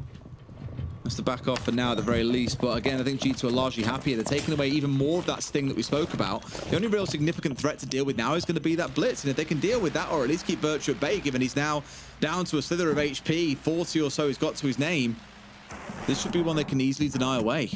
Robbie 11 and 4 at the minute. Where, you know, you look across everybody else. BDS just needs somebody else to step up. We often, you know, we do recognise the fact if Robbie's going to get 11, that's fewer kills for everybody else to find. But still, you know, 6 rounds in, he needs a couple of other players to be coming through here if BDS want to be securing more rounds. 35 seconds left to go. They've got access into server now. They can go and take that. G2 are locked in positions. Couple around the main stairs. Just going to be looking to challenge on the angle from the door if there is any attempt at a plant going down. I think they are kind of heavily reliant on these Yokai drones winning the day for them at the minute, G2. And then comes on through, no one inside of the hallway to be caught out by it. Right down to these last few seconds, and there's still a smoke to go from Blatty, and still cause a little bit of a headache. Not that it's required, because Virtue's going to charge on forward. For now, he's got the cover he needs. That's Robbie again being the hero for his team, but can they stop Virtue? In fact, yes, he can. That's the third. They've got the diffuser down. Tim, Robbie's got a 4K. We said someone else has got to step up now. Screw that. He can just carry on popping off. What a round for Robbie. Just let Robbie do it all. No problem whatsoever. Great use of the hatch there. I don't know whether the Yokai, I think there was a Yokai left and was maybe just out of position, but they were planting inside of smoke as well, so it's certainly not a guarantee then. And I think that was the playbook for G2, was let's try and deny this plant in the final sort of 10 seconds or so. But ultimately we saw they just ended up having to run on into sight, and they had no idea what they were running into. Stompin just runs headlong into Robbie to begin with, who is then in complete control of the hatch. And it just becomes a huge, huge problem for G2 that they have absolutely no answer to. So BDS get themselves their first attack. I thought we'd see a bit more of a dominance from G2 on defense, to be honest, but doesn't look like that's going to be the case. 4-3 now. Yeah. It makes things very interesting when you switch sides and you get that swap over. Realistically, that's one of those rounds that, like I've said so many times before, I look at it as like a hero round. An individual player has won you that round through some brilliant play. It was the same story in round 2, and Robbie got a 4K back then.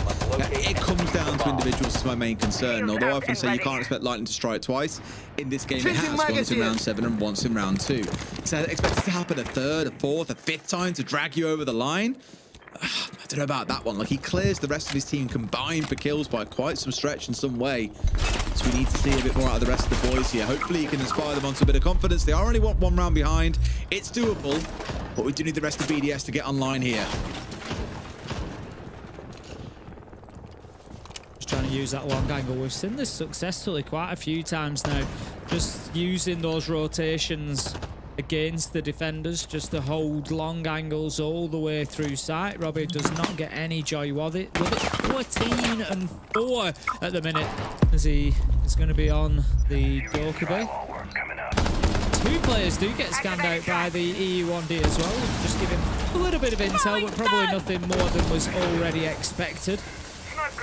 Alamau on the Clash, of course, making things difficult. It's a bit of a focus at the minute.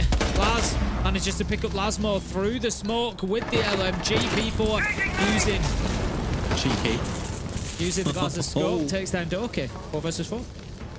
Yeah, not too bad, but just he was trying to find out the Chankra of Blaz as well. Just peeks a couple of little shummakers his way. Takes off half his HP as well, not the best.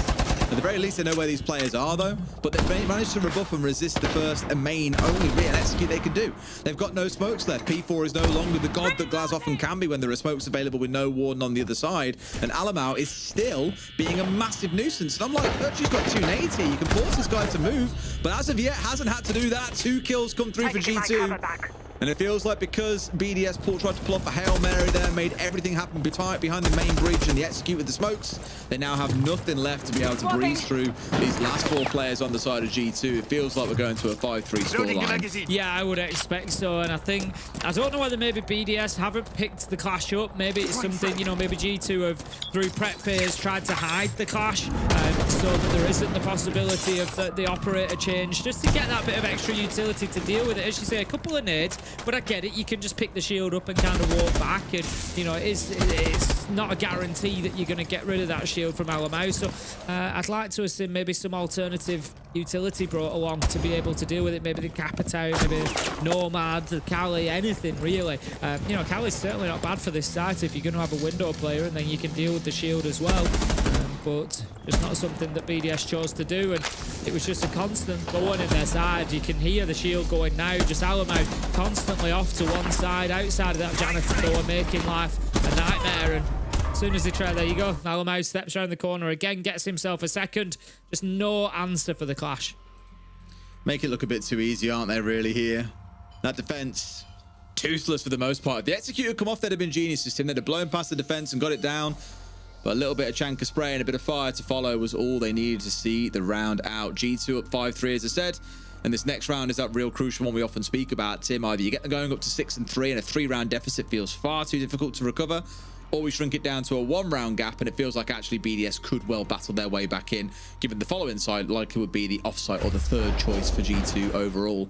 But as it looks so far, as I mentioned, I don't see Lightning striking a 3rd time. Robbie's done all that he can, it feels, to get his team going through a couple of these rounds, but without those rounds, this may well have been a 7-1 end. It could have been all over already.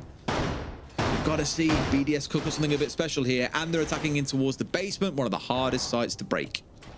Yeah, I don't think BDS have looked bad today. I think they can look fine. Okay. But I think G2 are looking sort of much next level. Yeah, they're looking much more like they have done previously. They've brushed that loss aside. You know, they've written that 7-4 to Gen G off, and they're back to the G2 that we've seen. They looked a little bit sluggish. I think it's fair to say against Gen G. They didn't quite look themselves, not to the level that they've shown us through the stage, but they are definitely back up to that sort of top speed at the minute, it feels, and BDS just struggling to keep up with them at the minute. But I said, not a bad performance. We're going to have one of those main doors opened up immediately. Freck on the knock. Maybe just going to try and sneak his way in, see if he can get something going.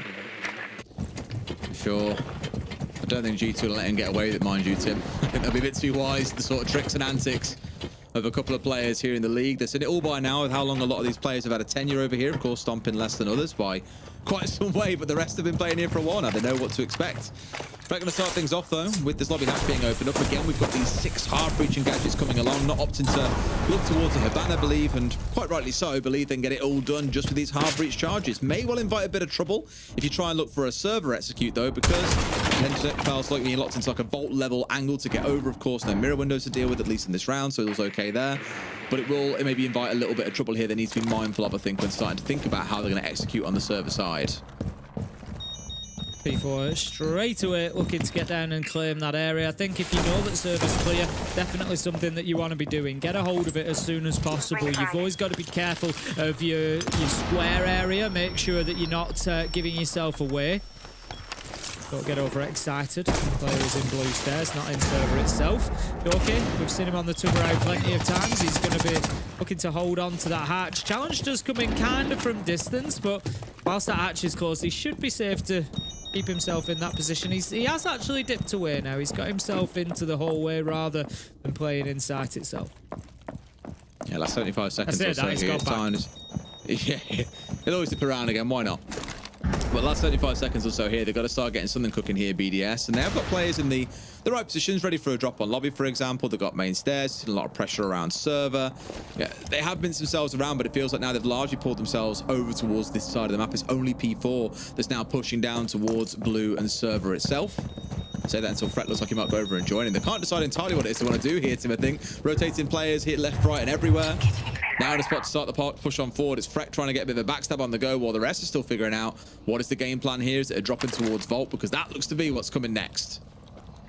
Yeah, I think it's going to have to be because there's no hard breach over on that side. And yeah, here we go. They're going to go straight in, but they're going to get hit by Yorkais. It's not looking easy. Doki manages to get one with the Nitro. Lyra onto P4. 4 versus 3. Plant is going down, though. The backstab has worked. We saw the knock go down blue stairs. G2 have taken their eye off the ball. All the noise that has been made inside a Vault has done the job, but Alamo manages to find Lasmo. 3 versus 2.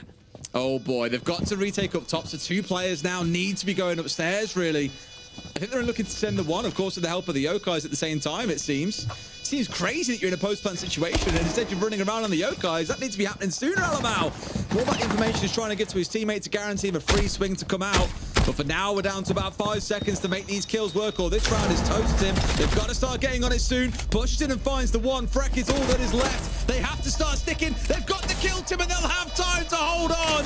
G2 pulling off a brilliant post plan to bring us up to 6 and 3. A brilliant post plant, but let's not forget the plant itself. That was brilliant. Yeah. Getting the knock down there, because of course the Yorkais were in sight, but the knock, at least until they start planting, you're not going to see them walk into sight. And I love that. They just created so much noise. I'd love to watch that back, and I will do from a top down later if I can, because just seeing everything happen at once will be something else, because you've got all that noise in Vault and everybody of G2 just gravitates towards it. No, they're going for the Vault drop. That's where we've got to stop. They're going for lockers.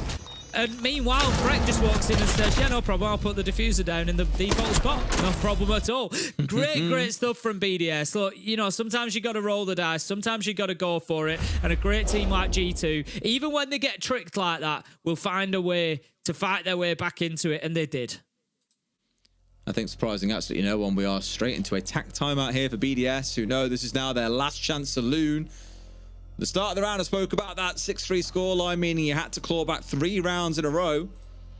And that is the task that now faces BDS. They know it's a big hill to climb, so Lilu backroom staff will be stepping in, offering some words of wisdom here on how they can recover this game. But Tim, it does feel like G2, as we have seen for a lot of the stage, you're just on a bit of a different level to everyone else, a bit of a different gear at points. Haven't always found the outcome they want, but when they're on, they're on. Yeah, they're looking terrifying so far. Like I said, even when the kind of trick works and the plant goes down, they always manage to find a way back into things, take the fight above, take the fight on site. They only had about 2 seconds to spare, but still got it done. And that's the point. 6-3 now, and you kind of struggle to see a way that BDS are going to get themselves back into this. They've had the tactical time out there, but you feel like whether it's 1 round, 2 rounds, 3 rounds that it takes for G2 to get it done, there is a feeling of expectation around this side now that they can get the 3 points. It's hard to see how you could bet any other way against them. At least for this round, we're going to see an IQ swapped in by Robbie to help deal with those Valve cams that were, I would say, a massive issue last time. They've largely ignored them and tried to rush site instead. But here, they are being brought along in the hopes of course, sniffing out that utility, along with the Brava being subbed in last second, Tim. That's an interesting one because there's not really tons of utility to take away for a Brava. Like, all right, if you want smokes on side, that's great, but there's no glass to play behind, so not 100% clear on what the purpose is for P4 on this Brava. No, you can't tell me the goal is to bring along and hack away the Valkyrie cameras. Like, I just don't believe that's going to be a thing. No, it's been a funny map for Brava, hasn't it? You know, we've not seen the Brava when the Brava would have been really useful against the Maestros, which ultimately stopped the plant. And then we have seen a Brava when the Brava's not actually that useful. You ain't hacking the barbed wire, people. Hang on a minute, Des. Right. Are you going to get silenced? Maybe so. I just don't understand it. Like, I feel like you burn 2 operator slots here to achieve one thing, which is trying to deal with the Valkyrie. Burns a lot of time for the IQ to hunt them down, for the Brava to then get a drone over there to hack them away. Yeah, all right, whatever. Okay, sure. Don't know about this one, Chief. Won't lie. I'm just kind of thinking, how much are you going to gain from that Valkyrie cam? I guess you see Banana and Trunk. So, you know, not... Wow. Such high value on this side. Wow, that's what amazing I mean. finds. It's not really the... you know, it's not really everything, is it? No, and now he's not. Yeah, we knew there was a outcome over towards square that hasn't been taken out. That probably would have been more useful for covering up a blue flank, for example. But now he's been shot in the back, and again, I just do not understand the pick at all. Anyway, we'll talk about after the cows come home. Questionable decision. Oh, it's going to lead. Smack with the butt through the window. I ain't seen that one before, I don't think, Tim. But it's a 3 versus 5 now. BDS, it feels like they're going to find themselves being ground down to a slow, painful death here in round 10. It's, I think, not even going to be a slow one. It's getting quicker and quicker as Stompin takes down Robbie. 5 versus 2. And G2 are just itching for more now. Up at the windows, having a look. What can they see? And it feels like it is a matter of time being pestered on the windows. Moira goes out, picks up Freck. It's all up to Virtue. 1v4 against his old team. Can't get it done. Doki finds that final kill. G2 get themselves 3 points in the top spot. Yeah, quite pedestrian for G2 as well, I thought overall. Effective game, a couple of rounds, sure, where BDS, well, I say BDS, Robbie smacks them about a little bit, but outside of those 2 rounds, as I said earlier, that could have been a 7-1 to G2. Great performance, and a very deserved spot at the top of the table, as you say, Tim. Yeah, exactly. I think it just sort of proves that, you know, that last play day against Shenji was a little bit of a blip, and G2 are back to their best. Aren't they just? Well, that's our best after a short break. See you in a few.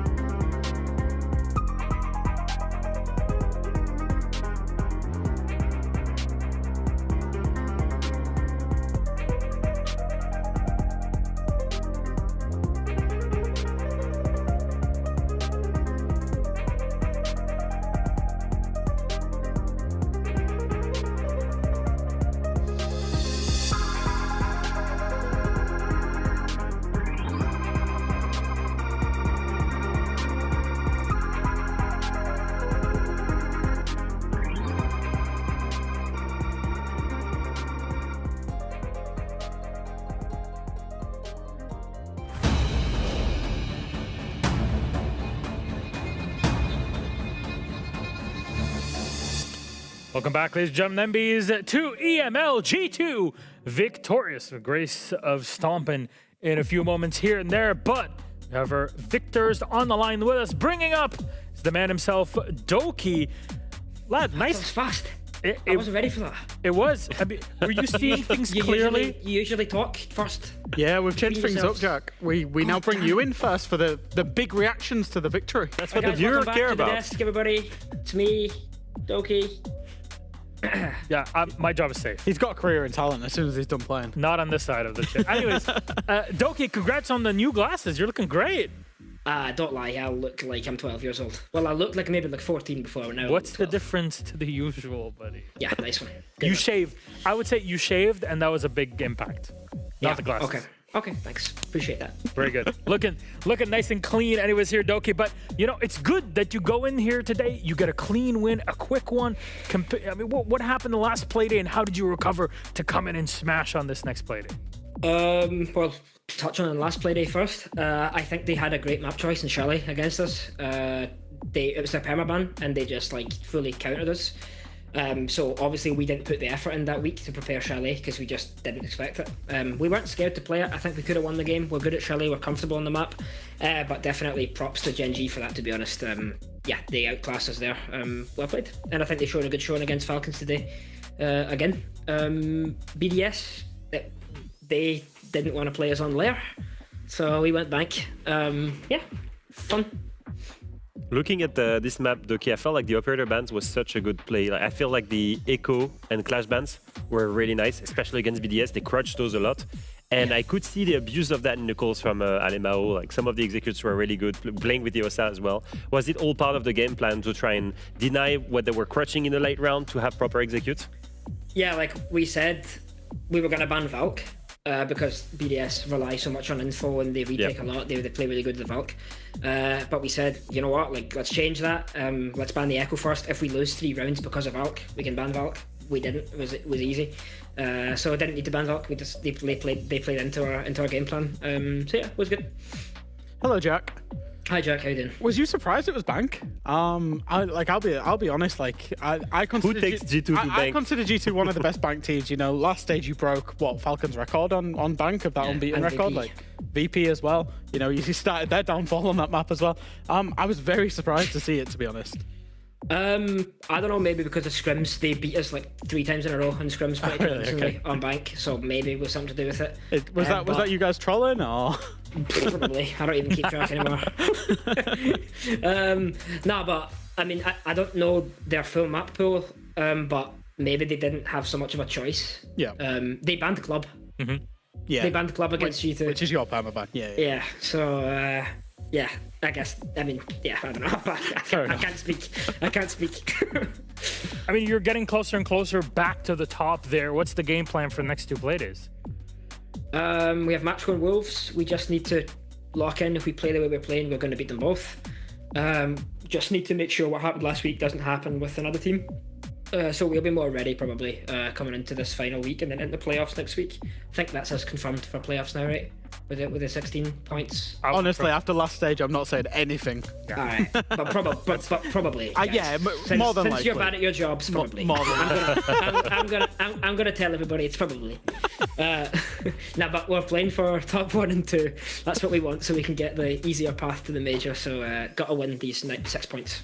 Top 2 is not locked in yet. That's the only thing. Yeah, we know that. We know that. Won't be locked in. I mean, well done, guys. That was. Thank you. I'm great at the job. He really is good at I used to be better in game than in mathematics, Doki. You can forgive that for me. That's a very low bar because there was a lot of negatives that were going on. In game as well? Yeah. I wouldn't take you for a judge of that. That's why you're a host. Your games. That's why you're a host now. I was casting your games, buddy. Anyways, sorry, you got into this friendly feud here, Doki. Sorry, guys. I casted already. You were a rookie back then. I remember those days. I remember what happened to Doki and coming in. I was never a rookie. It was a prophecy of my forthcoming. My destruction was prophecy. Yeah, definitely. Your destruction. Nothing weird or toxic happened in the beginning of your career. Your destruction was prophecy in the sense that you couldn't go to the first event you qualified in. It was written, and my team won it. You're welcome. It's true. You can't argue. You're welcome. It was carved. Can't argue. They did win it. By you're welcome, he's saying that to Nello. Thank you very much. You're welcome. Thank you, Nello. Doki, I never thought you'd be... Coastline clutch. What a classic. I miss seeing that on my timeline 4 times a week, to be honest. I know. I seen that for like 8 years in a row, and now he's gone. Fuck. I'm sorry. See, you're not ready yet. Okay. You need to be media trained. Yeah, no, he can be on the NAL though. Yeah, that's fine. Doki, you can go to B streams. I never thought you'd be the kind of person to have shoes in the house. I see that behind you. Ooh, guys, they're my gaming shoes. They're my gaming shoes. So, bit of backstory here. Hopefully, I have a bit of time. So, I was at an event once, and I noticed my feet didn't touch the floor because the chair wasn't like well, that was too small. So I had to get shoes. So they're my gaming shoes. I tried it at home. Don't like them anymore. You were just hanging like this. I can imagine that, this. yeah. His feet just hanging around. Yeah, it was like a swing, but it was like a chair.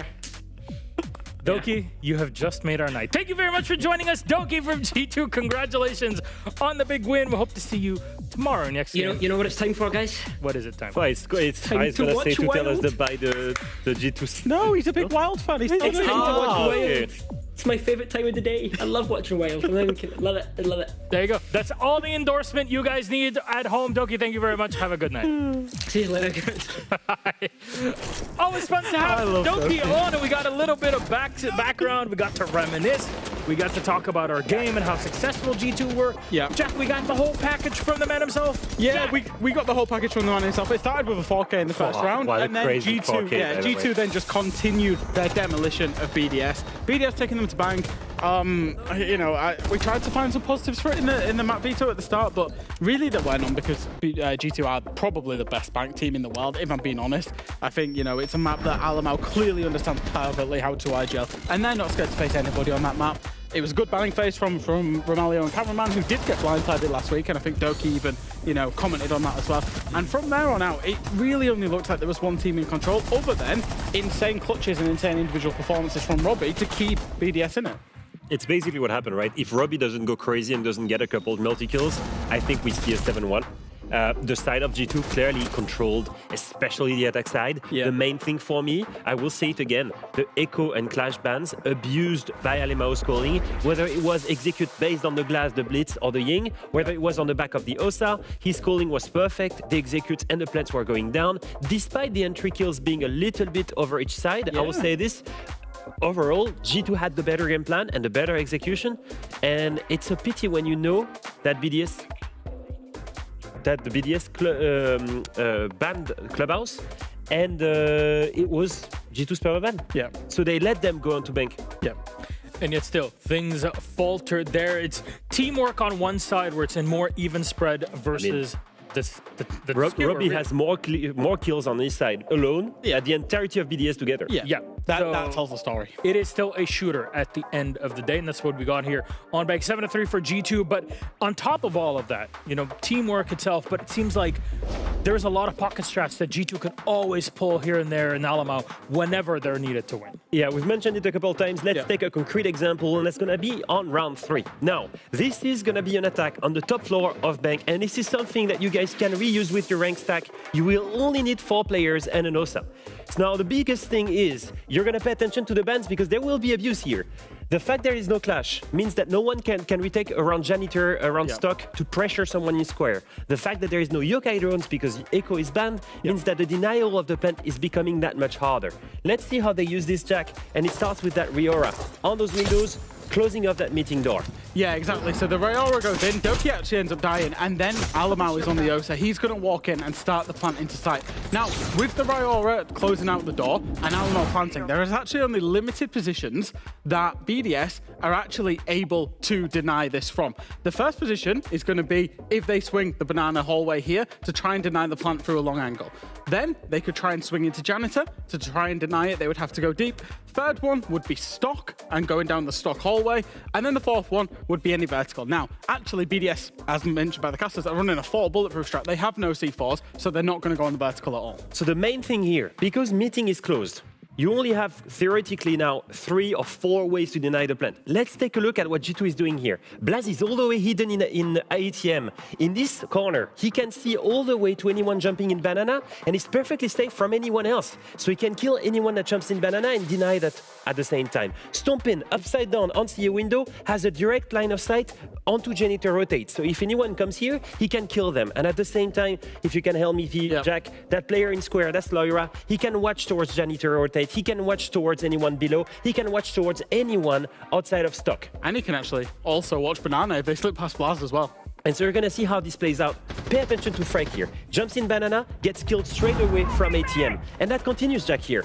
Yeah, you're going to see Stompin upside down repel, calls the guy inside a Janitor, and it will be Loira that will pick him up. But again, Loira picks up 2 kills, gets 1 on the stock hallway, gets 1 inside of Janitor as well. So you can see if the execute is properly set up, if you're covering every single point where the defenders can come and challenge that plant, there is nothing they can do. Yeah. And that's an easy way. ATM, easy, go in. This is outside. This is the first room you get in on bank. It's an easy one to retake and try and experiment in ranked. Honestly, such a great take from G2. Thank you very much, gentlemen. And that's the way that you run things with power positions. You want to come in, Alpha? No, you can sit back here because, gentlemen, ladies, and MBs, we have a lot to talk about after this break. Reminder, you heard Doki mention it because who's playing next? We can pull it up. It's Wild that are going up against Wolves. It's WW and a lot of entertainment. We'll see you after the break.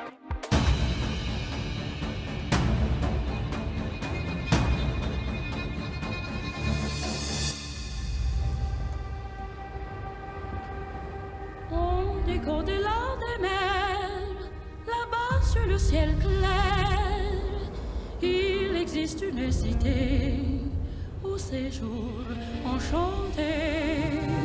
Et sur les grands arbres noirs, chaque soir, vers elle s'en va tout mon espoir. J'ai 2 amours.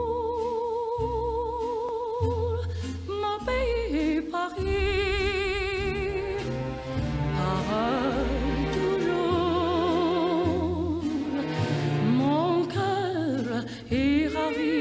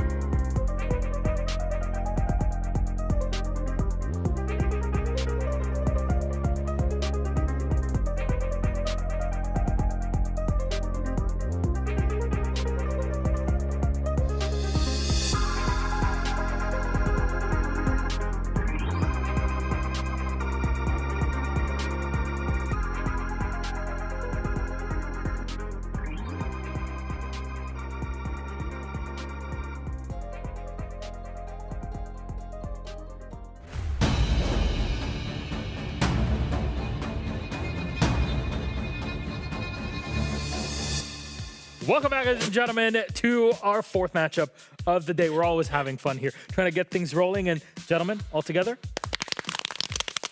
that's what we were doing. It's a banger game of the day. Exactly, and we're banging all over here on our makeshift drums in this game. We got Wolves and Wild. Even Donkey is excited to watch Wild in this game. And honestly, we're going to have to put it out there. There's a lot on the line. Now that VP won earlier today, more in store for relegations and the fight in relegations here in EML Leo. Wow. This is so important. The two last teams right now, currently in the standings, if you take Stage 1 and Stage 2 combined, that will define who are the two teams that are going to get relegated at the end of the stage. At the end of this week, actually, only 3 players left. Wild, Wolves, 17 and 16 points. With VP and now sitting on 20, they need direction. They need points. Do you know what I want just for the chaos? Because I'm going to be an agent of chaos. I want Wolves to win this in overtime. So that Wild get 1 point, Wolves get 2. 3 teams on 18 going into the next 2 days, and it'll be an absolute cluster. And the crazy part of this is, in sports, you call this a negative tie. Obviously, we don't have ties anymore, Jack. You know that very well. But there is a thing. This is a negative overtime should these two go in there because they're canceling each other. Exactly. You only get either 1 point or 2, not the 3 in total. And when you're fighting with such close margins of a single point, it really does matter. And I will say this is a game of W's, not only because it's Wild and Wolves. The last stage, that matchup, we may not have thought that it was one of the best ones to watch, right? Because of the performance from both teams. Right now, I'm looking at the Wolves that took Secret all the way to overtime last week.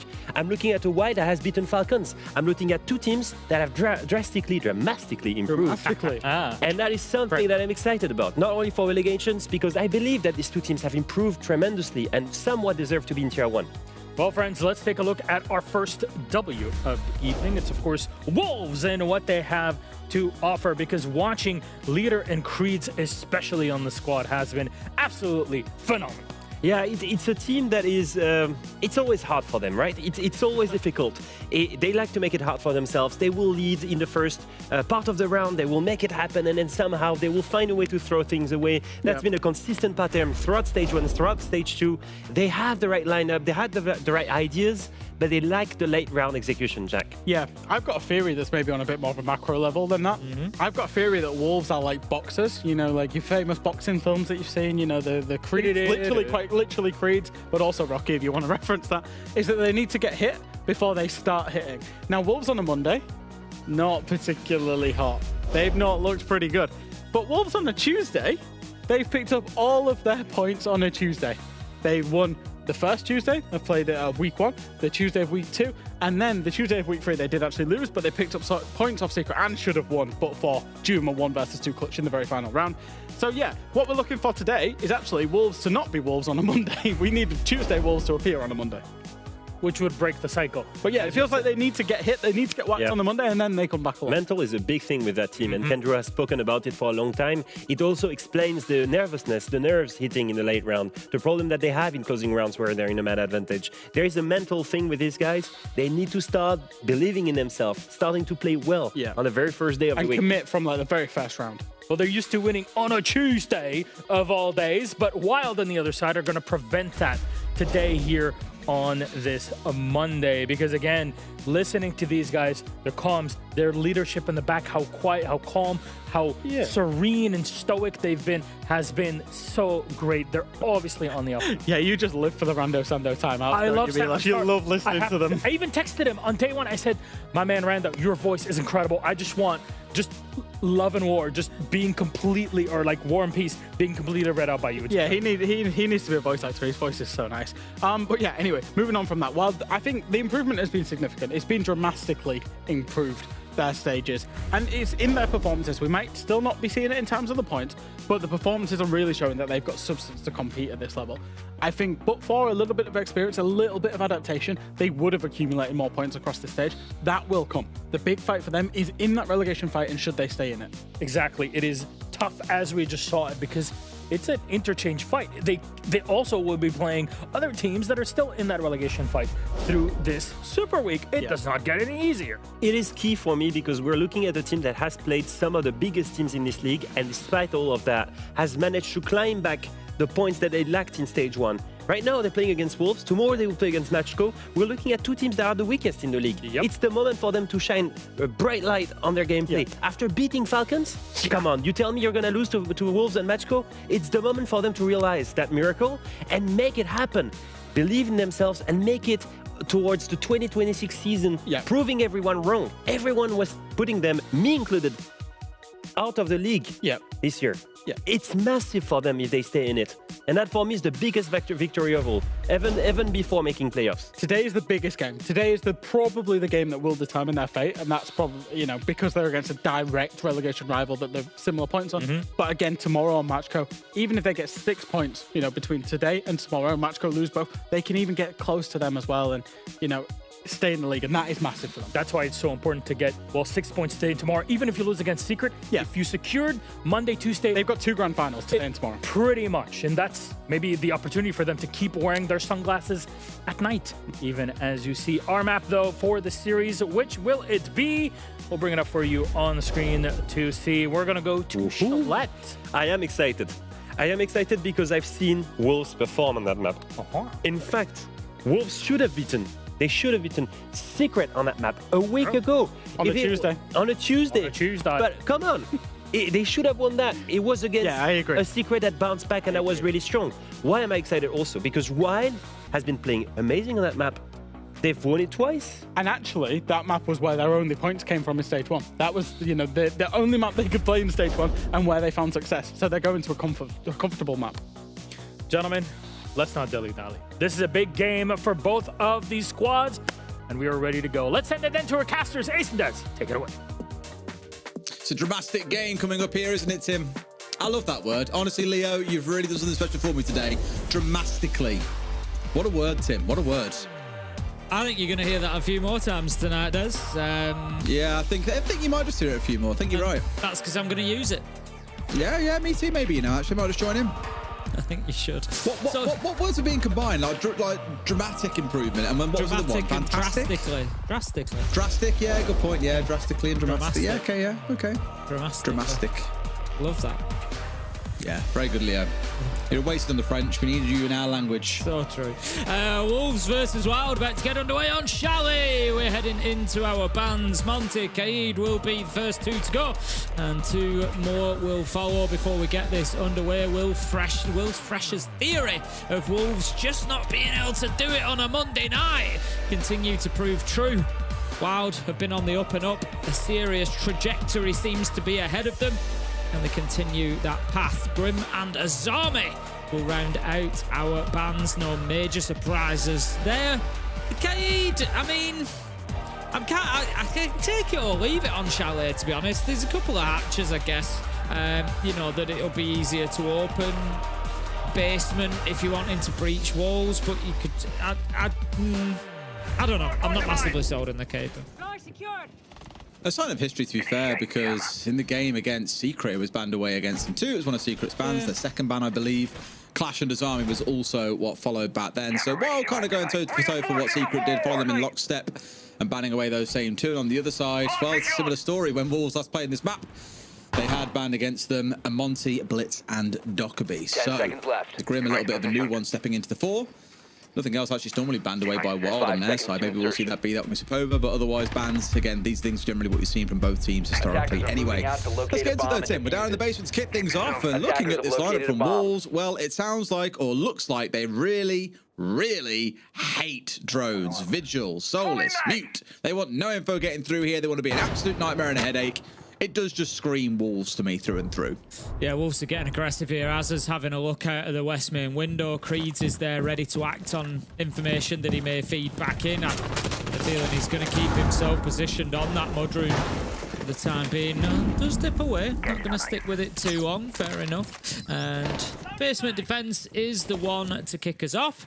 Oh, he's heading back there. He definitely wants that jump out. He definitely wants to catch somebody out there. Boomsy is down on the main breach. Evan has joined him as well. I would imagine Boomsy will send his nades on in to try and clear out any of the utility in behind the wall. The bandit tricking, try and prevent that. But it's a difficult one to stop when you've got the Tubarão in combination. Yeah, really trying to keep it locked up, and for the most part have succeeded in doing just that. Heaven's up, and the wall will be opened. No real bother, just a small delay there for about 40 seconds or so, but they've got what they were looking for. Boomsy gets the opener onto Creeds as well. That's the Soulless taken off the board, so any vertical plant denial, as well as, of course, the ability to hunt down drones, at least with that operator, no longer effective. Needs to be careful here. He could get hit from gaming. There is a player inside of there. It's Tyrant who's just kind of roaming around, and Boomsy, I think a 6-10 kicking in there, decides to go for an alternative angle. I can only guess that he knows about Tyrant's location here. Tyrant needs to be careful. He's going to get himself caught out. No, he's not. That was far too easy. Wild getting ahead of themselves. Do you think he forgets that he's wielding a big massive shield and makes so much noise running through the map? They wouldn't know about it. It's an easy one, that one. The trade comes out here, though, as again the kill, just as he's finished off as well, and lucky timing almost for Wild, who still find themselves in a man advantage situation, facing off against the C4 from Tyrant, though, and against Noodle, who's gagging to get himself involved in this game. Got rid of at least one more here, Evan has. So Noodle's now got to recover this one for his team all by himself, and it feels like a very big ask. Certainly does with the Bosch G. He's got 3 kills to find and only 2 bullets in the chamber. Sneak's going to take him down, close out the round for Wild. And it was pretty good from Wild. The one mistake being, of course, Boomsy, you know, racing past Tyrant inside of Bar.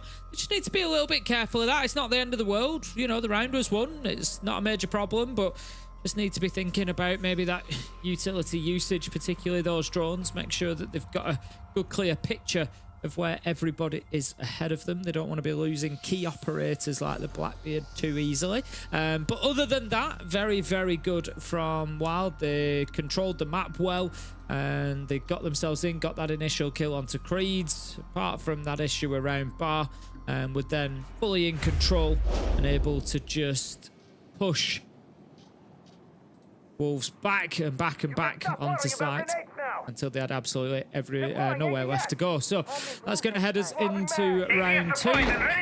Wolves, I'm going to say it's very early for me to say this, but I'm going to say it now. Rounds sooner rather than later would be good. We've seen them suffer some heavy defeats. Wolves, you know, back to the BDS game where it was 7-1, and they just need to make sure that they're not letting things get away from them. They stayed close with Secret throughout. Stayed close the week before with Matchcore. They lost both matches. Give yourself that opportunity again. Keep yourself close.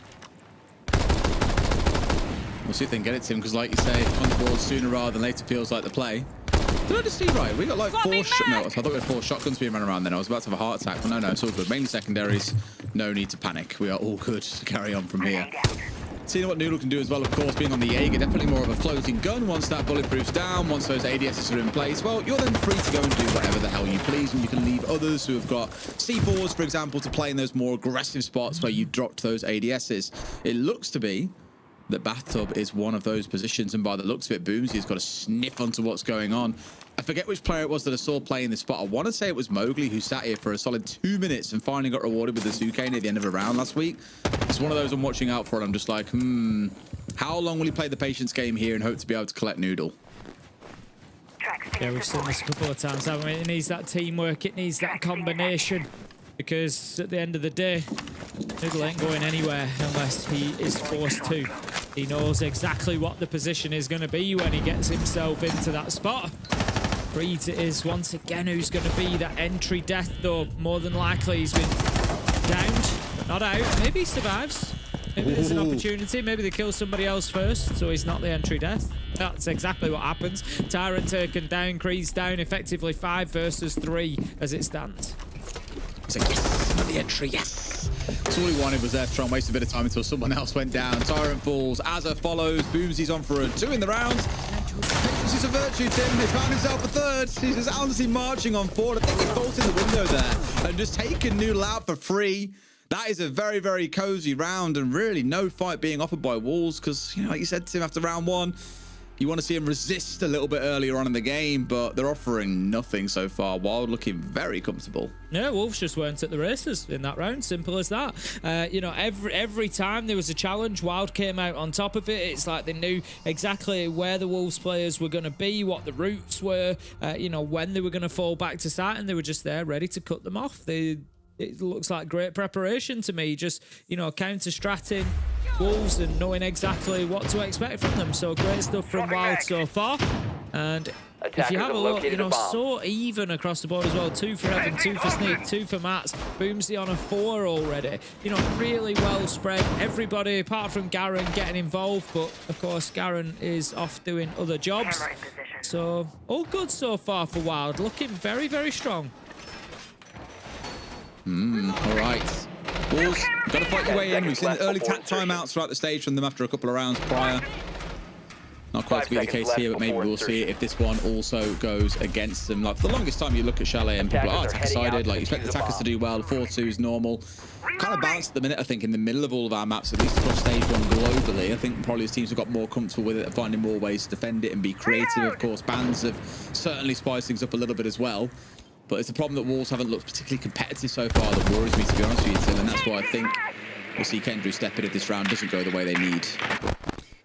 Yeah, I would expect so. At least in the next round or two. I think, you know, it's more than reasonable to let's have a look at the entire rotation. Let's, you know, see what's going on the other sides before we start getting too panicked or too carried away. But good work coming in from Sneak straight away on the IQ. Going to be taking out the black eye camera and just removing the intel on the side of Wolves again. Give them as little to go on as possible because you've been winning the gunfights at the minute, so don't let them find any advantage in information. Just force them to play reactively. Tyrant is going to react, manages to pick up the kill onto Sneak. That's the IQ gone. Any other electronic gadgetry has a much better chance of survival now. Wild, they need to find a response. They do. Probably the first time they've had a little bit of a setback here as well. I mean, they've made use of the dock could be cool. They've had themselves try to work on forward. Sneaker's lost his life in the process. 2 nades that go with him as well, typically. Yep, both of those gone as well. Back pocket dead with the IQ. So not the dream start for them, but still a lot of space to get things done. The fact that you have the Blitz and the Lion and the Dockerby and the Raura screams and execute that you can pull off. And look at they'll try and make it happen, but Azza stands up tall. Evan's going to fall down there. Shield is gone. Leader in for another. They've tried their very, very best, Tim. I was going to say you're basically looking at a flawless round here as Garen, all that is left standing for his team. He's got verticals above, a C4 tossed over the top, and gets the freebie onto Noodle, who shows a little bit too much himself. If anyone can clutch on this team, Tim, it's going to be Garen. But I don't think even he has a dog's chance in hell of getting out of this one. No, I would agree. It's going to be very, very tough. Wolves aren't overplaying their hand here. They know that they can just hold their positions. There goes Creeds with the glasses activated on the water. Sees straight through the smoke, sees straight through Garen's gambit and takes him down, leaving us in a 2-1. I think perfectly timed for Wolves. I think, you know, that was the one. Like you say, if they don't get that, it's probably tack time, out time. You're really going back. It might still be, but you know, you're really kind of back to the drawing board. But with that, at least look, you've taken something. You've got one of your sites. You know, maybe you just needed a couple of rounds to wake up and warm into it. So now you go back through your rotation. You see what you get. If you lose this next round, 4, 5, you know, you start thinking about that tactical time, right? Absolutely. Well, I think it was a bad time to be fair. Just trying to say that second quarter. Good chance to revisit all 3 sites. Good time to course correct what was going wrong across the 3. I think we'll still be happy with how they played things out. They can happily go for a 4-2 half of the back of how they played so far.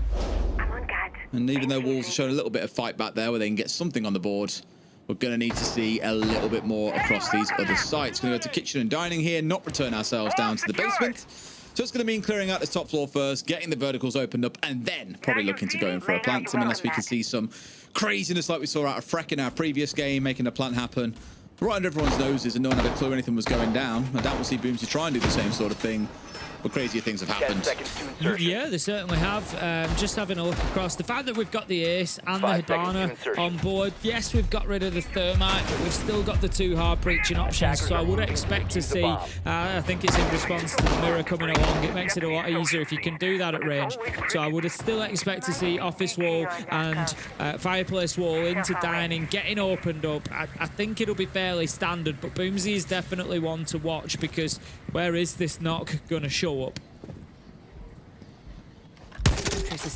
That's all nice and tepid. Clearing the way. Keep it nice and slow. No need to rush their way through. Getting rid of those castle barricades, start putting a little bit of threat in at least upstairs. There's this lovely dance that you play around that bathroom window upstairs, and we see it all the time, right, Tim? The Ivy window is a constant threat. It's why you'll see Wolves probably having some presence out towards Library side, or at the very least on Mez. So they can try and challenge any player playing on this bathroom window, and look at that, the patience pays off big.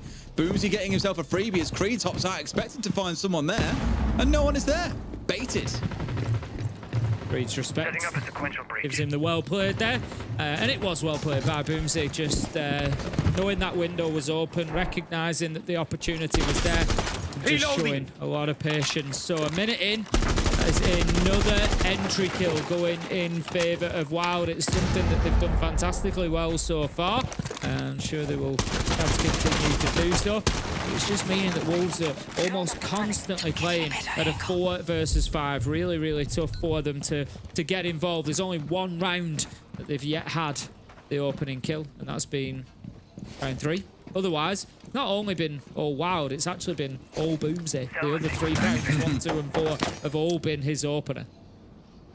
That's curious what he's going to do about that barbed wire. For now, he's got himself paused. Now starting his stretch on forward as everything else goes off, sprinting through it momentarily.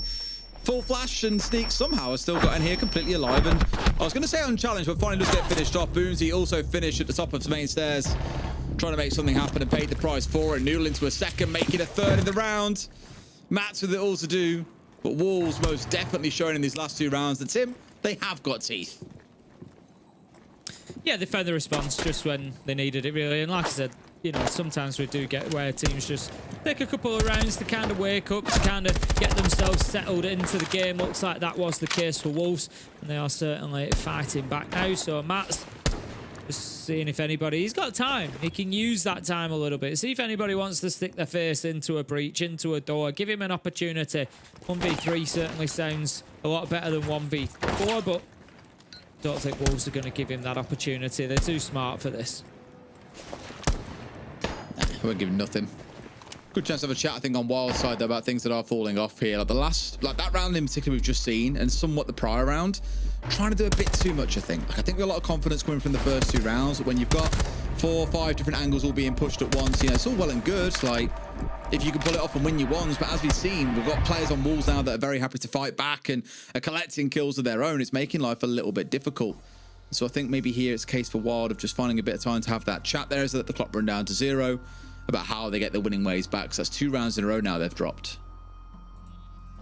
Yeah, they definitely need to put the brakes on this Wolves momentum. It's not really just about the rounds won, I don't think. It's been kind of the manner in which they've been won. Wolves have looked very solid over the last couple of rounds. They've had those spells where they've just got kill after kill and been on top of things. So yeah, I think for Wild, it's certainly been a change of fortune over the last couple, and that's something that they need to be aware of here, because Wolves are just becoming a bit of a different beast here, a bit of a different danger for them to deal with. So we're going to head back up to top floor. We saw this in round 2. It was a Wild's win on the attack. Boomsy opened things up and then followed it up with a 3k overall. Wolves just didn't really stand much of a chance on this one. It was a flawless round as well for Wild. If you remember it, they had Noodle stuck in the bathtub. They couldn't really go anywhere, couldn't Wolves, and it was a big problem for them. 5 seconds left. Yeah, pretty more the same here, Tim. We'll see how things get underway and how they change things up. Already first and foremost, you can see there is no Noodle in the bathtub. Boy's already nice and clean from the last time he was in there. So instead he's going to stay busy out on the smoke instead. A lot of casts have been brought along this half as well. It's probably worth emphasising. You know, we've seen the banner brought along a couple of times to help deal with that nice and easy. We're certainly trying to put up these walls, well, barricades rather than walls, and put up these metaphorical walls in front of Wild to slow them down, stop any crazy rushes coming on through. Let's try and bring a little bit more sense and, I guess, reason to the game for Wolves so they can respond to what's going on without feeling like they're being overrun. Stop recharge is going to open up the castle barricade onto bathroom. It's always I always find it an interesting position because of the Ivy window that you've got there. It's such a risk-reward position. You control so much from that bathroom window, but until your team have got confident control of library on top of those stairs, it is always such a risk to play there. So easy to be caught out by somebody like in the position of Azza, who is playing over that side of the map. He's going to be tracked out for the time being, even though he's on the mute. He doesn't have a jammer close by. Does take the drop. Takes a drop in health. A sneak on the Deimos manages to land a shot. Then Boomsy is gagging to go in here, and that's exactly what he's done. Tim, his 4th entry of the game. Sneak in for a second, and although it took a little bit of setup and waiting for the shield of Evan to arrive, Wild have just barreled their way in towards this map, killing 2 players on their step on through, and now they've got over half the round to work with in a 5 versus 3. Reloading! He's just going to offer himself a little bit of a redundancy there, a little bit of an option to get himself out of dodge should he need to. Wants to stay in dining for the time being, wants to be able to take those challenges and not give up fireplace too easily, but it's just affording himself an alternative. Does drop back to kitchen for the time being. But Wild right now, they do have the man advantage, but not really getting themselves towards site at any great speed yet. There's still breaching to be done. As you can see there, that's not been dealt with yet. And there's only 55 seconds left to go. They need to not let this clock run away from them. Absolutely. Starting to get towards it, but Creed styles on Garrett a little bit there, takes his head clean off. It's the curse of the 5v3s tonight, Tim, I'm telling you. I'm always nervous when we end up in this situation. Boomsy swings for the 1 more there, but like that, Wilder collected 2 more kills. Curse broken. Leader with it all to do against 3, and there's a hell of a lot of Candelas still singing here for Boomsy to make use of if he so desires. That plant's going down, and Leader has got one hell of a magic moment to pull off here. He wants to save it for his team. I mean, the one thing I guess on Leader's side, please don't die by the time I finish saying this, is the health of Wild. They are seriously low on 2 of them. Boomsy's your main man for the fight here. If Leader can just get a sniff of an opportunity, it actually may be more doable than you think. But ultimately, no. Sneak is going to cut him down. Look, the 1v3 is always going to be difficult. It was the one positive that he had going for him, but ultimately it certainly wasn't a big enough positive. So Wild will close that one out, find themselves back in the lead. And the last 2 rounds, they have been reeled in a little bit, but still sit 3-2 ahead. Yeah. A little more back to winning ways there as well, with a bit more of a composed round. Like, notice the key thing about it. I spoke before about how in the 2 rounds they've lost, it felt like they were a little bit separate at points. Like, everyone trying to do their own thing. Like, not really trying to do their own thing. They were all trying to move at the same time in towards different parts of the map and make things happen. But in that previous round, it was 3 players all focused on clearing out the single player that was inside a bar, inside of gaming, sorry. No, inside a bar, towards his left. Players inside a bar. And yeah, Boomsy coming in from 2 players coming in from double window. And they just crushed in there, made use of all the pressure they had with the shield and the shotgun and everything else all came together, and they walked away with 2 kills off the back of it. It was a really good set piece team play. So I think I felt that they lost a little bit in those 2 rounds that they did lose. So things are looking good. They're back to those winning ways and then get a 4-2 half here. I think they would have felt happy about that coming into the start of the game as well, and no doubt they'll press on for that now, and should, as long as they can retain that style of play, get away with it again. Another very execute focused comp coming out as well, with the Ying and the Rauer on side, and a Blackbeard to bleed Blackbeard, because why the hell not? I mean, Boomsy's been putting the Blackbeard to good work so far. We've seen a couple of rounds. Evan's going to give it a go as well. And we've got the mirror window that is positioned inside the library, looking towards that mezzanine double. I'm just having a look at wondering... Well played there from Sneak, gets himself out of the way. Just having a look at what the options are going to be to deal with that mirror window. Sneak is going to be the immediate obvious one, able to get a little Selma charge on there possibly and open it up. But otherwise, it could prove problematic. So definitely something that Wild need to consider how they're going to deal with that. Sure. Again, just slow and composed. What I'm liking from Wild after that last round is not feeling the need to go too crazy, at least early on. Save up those Dokubi calls as well. Of course, got the one that you get at 2:15. The second one comes online at 1:30. Hit the call, have the shield go charging on through. Candelas can follow. In fact, here comes that first call now. Always love seeing what teams do when we make use of this. Who starts moving? Who steps forward somewhere? For now, the answer really is no one. They've largely planted their feet and no one has made a move yet. Hoping that the call will force the side of walls to make moves instead, to try and dodge away from being called out and being caught out by a nade or a player just swinging onto them. But no punish coming through onto either side so far. Evan's starting to square up. That shield needs to be gone. The nade's certainly going to help with that. And the player that was watching onto the Ivy window finds no one, unfortunately. Did get a few shots in, but found nobody. I like this push. I like this use of the Blackbeard. Evan just slowly marching across, just that ominous presence on the Blackbeard. Sends the nade in, clears the utility, pushes the Valkyrie away. It's really good stuff, but it's taken a lot of time. And if you remember, I did mention this Mirror window, how are they going to deal with it? And it is the Selma charge that goes in. Evan gets aggressive, sees his opportunity, but needs to be careful. Going to leave the kill into Max, who takes him down. Creeds with one of his own. Absolute bloodbath ensues, and it's Wolves who come out on top. Leader with a big double nitro and gun, just going for every method that he can. 50 seconds left to go. Diffuser down will be collected, but Wolves can now fall back, hold those angles, and use those power positions. Yeah, thank God for Leader, honestly. Otherwise, we'd be staring down the barrel here of something crazy like a 4 versus 2. It wouldn't have been pretty. The C4, he gets up the stairs and then rounds up and wins the gunfight against the Blackbeard. Evan should have had him dead to rights, but completely loses that gunfight in a way that he absolutely shouldn't be. A little bit of a kicker. And it does give a good chance here for Wolves to give us that 3-3 half that no doubt they'll feel they deserve. And Wild maybe will feel a little bit cheated out. Our first Candela coming on through here in towards Stock to try and give a little bit of room for Booms to step on through. Just like Boomsy wants him. Here he goes. Steps forward for one, but can't get it. Noodle collects one, spins for the second. And that classic duo of Leader and Noodle winning the round. We get a 3-3 split, Tim. Yep, it's even Stevens at the half.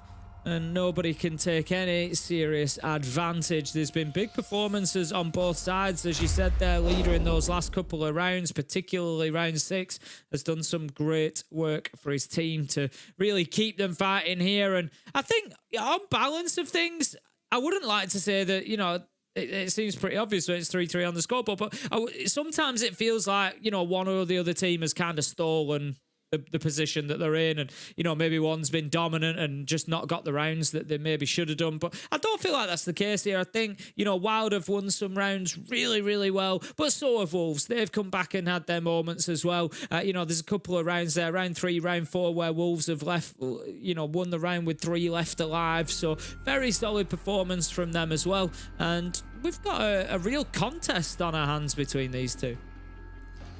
Yeah. I really thought after the first couple of rounds we'd just see Wolves largely roll over and get battered about and the momentum would be low. You heard Fresh and Leo speaking about it on the desk earlier.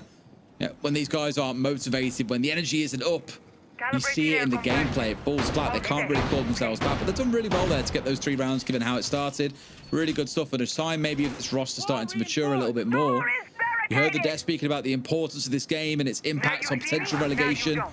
It's a really big one for both teams to win. It could yet be the 3 points that decide which team gets relegated and which one doesn't. So let's see how the second half goes.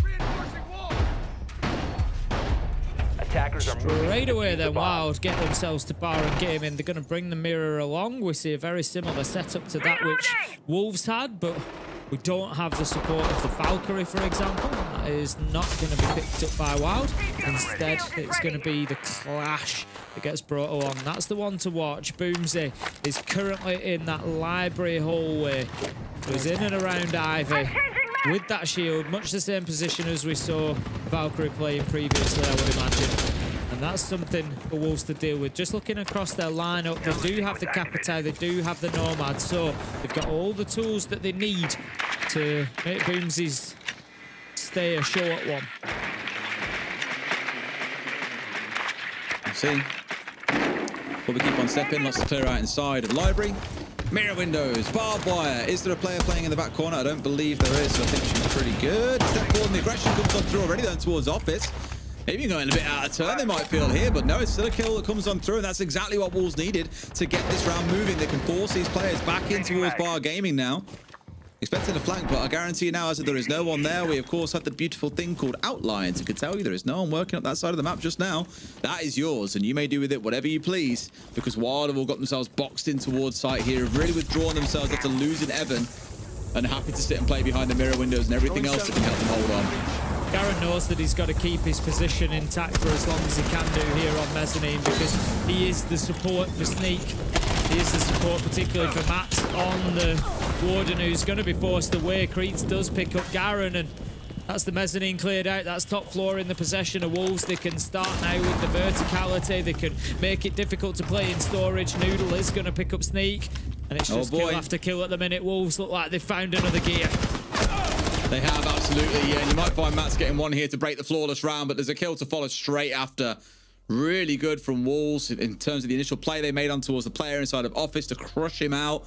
And from there, just to sweep their way through Wild piece by piece. A very convincing attack. And they take the lead, Tim, for the first time this game, up to 4-3. Yeah, great round from Wolves there. Wild, I think, have just sort of message received. They know that the work's going to be cut out for them on defense. That was bar and gaming that they went to. I will fully expect to see them move on. If I were them, I probably wouldn't go to dining and kitchen, considering how easily Wolves were able to secure top floor control there. They used the utility fantastically to create that space. They dealt with the clash without a single problem. So yeah, I think you go somewhere else. You go top or bottom. It is bottom. They're going to head down to the basement. It's going to be Snowmobile Garage for them on their second defense. Could be similar problems because you're now going to try to keep hold of 2 floors instead of 1. And so you're going to be spread even thinner. I would have maybe gone for a Master and Office after that last site, just to kind of, let's just simplify things and not let Wolves build up too much momentum here. That's 2 rounds in a row now. We don't want them starting to run away with things on the attack. But they go to the basement, so we'll see how they do around the map. Having a look, Sneak is up on that top floor, as is Boomsy. So they're the 2 to watch in this first minute or so. Okie dokie. Let's see how things step forward then. Deimos is the one, of course, to watch out for more than anything else as well. Try and deal with those roams if they can get the sniff on them around the map, Tim. And once they've got cleared out, guess what's going down? Air jabs. An early one already being deployed here by Tyrant as well. Just probably trying to anticipate jump outs, aggression, the sort of stuff that we saw Wolves trying to pull out during the first half. I think we'll all remember Creed's trying his very, very best to jump out of that bathroom window and just being snapped on by Boomsy, who was sat down low on the nut, being ever so patient, waiting for something to happen. So maybe you'll see a bit more of the same here. West Main also being locked down by the air jab at the same time. As Wolves taking it nice and slow for now, Tim, but I don't mind it. I think I remember casting these guys early in the stage and saying teams that can start slow and then go fast, make it really hard for the opposition to be able to adapt to, because changing in the pace, the tempo, always being up and down, you can't really get into a rhythm as the defenders. It can be an absolute nuisance. And here, bit of a fast charge on 4, got themselves inside a big car garage. They start bearing down this trench side to him. It looks like it's a very, very trench-focused execute. No one over towards lobby right now. No one on the main wall. Everyone is stacked up towards this top side. Yeah, I was just watching Boomsy and Sneak's position. They've both dropped down from that top floor, so they've recognised that they're just being left out in the cold, essentially. But it's really interesting because Boomsy does now have that angle down into the basement, so something that Wolves need to be... They don't necessarily need to deal with him. They can leave him out in the cold like that, leave him out in the map. They don't necessarily have to cut him off, but they just need to be aware of the areas in particular that he can impact. But it looks like we're going to be going for a plant very, very soon. Shallow one as well. Hasn't gone for the table. Hasn't tried to go deep. C4 dropped through the hatch, Tim. We've seen that one from Joystick just last week. This time it actually finds the target, though, as he played it shallow, and Leader has kind of paid the price of that one a little bit. Bit of a scramble and panic now from the side of Wolves. They need to do something. Sneaker's got the hatch and he's taking off it. They step on forward and Tyrant clears him out. Hatch re-secured, and now we can try again for the plant in a 5v3. Yeah, they know now, Wild, that they need to get aggressive onto this trench door. That's exactly what they tried. They managed to find 2, but the kills are there. Wolves had the advantage, and they're able to just keep grinding them down on that basis, picking up one after one after one, keeping the trades there. Wolves take the round, and right now, it is serious time for getting back to the drawing board for Wild, because they find themselves 5-3 down, and this one's running away from them quickly. It is a bit nervous at this point, though, for Wild. Maybe it's a good time for that tack timeout. Slap that panic button now and try and get a hold on this game, because the second half, played well in the first, but in the second just haven't really been able to offer too much fight to it. We're up to that dangerous scoreline again as well at that 5-3, where next round, well, there's a 3-round mountain for Wild to then have to climb, and it feels like it's a bit too far. They have to win this round, Tim. Otherwise, I feel it's a bit cooked, and they probably lose this one and drop all 3 points. Dining and kitchen, then I already spoke about this site, and it doesn't fill me with confidence, given how well Wolves were able to take top floor for bar and gaming. You know, I know there's, I'm sure, reasons why Wild aren't taking Master and Office. It's not always the best site necessarily. I just think it is the simplest, so just simplify things for yourself when you've lost 3 rounds in a row now. you've yet to win a defense. Attackers are heading out to defuse You're a adding bomb. layers of difficulty. Let's see what Wolves are able to do. We do have the Kaid along, so it's going to make Office Wall a little bit more difficult to breach. Just having a look at what's on side. We've got the Twitch drone, so Tyrant is going to be the one tasked with dealing with those electricals because there's no other utility. There is the nades of Azza, but they're going to be difficult to get in behind there, possibly. So yeah, really the focus is going to be Creeds or Tyrant getting in there with one of those drones and getting rid of those electricals. Absolutely. Solus once again making its appearance. Another time today, spoke about it across a few of these games, that despite being in a bit of a weak spot, obviously teams are starting to find use cases for the Solus now. And I remember seeing a bit of a conversation on social media about this. It's more about knowing how to use like the nerfed Solus. Like a lot of teams just kind of thought, oh, she's crap now, she's been nerfed, she's been gutted, never going to be useful. But we are seeing teams figure out ways to make her effective, at the very least in terms of picking her. Actual impact in the round, of course, you don't get to see everything a Solus does in the round, but by the looks of it, it seems to have enough of an effect that teams keep on picking her up. Yeah, I think, there's some definite value there. You can, particularly in the first sort of minute and a half of the round, where a lot of players are going to be on drones, things like that. The Solus can pick them up, can get that intel, much like the Pulse can start feeding it in. Yeah, we've got two over that side of the map. We've got one here, one above, and just start building that picture for the team. The gun's decent as well, so I think, yeah, we will continue to see that that use of Solus maybe being on a little bit of an up. Be aware of the players' positions inside of Office. For now, it was always going to be the case. The first battle was always going to be over Office Wall. Absolutely. I want to touch on Booms' entry, by the way. As I mentioned that first half, 4-0 on the entry. It was an absolute beast.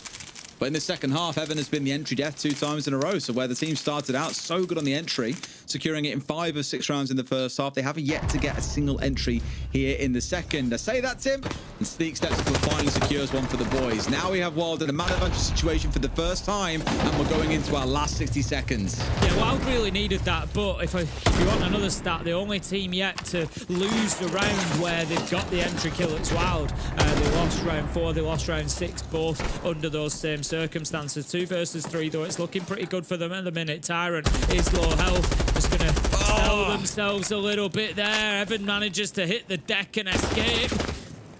Did take a little bit of damage along the way, but will live to fight another day. Needs to be careful though, it's not going to be for long. Garen does take down Azza, but is Tyrant going to get away with a little sneaky plan here? Well, you have the Aruni above him trying to open up. Oh, almost gets the down, but no, Sneak's still going. And all you need, Tim, is a little bit of breath in your body. You can hit a pretty nasty shot. 2 drop down through the hatch, but it's a bit too chaotic for poor old Tyrant. Can't hold on as Garen gets the final, and Wild will get their first round in this half. Yeah, you got to feel for Tyrant a little bit there. He was kind of spinning on his heel, knowing that he was going to be pressured from everywhere. Wild collapsing very quickly in on him and getting that round 1. So better from them. They definitely used their utility better, I thought. They kept them. I said my concern was them keeping that vertical control that they'd struggled to do when it was bar and gaming, but they used the utility better. The electrical seemed to do the job. They'd prevented the drones getting in there, the Twitch drones, the Bravo drones, causing any mayhem and allowing that wall to be opened up. It kept them with a strong position. Right to the end, we saw them still fighting in Master and Office. Wolves unable to take that top floor away from them this time. So good from Wild there, digging deep, going in and getting what could have been a difficult site over the line. Now they're going to have to try. They're going to go back down to the basement, I think, which they lost in round 8. It was pretty straight to sight from Wolves. Keep an eye on that and see whether they go for anything different this time Attackers have discovered the location of a bomb. Sure, well, carry on doing what they were doing then, because clearly it worked out wonderfully for Wild. It's a real bit of a war for Wolves to get any kind of control of the map itself was what led to that. And I think Wild are doubling down Nick coming into this round. Seeing the Clash, for example, coming out. The Ella to create these horrible bottlenecks that you push through and you're faced off with a World of Hurt. It's looking like pretty good stuff. And also bringing on that Kaid that we spoke about earlier, Tim, that wasn't banned away. Often very regularly banned away on this map, but Garen's bringing it along here now that it's available, just to help lock these walls up that little bit longer, but no Tuber out to pair with it. Saw that a little bit back in the first half, the Bandit plus the subs coming along to try and stall the wall out. Only lasted about 40 seconds at the very, very start of the round. Didn't really offer too much to them.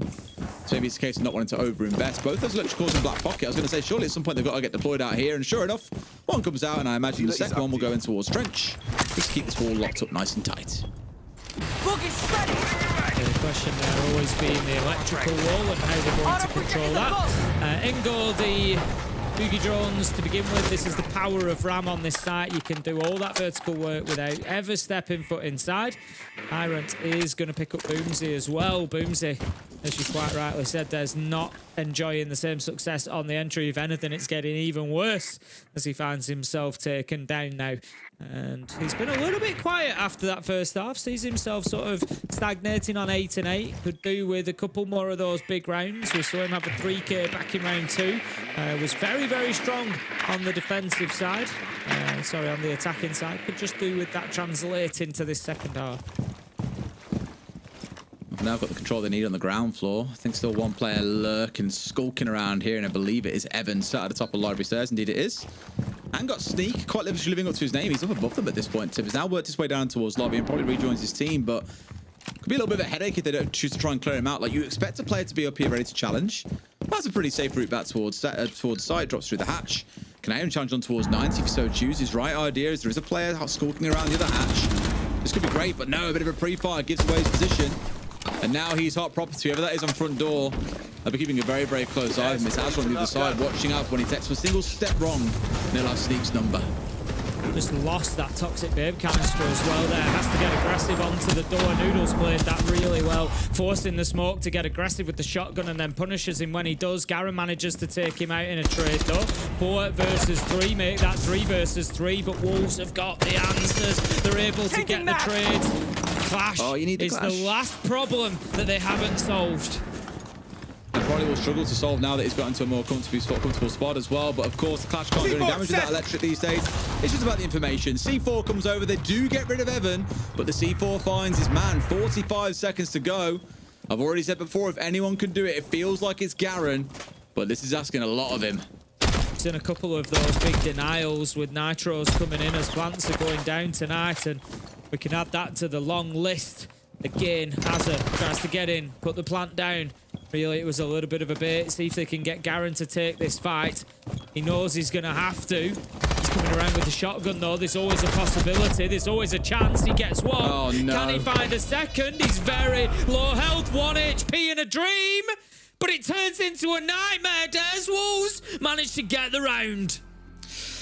Like I said, if anyone can, it's him. But Azza with that closing shot, they puts his team up to match point, and those 3 crucial points could be heading their way in just one more round. Really is going to make that relegation fight an interesting scrap, and probably most critically, Tim, bump the boys up into our playoff spots.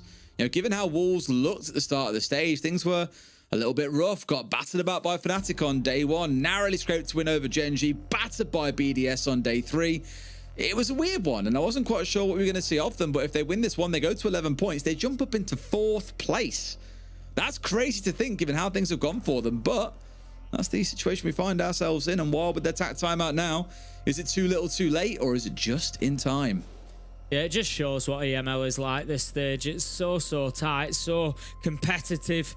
So many opportunities for teams all the way down to like 8th place, realistically still, to get themselves seriously in the mix for those playoff spots. But Wolves, they're looking pretty good for it at the minute. Sitting pretty. Got themselves 2 chances to close this out.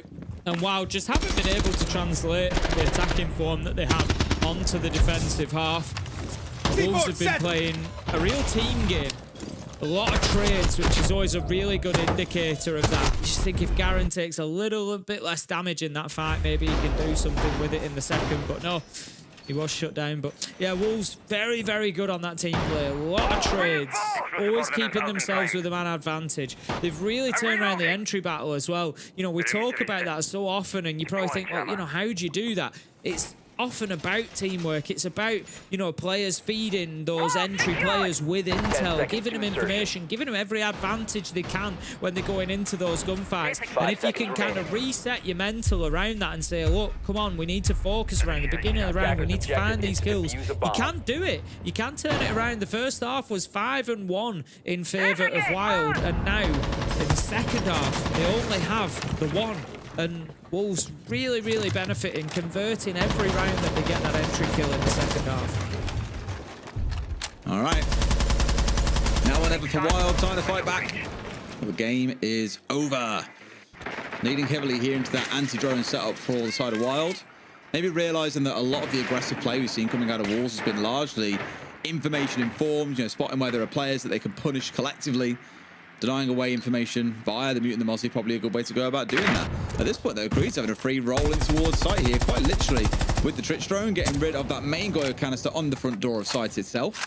Which looks pretty nice, but of course, no visibility in towards double window. Maybe invites a little bit of trouble. The rest of the team starting to focus on some of the verticals here to get themselves in. Seeing the player here, nicely placed drone as well to see everything going on in Mez. This means they can always keep eyes on this Aruni, who's skulking around. Of course, we spoke about the power of Aruni now, one of the very few defensive operators remaining with the magnified scope on side. And Garen especially can shoot better than most. Very lethal parts on Mez. They've got to find a way to unseat him. The player on coming up from front lobby might be the Clay here. That's Creed I'm looking towards. But for now, still doing a lot of his work on his drones. He's going to be racing it down blue stairs at the minute, pinging out a little bit of intel, a little bit of info. It's going to be slow and steady for Wolves. No major problem with that. 1 minute 30, looking to clear out this library window, get opportunity to get on inside. Just prepping ready for those fire arrows, which will likely come at a later date. Still yet to do anything about mezzanine. Garen was there previously in other rounds. We saw him. They dealt with it better last time, Wolves. They're 2 minutes in, not really making too much progress. Yeah, like nades going up there. Yeah, finally he's gone. Like Tyrant's had to clear him off himself there. That's 2 minutes spent, as you say, to get rid of the Mez player. That really needed a teammate coming from behind with nades and put some pressure on. Boozy stepping up for another, but instantly there's a response and a trade comes on through. Evan collects him one more. It's a 3 versus 3 here. Can Wild hold on, or have Wolves got their number? Almost an entire round fought down in the basement to say that this is a bar and came in sight.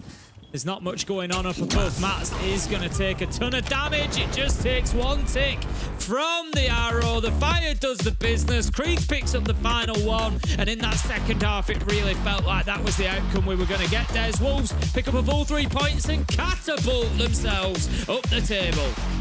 No one would have thought it, but that's Wolves in 4th place. Absolutely bonkers, and now probably in the spot where they can even start thinking over the next couple of days with a couple of more results. They can even stop fighting against our top 3 teams that for a long time have looked untouchable, Tim. It's going to be spicy, just like our desk, after a short break. See you in a few.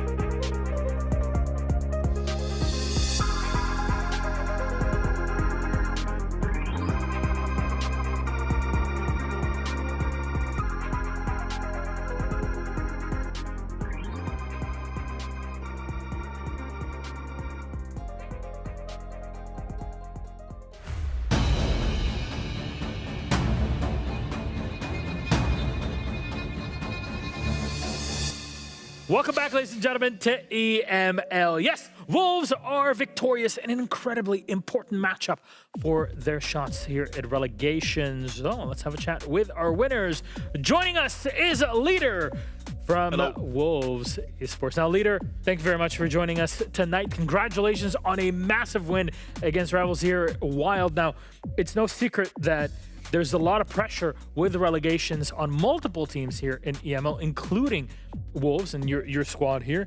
How is it like handling that, but also preparing for this Super Week? I mean, it is what it is, you know, like we did play poorly in the first stage, a little bit better this stage. I think we deserve more points than we got. Some games we were awful though, like I remember the BDS game, we just weren't in the game, we did not deserve that at all and things like that. But some other games were in the game, maybe deserved more, but you know, we're still fine. I mean, today you won it. It's a big day for you, right? A 7-4 victory. You get all 3 points ahead of this week. That's really got to bump up morale in the squad. Yeah, definitely. I mean, we've had a mental coach with us through the stage, Ed Cleland, and he's done a fantastic job with us. And yeah, we're just excited to you know, keep us going. Hopefully pick up some more points before the end. Speaking of games that you should have got maybe a little bit more out of, I'm going to take you back to last week, Jake, where you played Chalet against Secret. I thought you put in a great performance, probably on the balance. I think you should have won that game, if we're being honest. And then today you played Chalet again. So what do you think about that map? It's good for you because you've put in 2 great performances on it now. I mean, like, it's probably because we're really adaptable on it, right? Like, we bring stuff for everything, and like we just see where we want to go. You know, like we hit everyone where they're weakest, and teams move around so much on the map. Like it's a very like claustrophobic map. Like you think of like the windows on the outside of the map where you can get so many cuts. It's just like if you have good info, then you can go wherever you want. You know. Yeah. Speaking of the mental game, first of all, it's great to know that you've got a mental coach. I think we had a talk with Kendra also that mentioned that you guys have the potential. It's just that it's a little bit inconsistent towards some matches. And I think the game against Secret was such a good example of that. I felt like you were in control and you should have won that game. And it's just in the last few moments. Today, for me, was probably arguably the most important match of your season because you're facing like a direct contender for relegations and you won it in full control, in my opinion. What changed in the mental for you guys to be able to achieve that?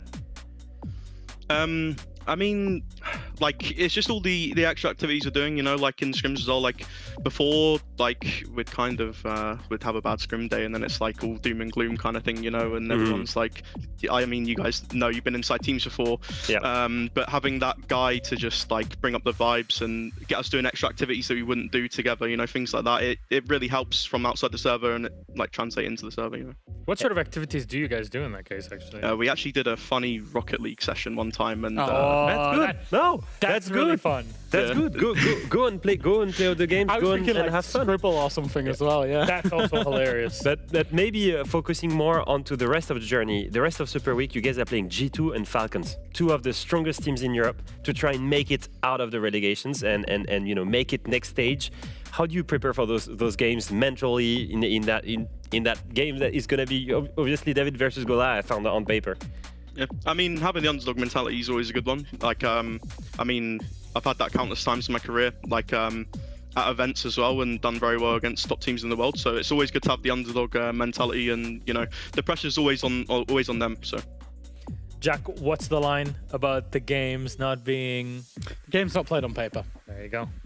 There you go. That's all you need to hear from Jack Wisdom at the end of it. Leader, thank you so very much for joining us. Thank you. This evening. Congratulations on a massive win with all 3 points tonight. Have a good night. We'll see you tomorrow. Thank you. You too. And there it is, gentlemen.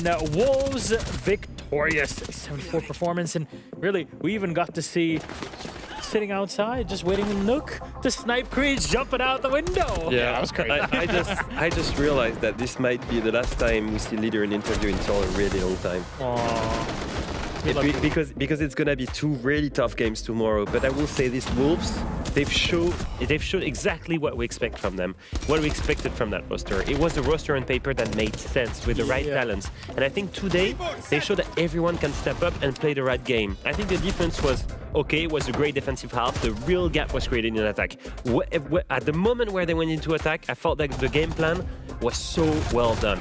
Every single time I see WoW trying to go and have an extended setup jack, and Wolves always pinpoint the weak point, the weakness in the strat, isolates one player, gets that opening kill, and after that, it's snowball system. Everybody puts in the work, especially Tyrant with the opening kills, and the rest of the team follows through, and that's what you see on the screen. 4-1 in attacks here. Honestly, that's how they close the game. I picked up on something that you said in the interview there, Leo, where you said that you feel like it was the best game that Wolves have had this stage for controlling the actual game. And I think the scoreboard kind of looks to that. You know, when Wolves have won, we've made quite a big deal about how it's been Creeds when they've been playing Lair that had big performances. Tyrant when they played against Secret last week on Chalet had an insane individual performance. This is much, much more of a team performance. Wolves really did control those attacks well. So they have improved across the stage. It is going to be a hard week against G2 and Falcons. But honestly, we have seen teams, and I'm talking Fnatic, the Gen Gs of this world, that Wolves probably pre-stage would have put themselves on about the same level as, take points off those teams. So it's not inconceivable that Wolves can still pick up points, maybe even a win. Still, the 3 points that they gather today are incredible. The rest is going to be on the other teams to play their own performance. Speaking of which, let's put them up. There it is. Magico with a big test. They are in that relegation conversation overall, as well as Wolves and Wild, but on the other side, it's Team Secret looking to grind their way back to the top. All that and more after the break.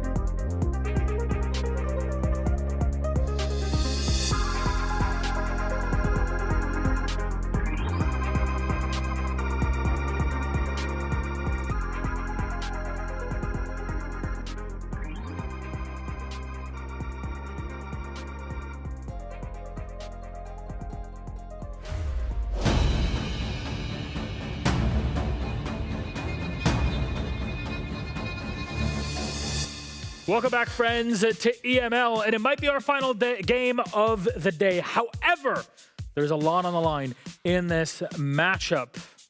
Secret versus Machiko. Machiko fighting in relegations, whereas Team Secret on the other side fighting for a spot in the playoffs, recovering from a, frankly, horrendous start to the stage. Yeah, absolutely. It was not good for them. They were always going to come in strong towards the back end of the stage. We expected it. But yeah, they still got to walk the walk whilst it's in Super Week. Then let's talk about our rosters. Machiko is up first, and our Italian squad had a lot of promise. There were moments where we saw that glimmer, and now it's a big fight in relegation with 3 other teams. Yeah, they surprised everyone in stage 1, making it to the playoffs. I think we expected that team to grow. I think the disappointment of not making in EWC and the extra off time that they had to rebuild the roster. Yep. The fact that they dropped Ghost, a player that was struggling hard. All of the things that they've done, working more, replacing their entire staff, all of the things that were supposed on paper to make that team better had made them worse. Yeah. And that's why it cost them so many points. Now we're talking about the roster, despite all the points they won in stage 1, that is in direct contention for relegations, that is struggling, and that needs to benefit from the fact that Wild did not take any point in the game before. I didn't mind it though. I didn't mind that they went with a bold approach. I didn't mind that they changed out their IGL, went with some new stuff, and tried something for stage 2. Clearly they wanted to grow. However, it didn't work for them. If we take a look at how the stats looked before TEB IGLing and after TEB IGLing, it's a big difference. And that's the reality of it, is that whilst Raiden was IGLing, they didn't win any points. They really struggled in attack and also defense, actually, to be fair. Like, everything is just not a good stat. TEB takes back over. They go back into a system that they know. And they might have thought that, hey, we can get better over a long term, but maybe that's one to assess during the big off-season going into next year, right? Maybe after SI. So they made that drastic switch back, and I liked that because they can course correct during the stage. I will say this, the attack win rate still is a problem right now. They still struggle heavily in that department. Defense is great, but clearly the attack is the biggest weak point. Second thing that's not there, they used to have a lot of clutches that was their way of gaining extra points every single match. They're not counting on those clutches anymore.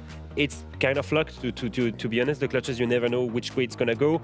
It was really carrying them hard last stage. It's not there anymore. So right now, it's all on the team to perform, not relying on clutches. I'd be very curious to see what the conversion rate is on the entry percentage. But anyways, those are just curiosities that we have on the outside. Let's take a look at our standings just to make it very clear for everybody what's happening in this matchup currently. As we have updated, Machiko in stage 2 are all the way at the bottom in number 10. Team Secret, though, are close to breaking into the top 6. We talked about Team Secret and needing the momentum. This should be the great start should they win all 3 points today. Yeah, I think this is certainly a game they'll be targeting. If they win it, they'll get themselves inside the top 6. If you're Fnatic and BDS, you're really, really hoping Machiko pull one out of the bag, because they're not affecting you right now. They're not affecting you for playoffs. They're not affecting you because they're both partner organizations in terms of the relegations fight either. So you've got no beef with them. You really want them because Secret are going to come strong. And if they're going to come strong, they're going to replace a Fnatic or BDS in the playoffs. That's the main thing for me. They can really benefit from those 2 teams dropping the ball today. And I think especially BDS, 3 losses in a row. This is the perfect moment for Secret to seize the opportunity. And that's what all this Super Week is about for Team Secret. They struggled heavily, but the excuse at the beginning of the stage was we're playing against the best teams. But if you look at this roster after winning EWC, that first of all should not be an excuse. But second of all, if it was the case that they played strong teams at the beginning of the stage, it means that at the end of the stage, they're supposed to play the weaker teams.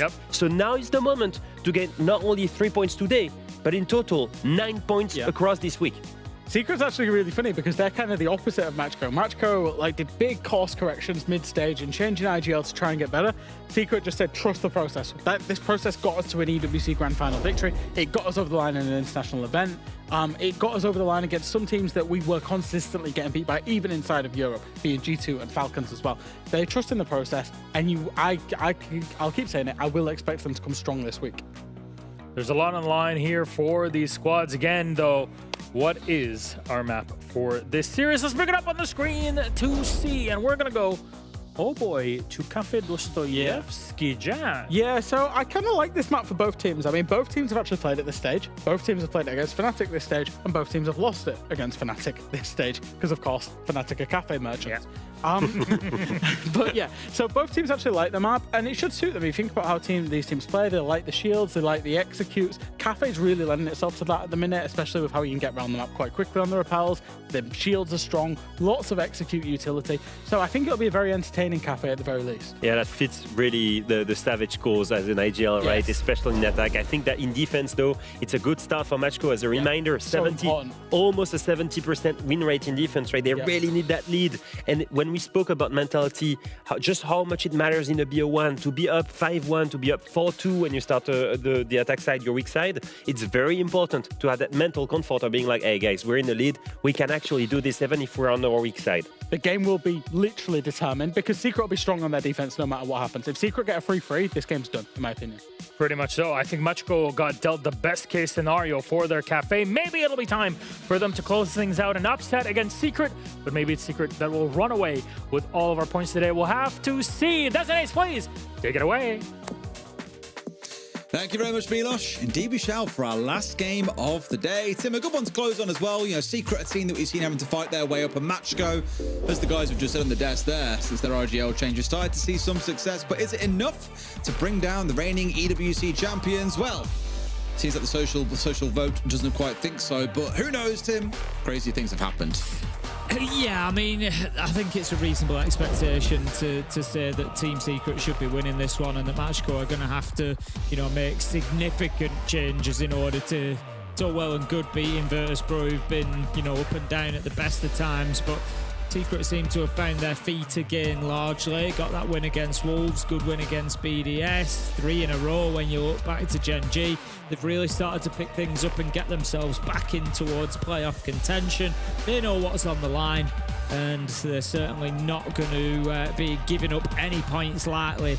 We talk about that 12-point threshold. Anybody wondering where that comes from? It's not like an official threshold, but in stage 1, the team in 6th place who picked up the last playoff spot had 12 points. So it just gives us a little bit of a guide as to where maybe we'll be, you know, looking at those spots going this time around. Team Secret get a win now. It's up to 11. They're looking pretty good after what was a tough start. Yeah, most definitely. I felt everyone was worried about them in the same way they were Virtus.pro for a while, and it feels like Virtus.pro might have turned on a little bit too late. Others are starting to clear of them now and get further ahead in the pack, and Secret are definitely one of those teams that have picked up steam in good time and are now in a spot to be able to jump up into about 5th place they get if they win this game. Onwards we march, and we'll see how they compare. The bands will come on through. It's worth touching on those really quickly as well, because looking back at the last couple of times that both teams have played this map, both have played it twice over the last 6 months. No surprise at all, I think, to see Secret having the Monty band away from them. Savage, a little bit of a menace at the best of time with shields. 10 seconds remaining. Not really running it in the first round here, sorry, over instead towards the Ram. Ying obviously focused on the execute. And on the other side for Secret, a double ban coming in against those Architects. Now, previously, we've seen Matchco draw away bans against Valkyrie, against Mirror, against Castle. So at least seeing that same vibe of operators being banned away, given prior it was the Castle and the Mirror. Now it's instead the other 2 Architects being taken away. Oldest trick in the book here. The Pulse is just waiting.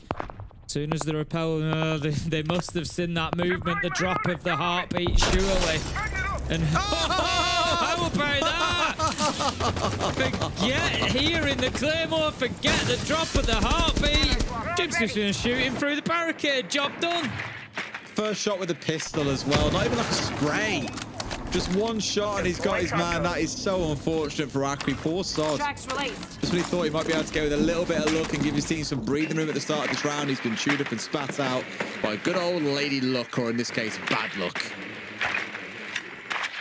Secret then. Drones will continue on in and see exactly what they're going to be facing up on this top floor. They're going to look to clear that out before, of course, pushing towards the reading room site. Just having a look, they've got Savage on the Ram, so that's going to be the majority of their vertical ability. Noah does have the soft breach charges to be able to do a little bit of work as well, but it's going to be all about getting Savage into position, in Cocktail particularly, opening up above reading, try and get the plant inside of the door. We know the vibe. We know the vibe, Tim. We've seen it a million times by now. Doesn't mean it's always simple though. Even if teams have practiced it 1,001 times over, there's still things that can go wrong, or of course the defenders can do to upset you. June finding another, finally gets himself shut down. The Demon of Round 1 with 2 kills. Suddenly equalised that in the space of 4 seconds. 2 kills have come back the way of Matchco. And now everything's even, Tim. We're down to a 3 versus 3. Matchco fighting their way back into it. It's something that's over the entire year. When we look at stage 1 as well, we've become all too familiar with from this side. Dora, Teb, one apiece, and Secret have got to be asking where it all went wrong. They picked up an absolute beauty onto the post to kick things off with the entry, and then did very little thereafter. Matchco cut them apart as they tried to take top floor control. Take the first round, 1-0. Even did the second as well and got into the 5 versus 3. Right, I mentioned it's been that cursed scoreline or the cursed man advantage all day long. It's one of those that they've let slip through the fingers a little bit. Well played by Matchco. They're batting down the hatches and got the kills they needed. Well, I think it's the first shot with the pistol as well. Oh, man. Like, I'm surprised when in the all chat after that just being like free. But this is where it all started going wrong, not having that fulcrum on the top floor, and they never really got fully established. Like, you even see down to the last kill from Savage, was fighting a player at the end of bar, a player inside a cocktail. So whilst they've done okay, getting to the building itself, getting themselves up onto that second floor, they never had control of that third floor, and the verticals never went their way, and they paid the price for it. Well played by Matchco to play to the advantage, and a great example, kids, of why vertical control is so important. And it will continue to be fought over in round 2. We're going to go to 10 seconds mining the mid-floor sat. It's going to be a further attempt. Team Secret gets to try it all again to see if they can get that top floor locked down and get Savage active with the boogie drones. He can maybe do a little bit more work from the window this time around, but even still, they are going to need to get boots on the ground and get proper control. They're not going to be challenged at the windows this time around. Certainly no cheeky pulse players are going to be coming out of Matchco. Still though, Secret very alert to the possibility of anybody coming out of the window. I always like that as well. Somebody opening the window for you. You're there, you're ready. You can instantly react. Give it a whirl at home in your own games. If it's not something that you do, get yourself up on rappel. Learn your angles so you know roughly where you're going to be looking for that cross, looking for that defender, and then get somebody else to blast the window open so you're just right ready to go. Similar sort of vibe to Virtus Pro here is what I think I'm seeing coming out of Secret. Not looking to get loads of map control and clear out the entirety of the top floor and sweep all the way through. At least for now, keeping things pretty shallow. It's only Doom on this side of the map looking to cause a bit of bother. Everyone else is very much squared up around and executes itself. Just wanted to apply a little bit of pressure and try and get themselves going. In fact, finally now we're starting to see players coming into this top floor, trying to sweep their way across. But now Matchco still looking to give a little bit of resistance with 3 players up on this third floor. 2 of them back to back, 1 now dropping in through the hatch. So I imagine the other 2 will follow after taking a couple of pot shots once we see the step on forward. Who was it who hit that ridiculous drop shot kill through a hatch of the day? Do you remember? No, I don't recall. I've watched a lot of Siege this week. Maybe it was when I was catching with Pengu in Asia. Could be. But it was the most ridiculous. They dropped in through the fireplace hatch, just sprayed off towards reading and hit a beautiful like one tap onto someone. I was just like, oh my god, it was disgusting.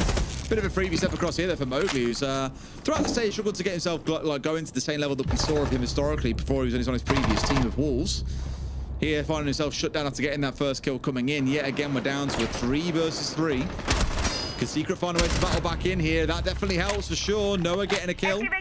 Down to a 2 versus 3. It's a lot for Matchco to do. They've got 3 smokes to play behind though, Tim. And we're getting towards the last 45 seconds. Yeah, Adrian's still got that utility on the Sens to deploy. That's not gone out yet. You would expect it to be used to create a little bit of safety, sanctuary, to be able to put that diffuser down. But as you can see, Ryden's just getting a little bit active here. I don't think they're going to expect him sat looking up at the red stairs, and certainly not tucked away into the corner. However, maybe they will. Yeah, at least good enough to hold him here. Matchco, sorry, Teb with about, what, 15 HP to his name? He ain't stopping this one. Down goes the diffuser. Or it will most definitely stick here. Nothing he can do about this one. A single shot will be enough to put him in the mud. Goes for a spray through the softball. Doesn't find his man, but Adrian finds him in reverse. That's unfortunate. Well, Secret much better in that round. Now on the board. Yeah, certainly walking up a little bit there. Managed to get that top floor control. Used it a little bit. They did let, they did let Matchco come back at them a little bit. They could maybe do with not losing those couple of bodies in the beginning of the round, but ultimately they get the job done. Get themselves downstairs, diffuser down, all the good stuff, all the boxes that you like to tick. That was a huge freebie for Monk just walking in on wall there. Yeah, after that, it's again the story that we've seen quite a few times tonight, and we often talk about these, you know, the core of the team and having. I always say, you know, for any game that you want to win in Siege, you need 3 people that are firing, that are popping off on that day. You need that core. It doesn't have to be the same people, but you need a solid 3 that are going to lock down rounds, and that's exactly what we've just seen there. It gets down to 3, and we saw it with Falcons. We've seen it in the last matchup as well, and it's just you get down to that final 3, and it's like, right, okay.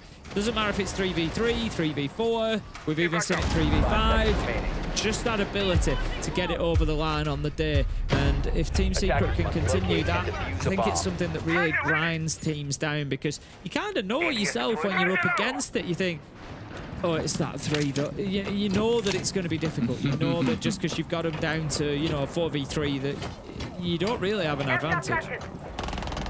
Nope, and today's proven that, if nothing else, Tim, more often than most, I think it feels. All right, now this is certainly an interesting pick, Tim. I'm sure VP somewhere are already getting their lawyers to start filing a lawsuit, as it's always as very much popularized running a lot of Fuse in the stage. A couple more teams around the world have picked it up as the stage has worn on, but not to any drastic level, and we spoke at the time about why that might be. When we've seen Shields banned away, it's normally a Monty, a Blackbeard, and a Blitz. We've not really seen everything even once Fuse banned away throughout this stage. We'll go and check the numbers at some point. But if you want to guarantee that you have a Shield on side who has got great ability to destroy gadgets with his own utility, plus some smokes in back pocket or hard breach charges, a wonderful choice to bring along. So maybe not as conventional as other Shields, but can do the job, as we're about to find out. Smokes are down, plants going on through. You've got the Cloud standing over him as well. No C4 flying either. This is going to get stuck here, Tim, and there is nothing they can do about it.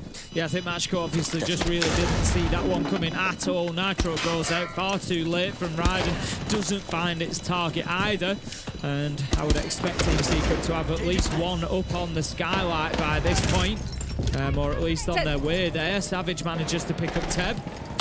3 versus 4, and it's just chipping away now, one after another. Savage, Noah, Adrian, all getting in on the action.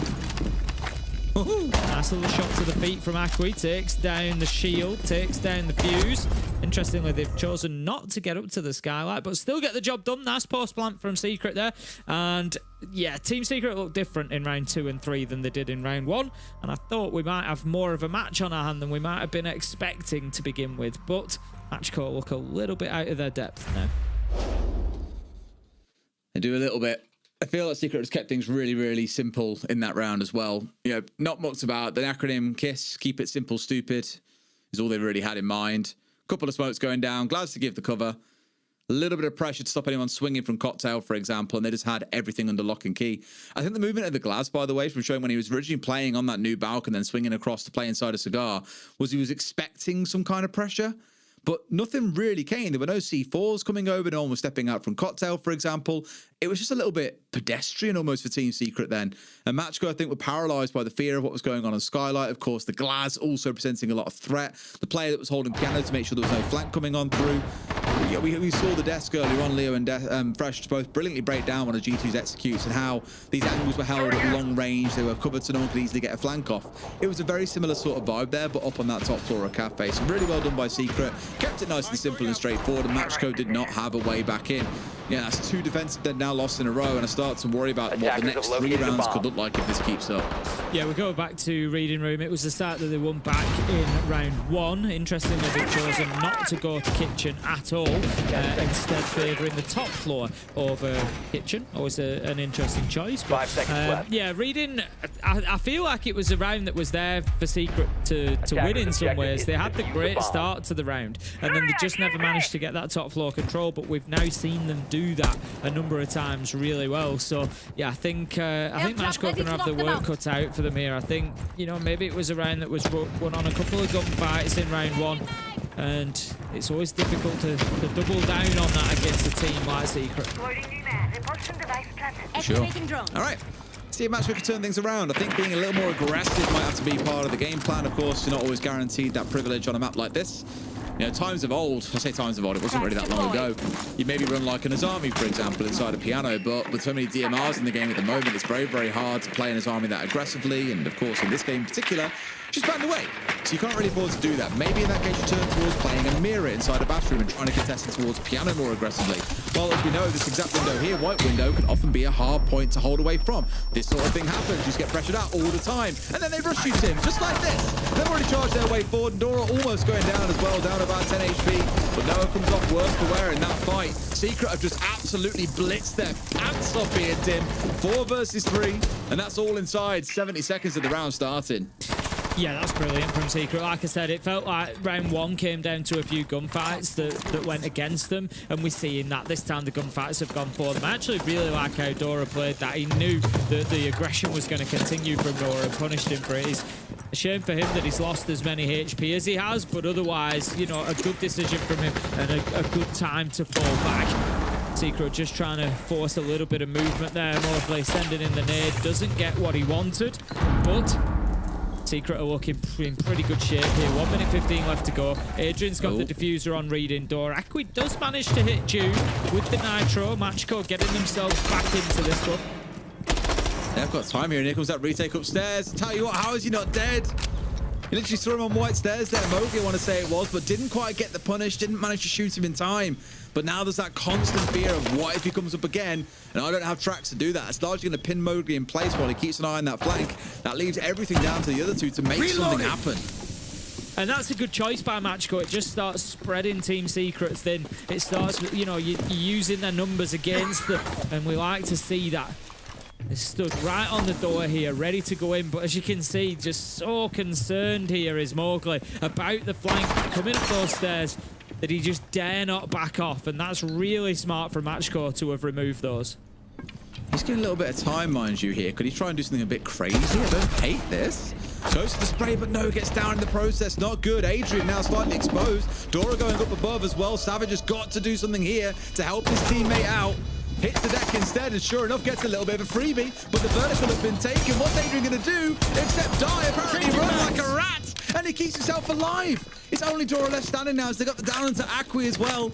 Could have been a chance to force out the 1 versus 1. I don't see Savage and Adrian let this one run away from them. Even rounding on towards red 90, and one outside the door itself. He goes to the shot, but no. Savage to convert on that final one. Of course, completes the down at the same time. Another good round from Secret. Yeah, it wasn't easy circumstances for them there either. And again, it's that situation, isn't it, that I spoke about. Getting down to 3 players and being able to get it done from there. Yes, they lost Mowgli at the end of the round there, but it didn't matter because they'd done what they needed to do. They'd done enough to enable Adrian to get that diffuser down, and it was really well played from Secret. They kind of had to go for the plant. You know, it was one of them, I think. You know that it's a little bit of a gamble going in there and trying to put it down, but there was just enough going on elsewhere. There was enough noise and particularly enough distraction with Mowgli upstairs to just buy them that 7 seconds that they needed to get the diffuser down. So good focus from Team Secret. It shows sometimes just playing that objective will win you the rounds. And Dora, gotta say, missing a little bit of an opportunity on that vertical. I think he could have had the kill onto Adrian and turned that into a 1v1. Coulda, woulda, shoulda, Tim. Unfortunately, at the end of the day, it doesn't change the score at the top of your screen. 3-1 Secret and Matchco really have got to find a way into this half now. We'll be shocked if we slam on the brakes here and have attack timeout, because you can't be dropping 3 defensive rounds out of 4 on Cafe. It's just going to be brutal when you get onto the second side. But no, onwards we press and down to, I'd say, the basement, some to the ground floor. In towards kitchen we go for the round 5 defense. Okay then, the only side that we hadn't seen so far. And Matchco decided. It's interesting because we see so much rigidity a lot of the time around site rotations now. You know, it is literally site 1, 2, 3, 1, 2, 3. And teams will just go through that rotation, win or lose, they will move on, they will get it done. So it's interesting to see Matchco go down to the basement. Their rotation that we saw was reading, mining, and then bar and cocktail. So it was those 2 mid-floor sites and the top floor site. this screams to me that Matchco have thought, this ain't working. We need to mix things up a little bit. I don't think necessarily that Kitchen was going to be part of that rotation to begin with. Nade goes in, going to force the player back. So again, aggression almost being punished. Lolo does escape without damage, and Dora manages to pick up Savage. So a better start to the round for Matchco. And that's kind of what they need. They've taken that choice. They've said this wasn't in the original rotation, but we're going to go to Kitchen, and they get a great start on the back of it, taking down the Deimos. Yeah, real good stuff. I mean, Savage has had a good few rounds as well across those first four, so I feel like he's such a key player to get rid of, not just because of the operator, from how he's been playing so far as well. Maybe gives room for someone else on the side now to step up and deliver for the boys in this man disadvantaged situation they find themselves in. A lot of stalls still to work through on the side of Matchco as well. Like, we've seen this lineup a million times, Tim. We've seen things like the Yokais on this site, very common. The Goyo, similar sort of story. Laser gates with the magnified scope, smokes to lay things out. Just all of it screams, we're going to slow you down as much as we can and make this really hard and frustrating for you to chew through. All the utilities still available to Secret, though. 5 frag grenades they can work through, Tim. So a lot of damage they can do, but at some point I've got to start getting into spot to be able to do just that. Exactly halfway through the round, and they haven't found the answer yet. They still find themselves trailing. They are going to be doing the setup work, which is at least something for them. Interesting to see how much importance is being placed on this pillar's wall as well. You can see it's actually electrified, not something that we normally see for it. We do see it reinforced quite often, but seeing the electrification as well, just really screaming that they don't want that angle that follows down onto the bottom of red stairs. And they're willing to invest utility into it as well. The electrical just preventing any breaching going on. There's going to be angle being held in from long door. VIP still to be dealt with as well. And by the same token, you've got the buck and the sledge here, where you could do a lot of work on the vertical to clear things away. Sure, if it's underneath on the hatch yourself, you can't. Here we go, stepping on forward, but Dora is a little bit better. Couple of kills in the round. Noah gets one, but can't convert to Dora, who's found his third in the round. June started out this game great with those wonderful pistol kills through in towards Small Bake. I feel like even he can't quite collect 3 here to see the round over the line, not with only 30 seconds still to go. No, very unlikely, you'd have to say. Looking to go and get the diffuser, taking damage from the barbed wire, so they'll know exactly where he is. The Toxic Babe canisters coming out, just playing on the diffuser there. They know that there's limited time, so just keep putting that smoke around the case and make it difficult for him to move on in. That's going to be it from Raiden. No more utility left, but default cam giving him away. June manages to find 10 seconds left to go. Surely that is all he's going to find. Dora steps out and finds the kill. Matchco get themselves a second, but in all honesty, with 3 attacks already on the board, the damage may be done. I was very nervous then when the prep player didn't swing out. I was like, you just let him walk through Bakery and start going challenge onto your team. Like, hello, get him, kill him. So he managed to get the kill in the end, but you're all right. I think the 3 will feel like enough. They'll be happy with that secret regardless. Can still, of course, move on and collect the 4th. May well find as they're going towards a different site. That does become very, very plausible. That one definitely affects a round from Matchco, but still leaves a little bit to be desired. Really getting down to that hero moment of Dora planting his feet around bottom brown and getting 3 kills. Doing a great job, don't take it away from him. But it was a bit of a hero moment to keep his team in it. Back we go to mining, and last time around, this is going to be the last round, of course, for Matchco on the defense. We saw this back in round 2. It was a team secret win. It was a fairly confident win from them. They did a good job of getting top floor control and then creating space inside the site. There were still 3 of them left alive when they got the plant down and at the end of the round. 10 seconds to so I think they're going to come in here with a little bit of confidence, as you said, Des, to get that 4th and really power themselves through into the second half of things. But who knows, you know, maybe we just see an attacker side of Cafe today. Stranger things have certainly happened. Going to be just having a look at how many are up on the top floor for Matchco at the minute. We've got 1, 2, 3 up there, so Team Secret have got their work cut out. My air jab is deployed. Yeah, it's always the same story, right? Start up on there for a little bit, Raiden. Ready to push them out. Yeah. I know he's often the subject of us talking about the change in IGL and him versus Ghost. Hasn't been a great story. But how is the smoke getting picked off 15 seconds in the round? Like, why is it a smoke that's spawn peaking, if anything else? Yeah, big problem there. He wasn't. Yeah. Okay, maybe it was. How on earth is he dying so early on then? Is the other crazy part? Like, if he was sat inside a fireplace, Ghost used anything. If someone just repelled at the window and just completely banged him out for free, like, oh. That's exactly it.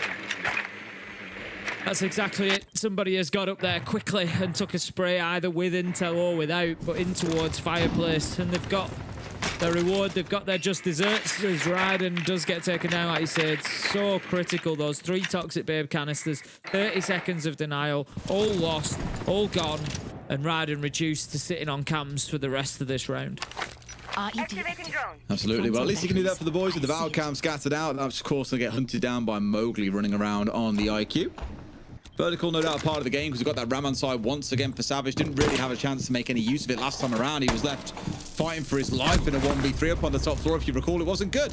Adrian getting rid of Dora for the most part here. That's 2 kills for Secret from outside the building. Matchco a little bit antsy and making it a little bit too easy for Secret here. Got the horizon towards 1, but in they push. The C4 comes out, not going to find anyone. Has been shot out and just gets sprayed down. A great bit of team play coming out from Secret yet again. Not quite winning the fight up towards top side here as Lolo gets rid of 1, but Joom is in below to collect his second in the round 2. A very comfortable round once again for Secret and a very well-deserved 4-2 half. Yeah, really nice there. Just taking those opportunities from outside of the map. Just shows good patience from Secret. They're not in a desperate rush to get inside, to get into gunfights. They know that they've kind of massaged things. They've taken utility away. They've opened a couple of things up. And if they just hold their patience, the opportunities will present themselves. And that's exactly what happened. So well played from them. And we're going to see ourselves now moving into that second half. It's 4-2 to Secret on the attack. It's a great start to Cafe. And you feel like they should now be able to lock this out on the defense. Bans that come in fairly standard. Asami, Mirror, Grim and Monty. No major surprises there. And we'll see what Matchco can do. Absolutely. A lot of work to be done. Often we speak about teams struggling on the attacking side more than the defense. And Secret, as I spoke about before, for the majority of last stage, I don't know if it continued right through to the end. I have to go back and check. They and G2 were better at attacking than defending. And that's a rare thing to see. A higher attacking win rate than a defensive win rate. That is a balmy thing to see, but it probably speaks to what you've just seen from Secret across the majority of those rounds in that first half. They attack really, really well as a team. Now let's see if they can improve the defensive side of their game, where that's been a bit lackluster maybe back in stage 1. And of course, throughout this stage, I think it's fair to say both sides have been a bit lackluster up until recent when they started to hit that streak of form they sorely needed. Let's see if they can completely shut Matchco out here and end dominant, because that round difference, given how close a lot of our teams are at the moment, I actually think they're having an impact on where you get seeded come the last play day. Yeah, looking at the numbers for Stage 2, Team Secret are the second worst defensive team in the region. Second only to Virtus Pro. They've got a 41% win rate, which, incidentally, would be almost enough to get them the win here anyway. So they don't need a huge improvement. They just need to get an extra 8.6% will do the job for them. Get themselves up to 50%, get those 3 rounds, and they'll be laughing. The best thing they can do is actually get themselves some entry kills on the defense here. 75% conversion rate for Secret, generally speaking, when they get that first kill. So the more of those they get, the better they are. Absolutely. All right, then, let's go. Focusing, of course, on the shield for Raiden. Not had the best game so far, 1 and 6. Going to be somewhat a spearhead for this attack coming on through. His shield so often are. Kind of helps being able to just walk in and take a few bullets. Akwi certainly can't take many himself, though. He's been picked up for free. The gridlock gone. Maybe got a track or 2 down to red stairs, but that's all he will write for this round. Otherwise, eyes turn to the other members here and what they could try and do. Looking to try and get a bit of a nade clear out here to force players away, clear out some utility. Maybe try and soften up a little bit of a plant spot for themselves. Timmers Raiden is the one carrying the diffuser right now, but I'd imagine needs Lolo in position as well to make use of that fire, that smoke, to actually get an execute down. Teb's on a big rotate at the minute. We just saw his silhouette just repelling down to basement level. I don't know if they're aware of Savage's position. Yeah, I think they are aware of Savage's position. Dora just backs off that window frame a little bit. Don't know if he maybe heard a bit of movement or something that just gave him cause for concern, but he just dips back and is going to be careful about it. However, he wasn't careful enough. Savage goes out of the white stairs window and does get Dora. Teb on that big rotate, though, has an impact. Manages to find a kill onto Adrian. He's got himself into reading. He went all the way from roof, down past Bakery, to come up through Snow Door, into reading to get that kill. Really nice stuff from Ted. Can he hold on here as well? Mowgli trying to also put down a bit of pressure. Gets rid of 1, gets a second down 2. Looking much better here for Secret as the round has worn on. Got themselves down to a 1 versus 3. And Ted, it's an awful lot to ask of one man. Mowgli flourishing at the end there with 2 kills to close it out. Secret carry on 5-2. Yeah, looking pretty comfortable now, aren't they? Get them on the defense, and again, the difficulty level seems to have ramped up once again for Matchcore, and kind of feel for Matchcore there. Like I said, they did recognize that there was a little bit of maybe a little bit of an opportunity to pick up on Adrian, who was moving around in reading, kind of trying to play underneath and, you know, a little bit slippery. And Ted goes on a huge rotate and gets himself back in through Snow Door. And if he's there 5 seconds sooner, honestly, he probably gets the kill onto Savage for the jump out as well. So I think Matchcore could maybe count themselves a little bit unlucky in some ways, but ultimately, you know, Secret, again, I said that stat, if they get the entry kill, they win 75% of rounds. They've just continued that by locking that down, and it just puts them one round Bomb closer. located by attackers. It does, and although there's a moment in there where I thought, oh, Matchcore starting to cook something here. Maybe they can get away with this. 10 seconds remaining. Slammed, the door slammed, shut in their face. And nothing more to say about it. Fireplace and mining going to be our next site. So more of the same, I'd expect him. Up on this top floor. Still got to play your way through. Still got to try and force these defenders away. We saw when Matchcore up here, it was 3 up on the top floor. And again, I think we're going to see very much the same. A couple hanging around in Cocktail. One trying to be a little bit more daring, but willing to fall back with his team to drop down through that hatch in towards the utility room and then back in towards side comfortably from there. It's always a good way to try and draw the attackers in and waste as much time as you can on that very, very top floor rather than giving it away for free and let them open up whatever the hell they want and play whatever angles they choose. But a Matchcore eyeing up a potential rush here, Tim. Ryder's looking ready at the window, just waiting for the go sign before he's in and ready to cause some trouble. Not quite yet, an EMP for the first couple of things out. C4 ready to go, they drop it out anyway. Tim, they've timed it so well.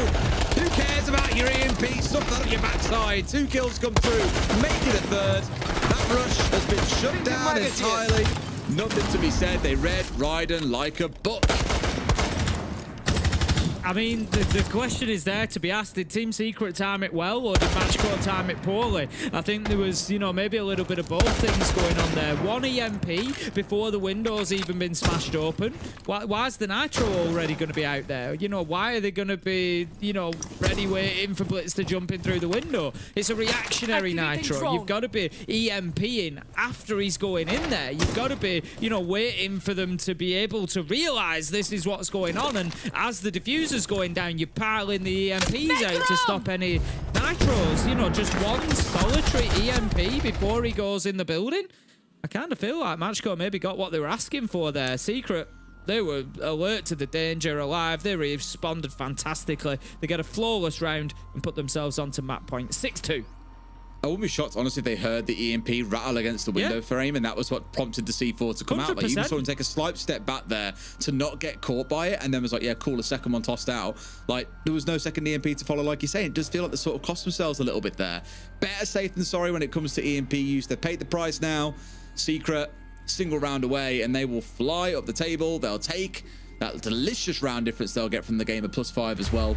Put themselves in a good stead heading into the rest of things. In fact, it will send them positive on round difference for the first time this stage. Yeah, I mean, you've just got to ask yourself, why else would an EMP go off in the first 20 seconds of a round, or 30 seconds, you know, whatever it was, how far in we were at why else is an EMP going off at that point?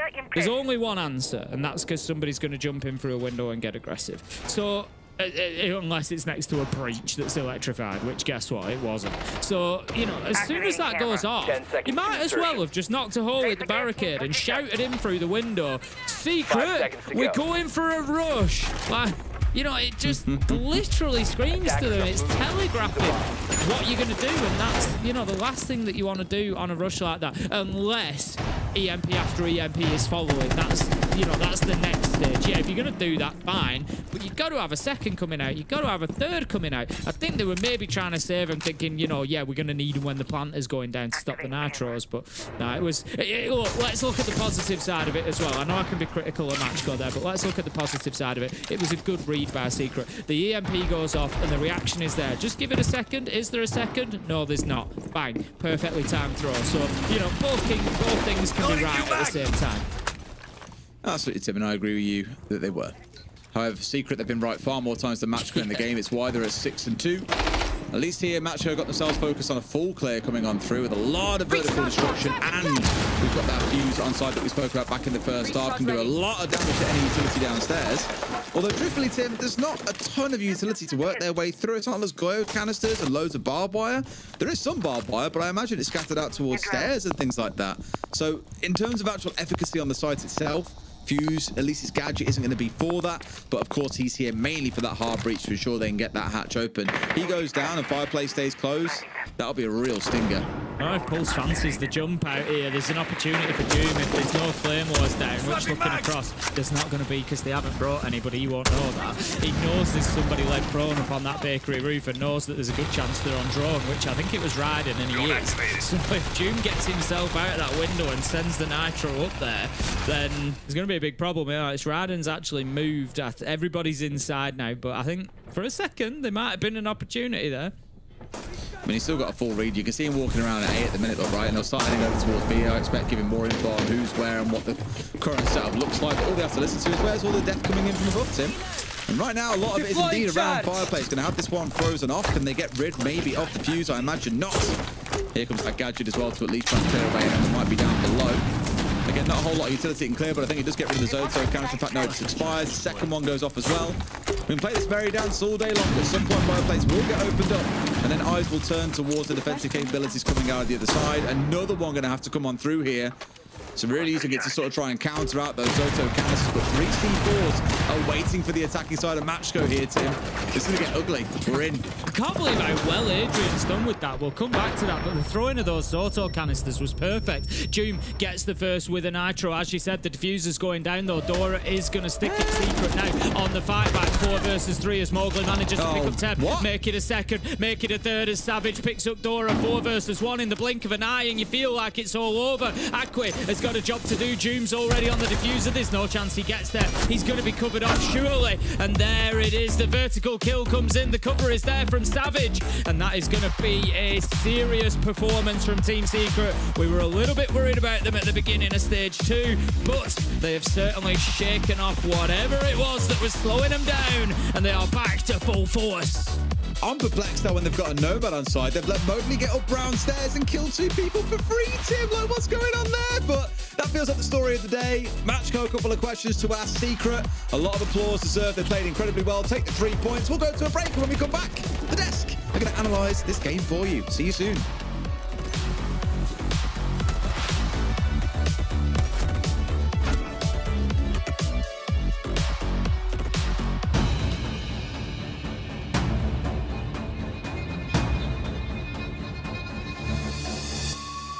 Ink is the mark of the soul. Dragon, tiger, imprints of power and boundless ascents. If fate's dumb enough to stand in my way, I'll paint over it with my own damn hands.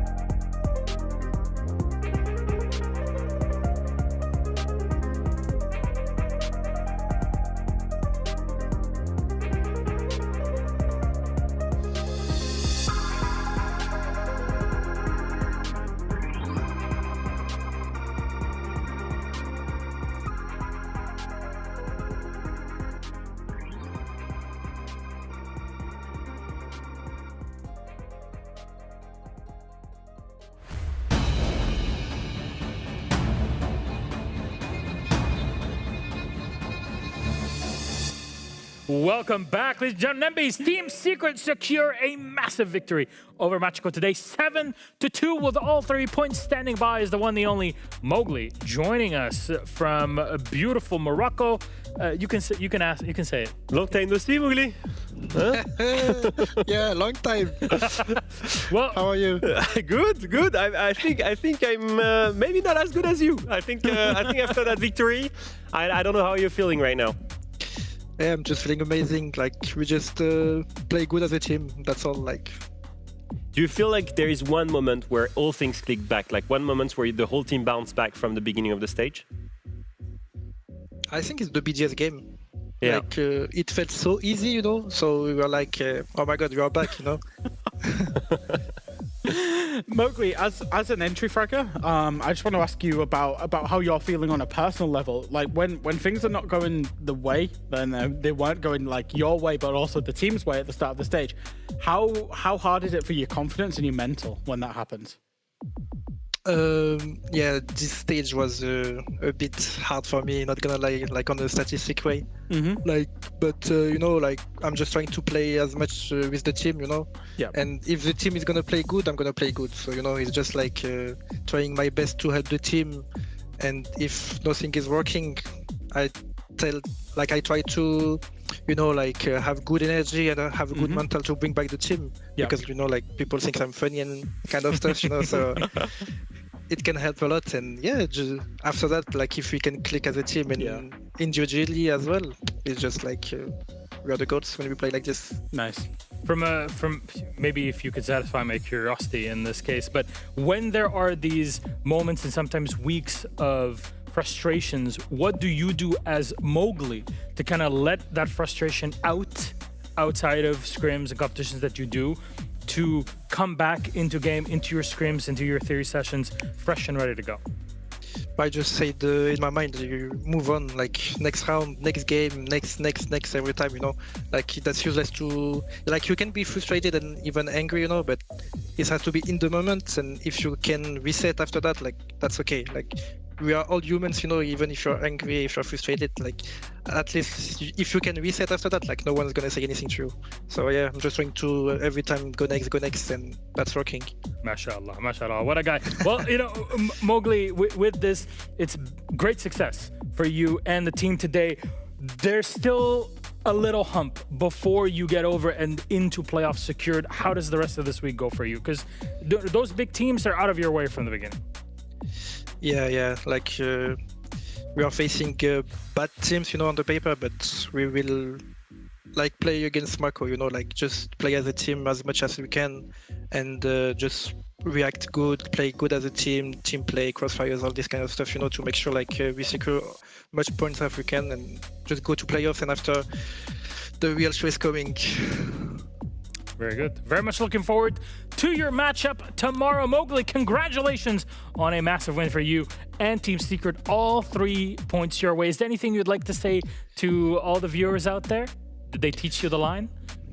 I'll just thank you to everyone. Like even if I have like tough games and stuff, like to be honest, I didn't receive any bad messages and stuff. Yeah. So thank you very much to keep believing on me, and yeah, keep pushing us, and it's gonna be good. There's one thing you forget, Mowgli. What? Buy the skin. Oh merde! Yes. No, not merde, no.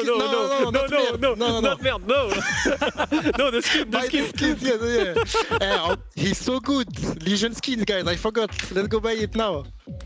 There you go. That's all you needed to know. Thank you very much. Mowgli just remembered it out of the blue. Thank you for pushing it. We'll see you guys. tomorrow. Perfectly natural, perfectly authentic. We'll cut the suggestion out, don't worry. Good night, Habib. There we are. It's a good thing they remember it, whether forcefully or not. But at the end of the day, Team Secret were above and beyond. That magical start on defense was not enough. Yeah, no. I mean, for the first kill, was just a testament guys, of the rest. I'm pulsing it. Red. Listen, it's June. What's happening to me? Even stuff like this, you know, the arrows in, the shotgun, like everything. No, yeah, it was crazy. I mean, Secret really have found their stride. They found their form. They're playing the Secret. They got themselves to EWC. The fast pace, the cheeky stuff. They're confident. Everything. And Matchco had to get a start, and their start was a 2-4 defense split on Cafe, which is considered a very, very comfortable map to defend on. As soon as you're 2-4 down, you're really chasing your tail. Now, Matchco's problems, and Leo highlighted it perfectly, has been their attack. And their attack, when you're up against it, when you're facing relegation, when there's so much on the line, and you're against Secret, who are playing phenomenally well. Yeah, that's just not going to happen. It just wasn't going to get there, was it? And I mean, you look at the roster of Secret, attack. like everyone is playing well. Obviously, Savage and Joom dropping double digits, but I honestly, this was a team effort. Everyone played well. I will say this Savage calling in attack was perfect. Like some of these attacks were really well cooked, innovative, really well thought, really explosive. I think he's quite underrated. I think it's very underrated. I think Savage is such a strong there's a lot IGL. of hype about this team, but I think Savage, particularly as an IGL, is very underrated. I think he's got rating it very highly. He's got a scope of IGLing that's very specific to him, like a style of IGLing that's very specific, but he thrives with the right players. Like that roster is so well built by Twister because the calls that Savage makes, you need players that are going to be really comfortable in frag-wise, in terms of mechanical skill, to make that happen. Very often it's split takes, very often it's people that have a lot of responsibility and need to perform, and it just works so well with that team. That's a great point, actually. All of these guys around Savage have a blind faith, and I mean this in the nicest way possible, but they'll do some of the dumbest stuff ever, but it works. You say to Mowgli, walk into this room and there's 2 players, he will have the confidence and back himself to do it. And with the way Savage IGLs, you need people to do that. Mowgli will do it, Noah will do it, Joom will do it, even Adrian will do it when he needs to. And that's the beauty around Secret. And that's why I kind of think Savage is underrated as an IGL. Should they make it to the major, I really would love to have another IGL summit. This time, again, with Felipox, with Savage, with Alamau, with Likipak, just to have them, pick at these sort of strategies again that you put forward, Alfama. Just have their minds around. Good news, there are more coming. Yeah, they were really. I'm just teasing. Just if I was doing content for the major, I would actually put opposing IGLs against each other. Yeah. Somebody like a Virtus Pro or a Loud or somebody, that plays in an old traditional style. Versus a Savage or an Alamau and be like, get them to debate why their way's better. Don't worry, I'm already on it. I'm not doing content, but if I was. This man's been cooking for quite a while here, and you saw already one part of it in kind of the special IGL summit. I will say this. Yeah. Honestly, so happy to see Secret back. We had lost a giant of Europe because everyone was playing so well. It's great to see Secret is back to their form again, playing exactly like we wanted them to play, playing exactly like they played at EWC. I did not want them to get stuck into that slump. I don't want to get too ahead of myself. Yeah. This is group stage. This is BO1s. They've still got to make playoffs. I need them to make playoffs, and then in playoffs, that's when we really see if they're back again. Very good. Very good. This is the second one-sided Cafe Dostoevsky that I watched today. Pay in mind, I watched DK versus CAG. Not a great game. I would definitely not recommend. Oh yeah, that was on this morning, yeah. Yeah, I was watching. I was there, but you know what? Other than that, we had a pretty explosive week when it comes to both the relegations and the general standings. Yeah. A few good news, Jack, right? VP taking their points again. For me, that's a good news. The Falcons Genji game being super close, showing that Genji, after... It wasn't a one-off. Exactly. After beating G2, they can take on Falcons, can take it all the way to overtime. Yeah.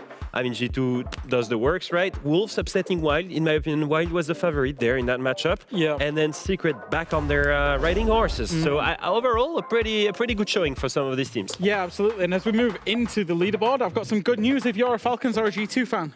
We didn't confirm it with Doki earlier. I'm going to say this with 99.9% certainty. Don't quote me on Reddit if it goes wrong. Falcons and G2 are qualified for playoffs. The reason that they're qualified is Matchco, VP, Wild cannot overtake them. There's 6 points to play for. And Fnatic and BDS, one of those teams can overtake them, but because Fnatic and BDS play each other, both of them can't overtake them. They cancel each other. Thus qualifying Falcons and G2 for playoffs. Good news is, we haven't confirmed anybody for top 2 yet. Very cool. With Very cool. 2 play days to go. I think NAL was wrapped up at this stage on their Super Week. You know what that is? You know what that noise is? It's going to end in EM, I guess. Yes, it's the VP fan copium. Yeah. Oh, yeah. At their survival in our group because it's going to be hard though, isn't it? It's very relying tight. on Fnatic BDS. Well, This because of course this is our group stage. This is not the compilation of both stages together that determine things for relegation. It's going to be almost impossible. VP does not make it to playoffs. VP does not make playoffs. it. They're relying on Secret or Wolves to lose both. Wolves could lose both, actually. They've got a hard run. But still, it's more about VP not being in relegations. That's the main thing that I'm on. Because it was looking dire. There is the potential that could be saved. depending on how things happen, Machiko's loss today is going to make them. Yeah, tomorrow is going to be so important. They play Secret tomorrow. Genuinely, that Machiko Wild game, there's so much on the line for that. So all the way in the end is going to be tight. But Secret VP? Everything. Secret VP. You want a G2 summary Wolves. why every game's going to be class tomorrow? Just look at top of my head, right? Fnatic chasing playoffs, chasing EML finals, can't get relegated, going up against the new EML juggernaut, top 2 contender. Looking for top 2, yeah. Gen G is going to be a banger of a game. BDS, Redemption Arc, they're up against Falcons. Falcons against their former organization. Falcons chasing top 2. BDS have just fallen out of playoffs picture. They need to show something. Secret chasing down the playoffs against Virtus.pro, who probably are out of it, but are fighting for their relegation lives. Then you've got G2, again, carrying on top 2. Wolves, we didn't even mention them. They're up there in 4th, by the way. They've got a real playoff shot, again, saving themselves for relegation. There's so much on the line, and then Match Go Wild. It's just a relegation straight shootout. I don't think either of them will make playoffs, if I'm being honest. Good summary. Really good summary. But it's a straight relegation shootout. It is. Honestly, I love, like, this format has 3 different leagues going on at the same time with so much to play for. It's good to be an EML fan, isn't it? Just a classic day. It's also really good because no game is a dead rubber. And, you know, a dead rubber. Okay. And I'll come back to it. We said it at the start of today, like... I can pick up English. It's the most competitive league in the world. And the fact that we're going in just to the penultimate day, there's only 2 more games. Penultimate. Penultimate day. Penultimo from Tropical. It's not the last. It's not before the last. It's before, right? No, it's before the last. Before the last. Yeah. Penultimate. You've really ruined this. Rewind. The fact we're going in to the penultimate day with every team still having something to play for and no dead rubber games is phenomenal because this league is so competitive. Not only we don't have any Coffin Baby against Coffin Baby games going on. No. That's excellent. It's a great way to put it. And really, that's a Leo quote on that. But honestly, the fact that we're getting so deep, not only is this the most competitive league in the world, but it is the most competitive this most competitive league has been in 3 years, tells you why you should always be watching EML. Well, you can always watch Tier 2 Siege if you want to watch NAL, but that's another thing. Anyways, let's close out our day. Gentlemen, thank you very much for yet another wonderful day. Make sure to buy those skins, as we always say, yada, yada, yada. But we will see you because this week of Super Games and Super Week will continue tomorrow and on Wednesday. See you, same starting time tomorrow. As always, we love you so much. Have a good night.